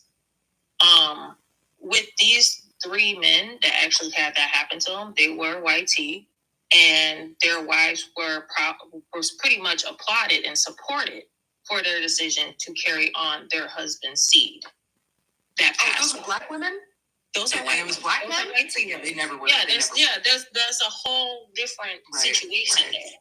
So you take into that clip, but I'm going off of what nature said. It's still wrong. It's not natural. It's something not natural. We shouldn't even be considering. Nope. In this day and age to even do. Right. And I think that's the importance we were talking about earlier, right? Like, outside of it being the day and viability combined, if 3 days is enough, then 4 months will be enough. Like, it just can't be an option in the first place, right? Mm-hmm. Even if it is just 4 or 5 days, right? Even if it is 2 or 3 days, right? Now, there always is an exception, like if there is a will and testament, if it's less than 5 days, keep me alive, but that's usually not the case. It just cannot exist at all, because if it exists a little bit, inevitably with men running the show, will always exist a lot of it, especially when it comes to our bodies. There is no restraint when it comes to how, if you give men access to our bodies, they're not going to collectively all of a sudden, after thousands of years, say, you know what, let's show restraint today. They're not going to do that. There's no history of that. So if 4 days are allowed, then inevitably 3 months will be allowed. It just cannot exist at all. No matter how you feel, no matter how hurtful it is to you, no matter how close you are to the deadline, no matter the implications of your mental health, it cannot exist at all. You must stand on the side of autonomy even when you are uncomfortable with it. Even if it's only 3 days away. You've got to do it. Because here we are. It's redolent of what was happening with Black women bodies beforehand. Most of the medical procedures that you know of were built on our bodies to begin with. And here we are again. And it's just as Mooney says, it's a slippery slope. So what happens next time? Mm-hmm. If it's a young girl that's 15 or 16? My question. What happens if we find out that there's another comatose patient who's been unattended? Because that's happened to a family. They happen to be palm colored. I don't remember what state, so please excuse me. But their daughter was in a coma, and they come in to visit. What you talking about? She's pregnant. Oh, yes. What you talking about? Yeah, you remember that? I remember that. So this is why I very much agree with Mooney. There's going to be hard choices. There's going to be things that's the thing about choice. People will make choices that you don't agree with. And this it's not even truly a slippery slope. It's not even truly a theory. It's being enacted piecemeal by piecemeal so that you accept whatever. As soon you're accepting the autonomy of persons who are giving voices because this woman can't. Well, I know, she wouldn't want. No, you don't. You assume it. Mm-hmm. She could have made a decision right before, and you have no idea unless, like they said, there's forms or something to reflect it. But even then, the forms don't matter if the law is going to just overshadow that. That part. That's what's really getting me. That's his bad part. That is what's really getting me. But I'm looking around like, okay, so no offense, I'm going to stand behind and respect the people who believe that this country is their home. But when I tell y'all I want to beat feet, I'm going to support y'all from a distance. Are you serious? You want to usurp the family? Like, listen here, you are conducting another experiment. It's an experiment. Stage. Mm-hmm. And I think the part that upsets me when I think about it as somebody who works in this field is that this is why we sign DNRs. This is why we sign living wills. This is why we sign over, medical power of attorney, because the state has to respect what the people have said, in this medical moment. But the fact that they're overriding that based on a technicality, if you will, is like, that makes me never want to step foot in Georgia ever again. Amen to that. Let me have a medical emergency. And because there might be some law that says, because you are Black and in your mid-30s, we can only do X, Y, and Z. You know what I'm saying? Like, that just takes away the whole, you having any type of permission or any type of power over your own health care. Like, it makes no sense to me. I mean, it is what it is, right? Like, these little decisions in extreme cases represent. Come on up, Nurse Nancy. Non-extreme cases, right? For example, it's a tester. It's a tester. They're going to test to see how outraged people become. They're going to test to see the public's pulse, because it's only going to get worse. It is only going to get worse. Well, they don't care about what. Listen, like, that might be true, but that doesn't matter. They don't care. Oh, right? Yeah, like we can react terribly. We did for George Floyd, but police protections just got expanded. So what are we talking? Right? You know what I mean? Like, yeah. Stop and frisk is back. Like, we were pretty outraged. Like, I was from Seattle. We did CHOP. Like, we tore the city down. We ran the police out. Like, we caused a scene. Portland is still causing a scene. California, we caused scenes across the nations. And guess what? They just expanded police protection. So they don't care how we react, right? It is, once the law is here, that's it. If you have a little bit of access, you have total access. That, you have to understand. Like, the second that DEI was rolled back, even though that was something that only, just affected a few things, but now everything is on the table. You are giving the oppressor the power to not oppress us very much. What? Like, we're granting the oppressor access to continue to oppress us, but we are trusting them to only do it a little bit. If they can do it a little bit, they will do it a lot of it. We remember. Exactly. That is so right. Horrific. So if 4 days is enough, then 5 months will always be enough. There should be no days. Well, if this is the case, can you imagine the uptick in accidents that we'll see happening that will cause brain unaliving in women, girls and women? If this is allowed to go to fruition, we're going to see an uptick of young girls and women who are brain unalived, but their bodies are viable. I can promise you that. And because it's pro-choice, it's only a matter of time where it's a 31-year-old woman, and then it's a 17-year-old girl, and then it's a 12-year-old girl, and then it's a 17-year-old that the pregnancy was a product of grape. Right? Mm-hmm. That's triple. We got triple here, right? And then you have a 13-year-old who is a product of, schminchmest. She's a kid. We got another triple. Let's say she's darker skinned. That's a quad. So she's probably going to be treated even worse or seen even as less of a person.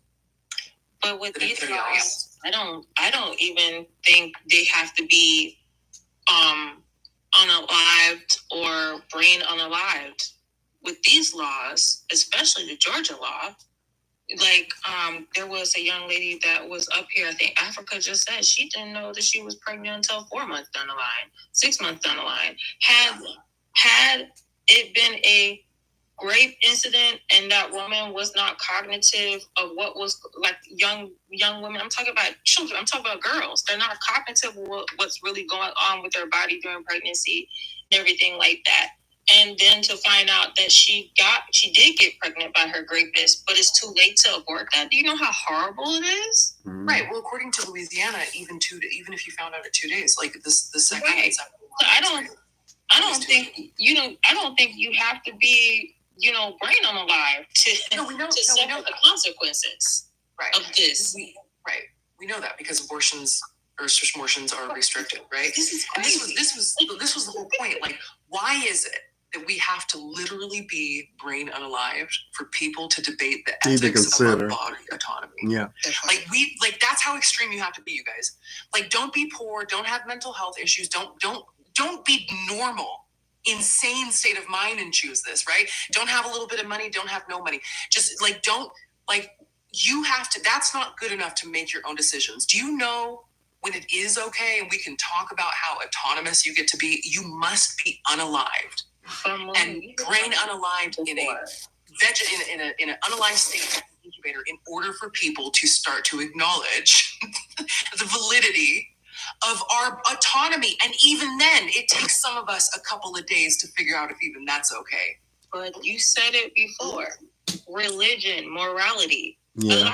I've seen a lot of people in the comment section that says, well, I'm a pro-life, but I never agreed to this. Mm-hmm. And they talk about their moral high ground, which is Christianity, is that now you're playing with God. Now you're being God right now. That's something that you cannot, that's something that is forbidden. That's what they're saying. This is borderline playing God. I think so. And respectfully, that's BS. But that's their analogy behind it. I agree with you. I'm not attacking you. I promise you. I'm just saying. I'm saying for the persons who may articulate that aspect of their belief, I'm like, and that's BS.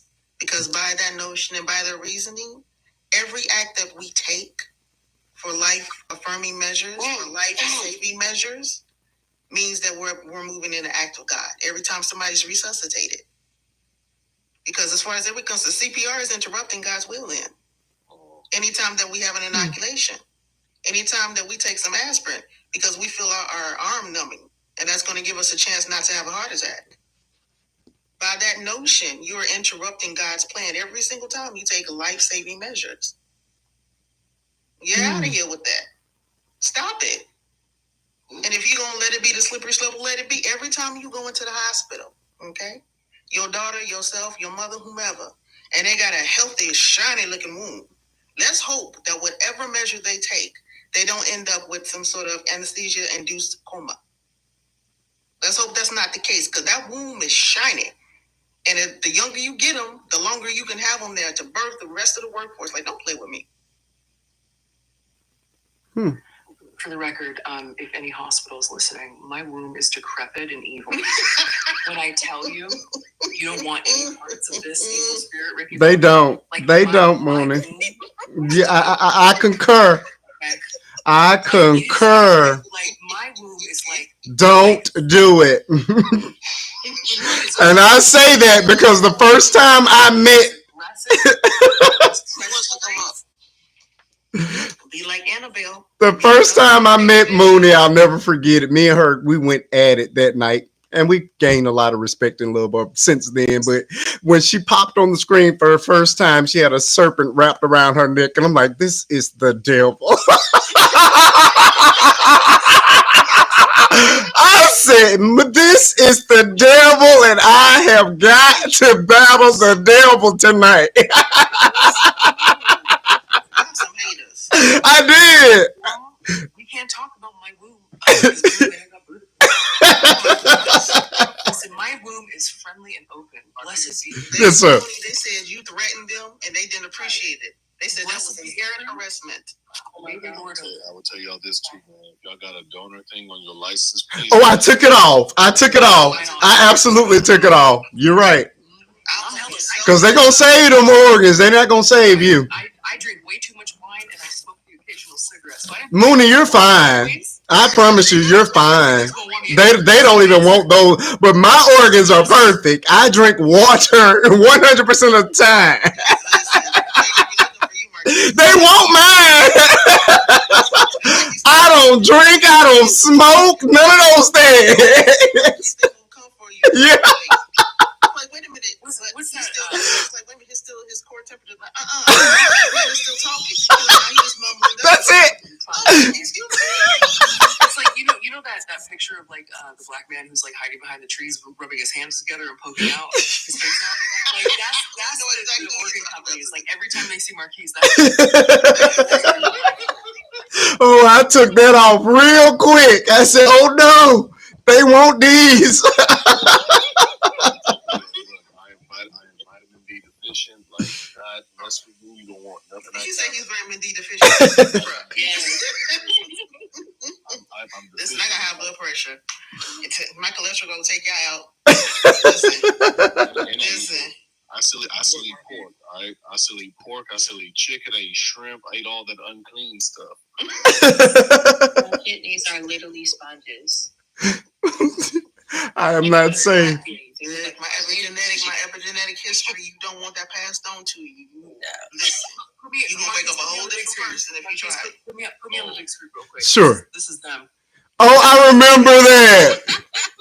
This is every time they see my glasses up. They be like, ooh, we got some good organs.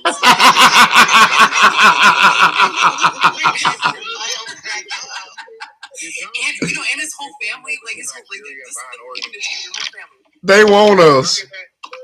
I promise you, they want us. Did y'all hear that? She said they can't. She said they can't build a deceased person. They're going to build the family. Right. The family is going to be in financial ruin behind an experiment that they did not volunteer for.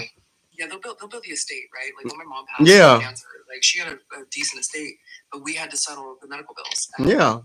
I mean, it wasn't. You know, she had Medicaid. Like she was pretty lucky, and she was a white lady. Hey, ticket boo. There's always that. Booyah. But I would say, from diagnosis to unaliving, it was about 3.5 months. Pancreatic, but it cost over $2.7 million. Yeah. Oh my goodness. Yeah, just for 3 months. And so now with Medicare, Medicaid, and her insurance, we paid about $40,000 to $50,000.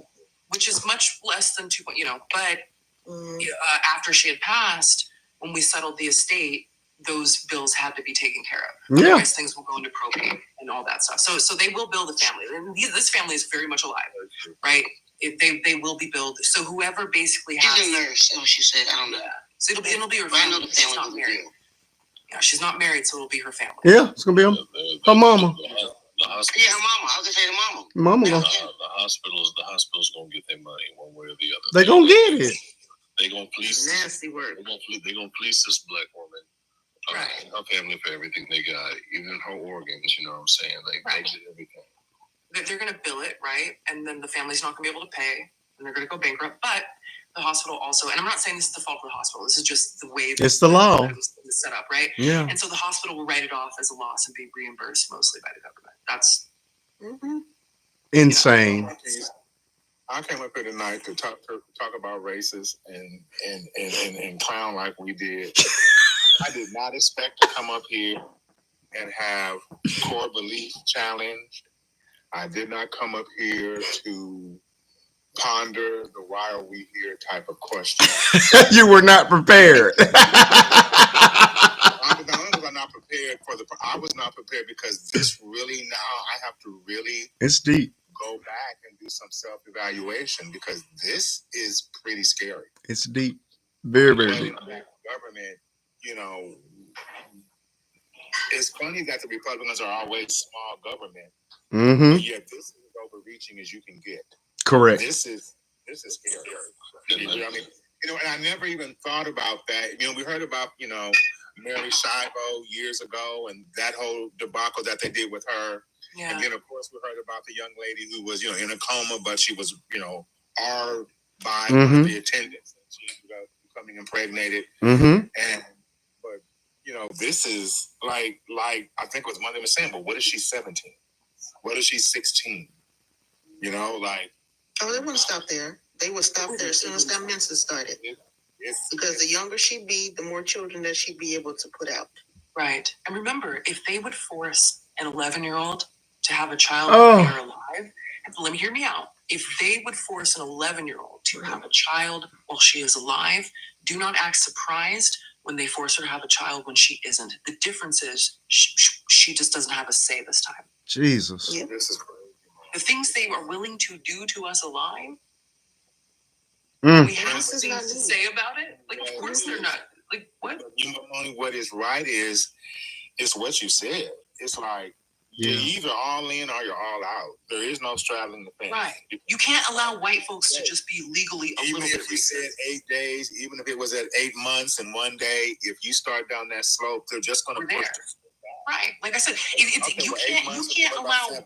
What about 6? What about 3? Right. What about 3? What if she's 12? What if she's, what if she's intellectually incapable even in life? What if it's a disabled person? Even before, what if she was totally disabled before, and now they didn't even see, and our disabled community is seen as less than human across the board, and intersectionality matters, right? So, what if they didn't even see them as full people in the United States now? When they're unalived, they can't dehumanize someone that was never human, right? You can't let white folks legally be a little bit racist because they don't know how to contain themselves. They don't. And just a friendly reminder for the people who just still doesn't touch and they're still kind of like it is what it is. You really think that they will stop at women? They're coming for us. Trust me. You honestly think that they will stop at little girls? I will tell this panel this. I have never debated with anyone on a live or on the internet and have them so profoundly made me take a step back and be like, you really need to think about this. You really need to hear what these women are saying. And not that I disallow one, I'm saying just because before I would have thought, well, yeah, the baby's viable, but now you're right. It's an in-sum game option. Either it is or it isn't.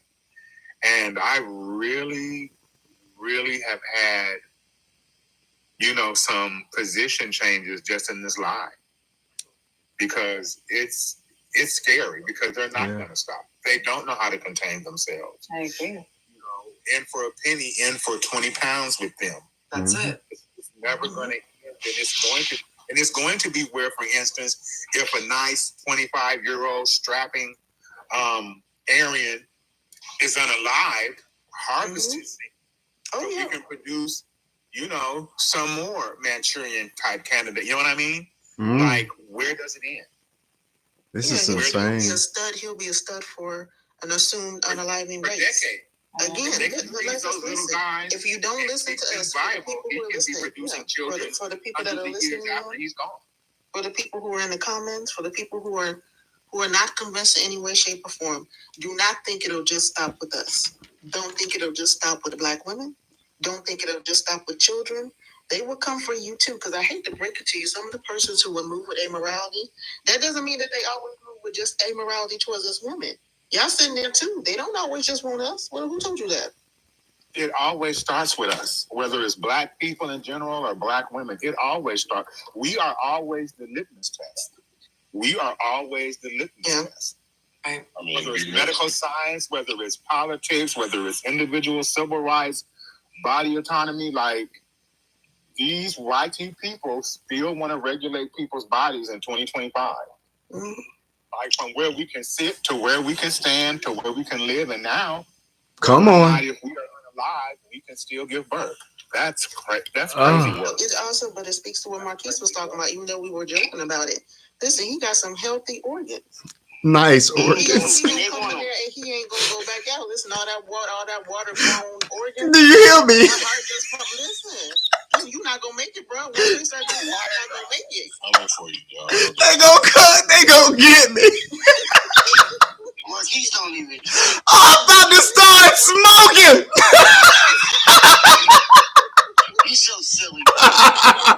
Anyway, this situation. Stop it, Mooney. They said they're gonna play Operation on me. They gonna come for everything except your black skin. That's it. That's it. They're gonna leave that. The only thing they don't want is your black skin. That's it. They're gonna leave that. Everything else they taking.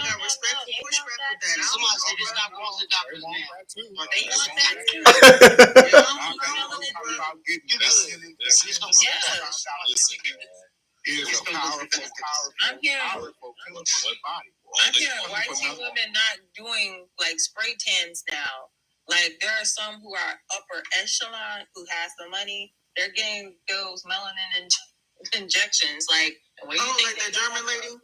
Yeah, the German lady. She called herself turning herself black. That's ridiculous.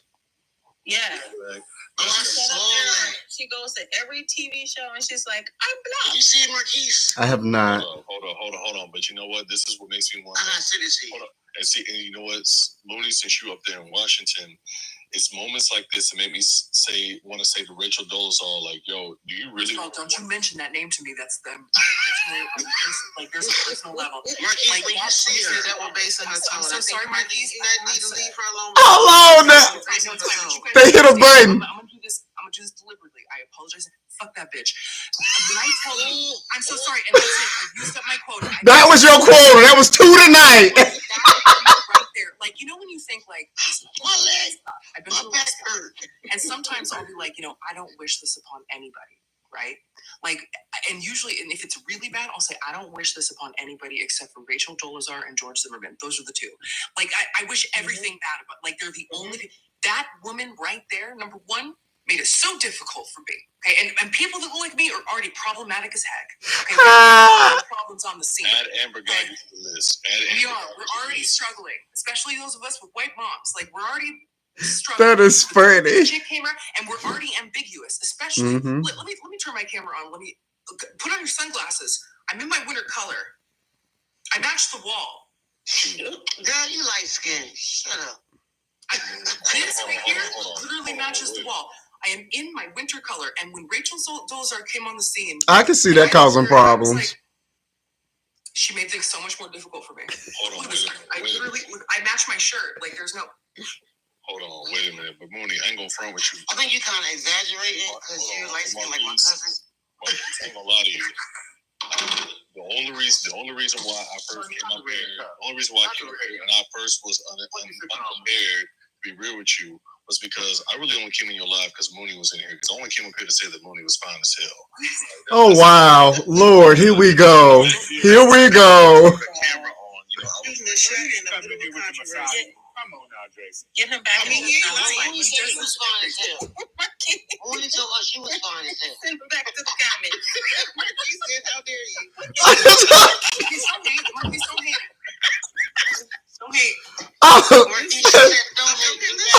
I'm up here trying to save the world, and he wanna flirt. No, she's not. Yes, Mooney's a very pretty lady. How dare you? But exactly. You can't DM her.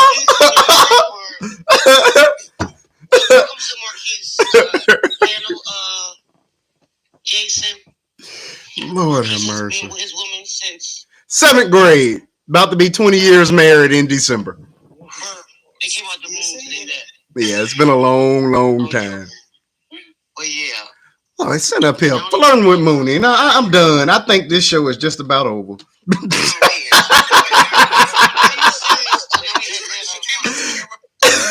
just want to say this. This story hit my brother because I don't know if you guys know. I mean, I don't want to tell your story, but Marquise had something similar, but he had a choice. Mm-hmm. And thank God, it worked out. But we had a choice. It worked out, and they're both here. Yeah. Oh, is this the story you were telling at the beginning, Marcus? Yeah. Like I said, I didn't want this to become my show or about me because this is way more important than me. But I mean, everybody knows my testimony. But this is your show. I think you should let them know because a lot of people don't know. How many times have I given that testimony? Not tonight. Y'all can come back another. Y'all can come back another night for that testimony. Just share it. Listen, we'll make it real clean. Yeah, we'll make it real clean. He's got videos on his page. It was a choice that came down to the life of the child and the life of the mother. And Marquise is happy because they had a choice. Correct. And what they chose, that's to go to the video. It will definitely give you context. But the point is, no matter what the decision was, they both had a choice. There was a choice. This is not a choice. Yeah. Beautiful wife and beautiful daughter. Yeah, they made it. Praise God. But yeah, if you I talk slow, Mooney. Yeah, I would have been forever. Yeah, if you want to know about it, it's a documentary on my YouTube page. Faith and Bishop 2. Just go to the top of my TikTok page, hit the link there, subscribe. It's a documentary, the Blue Blessings, the Bonner family story, and you'll hear all about it. Just be prepared, get you some Kleenex because you're gonna cry 2 or 3 times watching it. So it was good though. It's a great testimony. But yeah, that's why this story hits. Okay. All right, folks. Question Nurse Nancy said. What is Nurse Nancy talking about? She said, she said, I wonder if it's her same co-workers taking care of her. Like, is she at this hospital? Oh, we don't know if it, we don't know that. We don't know. Oh, okay. All right, folks, I think it's time to wrap this thing. It's way past my time. I was supposed to be off at midnight. So we're going to end the show like I always do. Each of my panelists has 1 minute to give me their final thoughts. You can talk about any part of the show or just leave us with something for us to think about until we meet again on next Friday. I'm only live Friday nights, 8:30 Central Standard Time until midnight. We'll start with you, Miss Mooney, and work our way on down. Give me your final thoughts. I think one of the most important things that we touched on, obviously, was where does autonomy start, regardless of comfort. But number 2, one thing I want everybody to remember is what we touched on earlier. If it happens to one, it can happen to all. The main difference is those that can financially afford to avoid it. And that either goes one of 2 ways. You unalive of old age, and we all know about it, but nothing happens. Or your money only goes so far and you get caught, but you get away with it for 25 years, i.e. Diddy.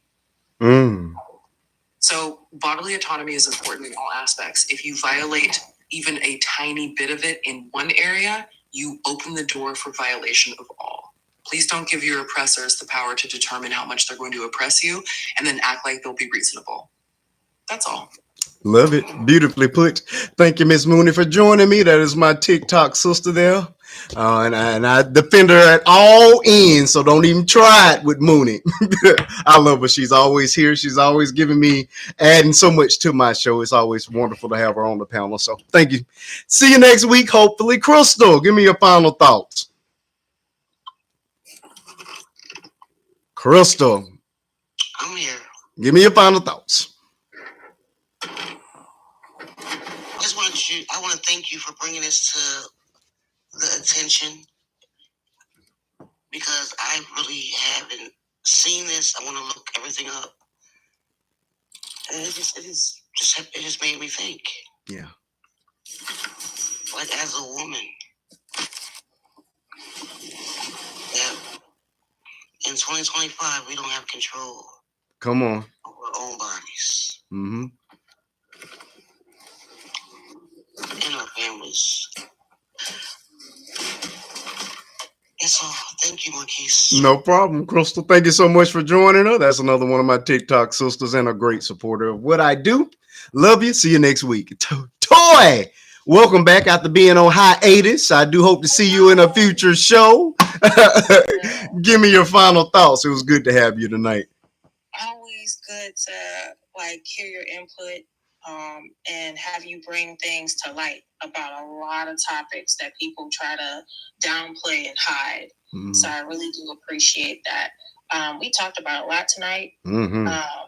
And it was very friendly, very informational. I do want to say this because I keep harking on the people that said, I didn't vote for this, I didn't vote mm-hmm. for this. This is something that I never did vote. I voted about it, but even though you didn't vote for this, this is going to affect you one way or another, especially people of non-color. I'm going to leave off with this quote by Lyndon B. Johnson, and he said this: if you can convince the lowest white man he is better than the best colored man, he won't notice you're picking his pockets. Hell, give him someone to look down upon, and he'll empty his pockets for you. That's deep. He said that. This had everything to do with him enacting the Civil Rights Act and everything of that sort. And if he said that, you have to think what your vote is going to. It doesn't benefit you. Hey, Miss T. Marie. It benefits those who could basically run over you and use you as cattle. And that is my final thoughts. I love it. Thank you. It's so good to have you back. I hope to see you back soon. Don't stay gone so long. I love you all. Thank you so much for being a part of the panel and adding so much to the show. Sunset, I'm not going to be nice to you. I got to be mean to you. I hadn't seen you in forever. Listen, come on back and don't be missing for months at a time. Are you even awake right now? Sunset probably asleep. Sunset going once. Sunset going twice. Sunset going to the comments. I knew she was asleep. She been messing around with them trees, if you know what I mean. But I love her anyway.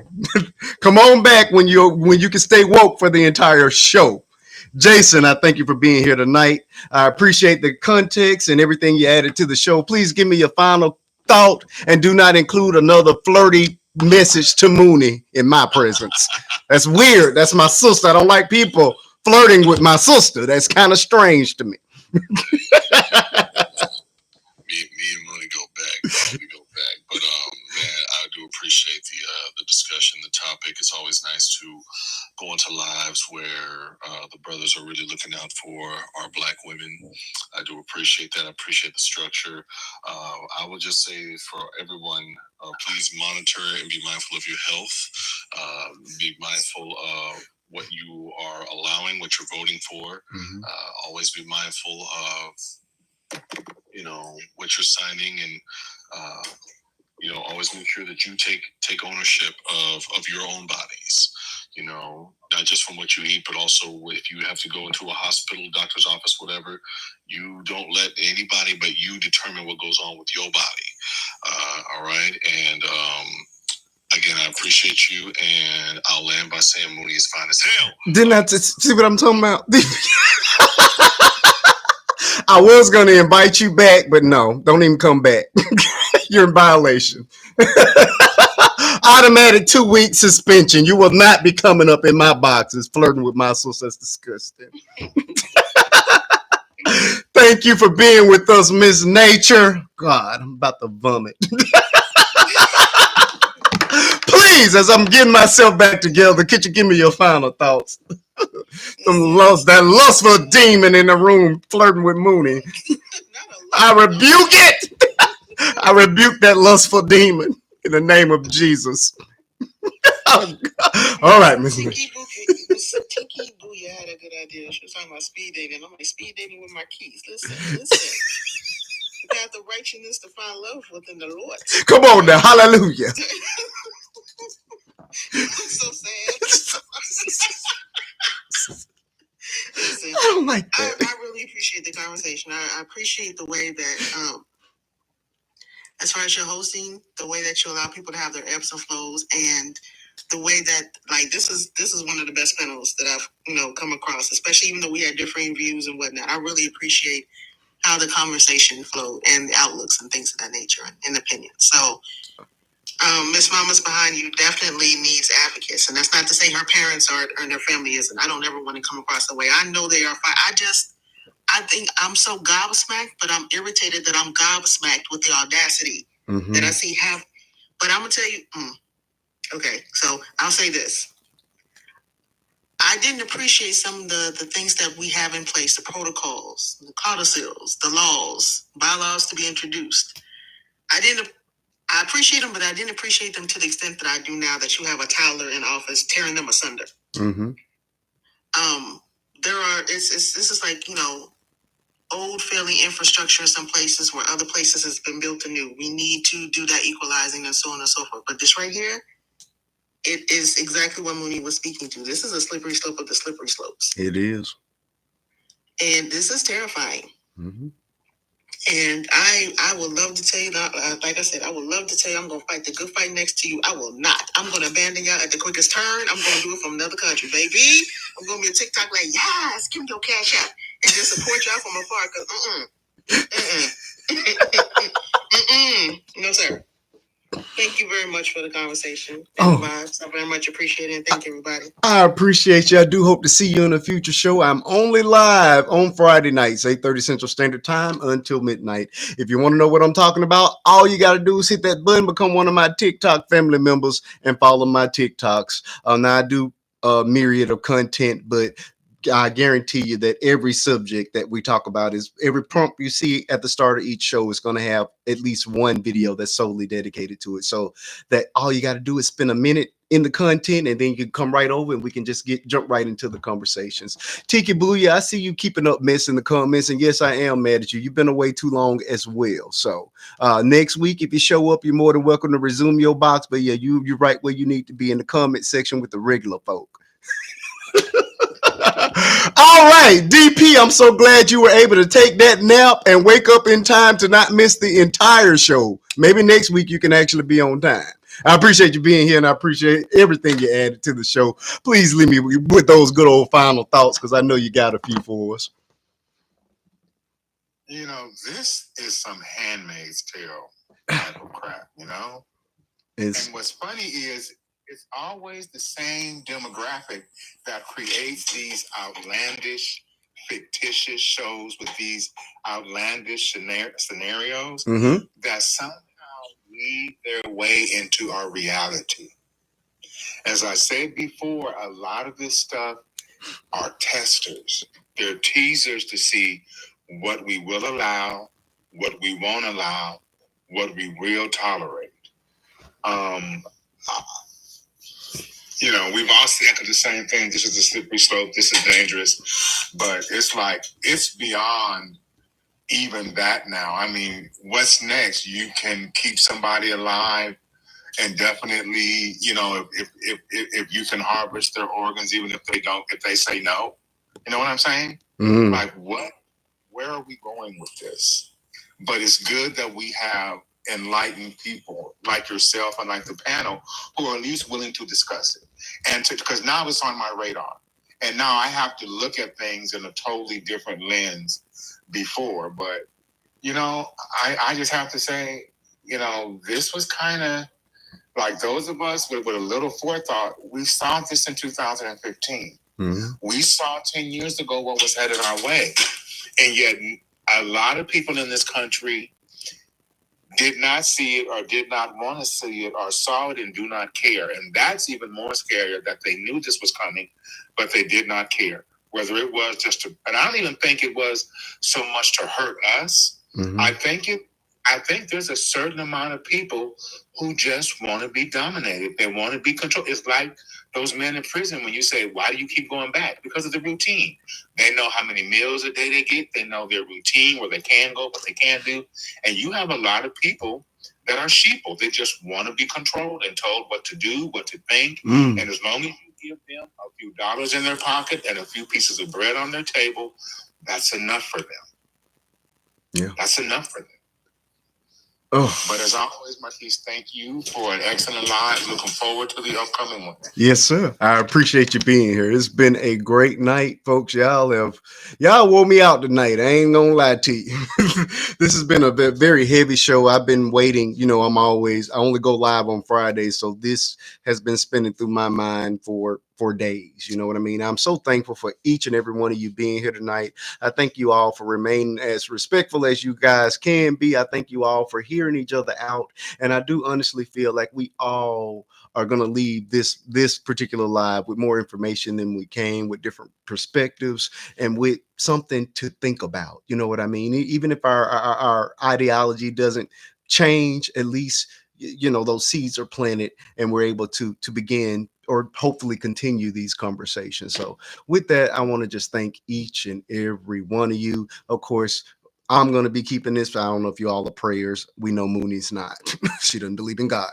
But for those of us that do, we're going to keep this family in our prayers. Again, there are GoFundMe's that are set up, and these people are going to need plenty of money. So just as we have those white tea people that are over there donating to that woman that called that 5-year-old baby the N word and is about to become a millionaire for it, we can certainly go out here and support our deceased sister who is being forced by the law to continue on in a pregnancy, even though she's no longer with us. So please consider going over there and donating to that cause. With that, I'm going to go ahead and end this particular show. I thank each and every one of you. I love you all with the love of God. Please come back and talk to me next week, 8:30 Central Standard Time until midnight. Fridays only. Again, I am right here. Hit that button up here if you haven't already, and please go over to my YouTube. Same username, Faith and Bishop 2, all spelled together with the number 2. Hit the link you can hit the link at the top of my TikTok page to also get to it. Hit that subscribe button. Every live that I do is recorded there. So if you've missed any part of the live, you can go back and watch it. I don't get a whole lot of traction during the live, but people do tend to go back and watch them, and that really helps get my watch time where it needs to be so that I can monetize over there at some point. And also, this app is in danger of being cut yet again next month, so I want to make sure that I don't lose any of you guys if and when this app is sent on to glory. So please subscribe over there on that YouTube platform. I know I got a couple of requests still left for people that want to come up, but it's not going to happen tonight. I'm going to bed. I thank you. Love you all with the love of God, and I will see you all on next Friday. Have a good weekend.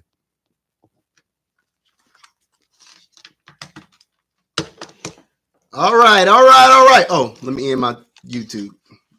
Sorry, folks. Anybody here? Oh, okay. We got one person still left over. Oh, my camera needs to move. Hold on, folks. Boom. Turn this light off.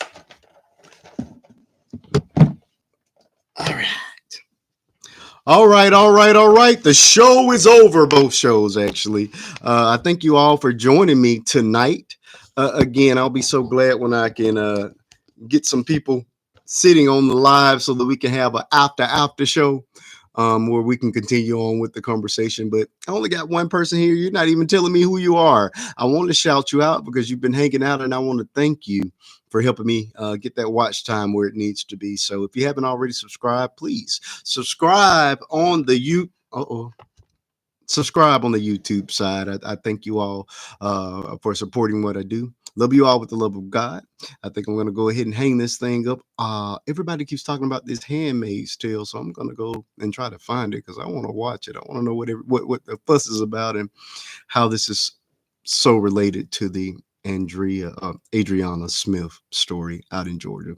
Let's keep her lifted up in prayer. And with that, I'm going to retire for the night. So it's been 4 hours and 40 minutes, and I've loved every single minute of it. Please leave your thoughts and comments. At any point, I'm going to go back and when I see them, I do respond to them as often as I can. So please feel free to leave those comments on your thoughts on this particular situation. And with that, we're going to end this one, and I'll see you all next week. Just as I do on TikTok, I also do dedicated videos here on YouTube, so you guys will know what I'm talking about. I'm here each and every week because we have unfinished business. See you next Friday. All right.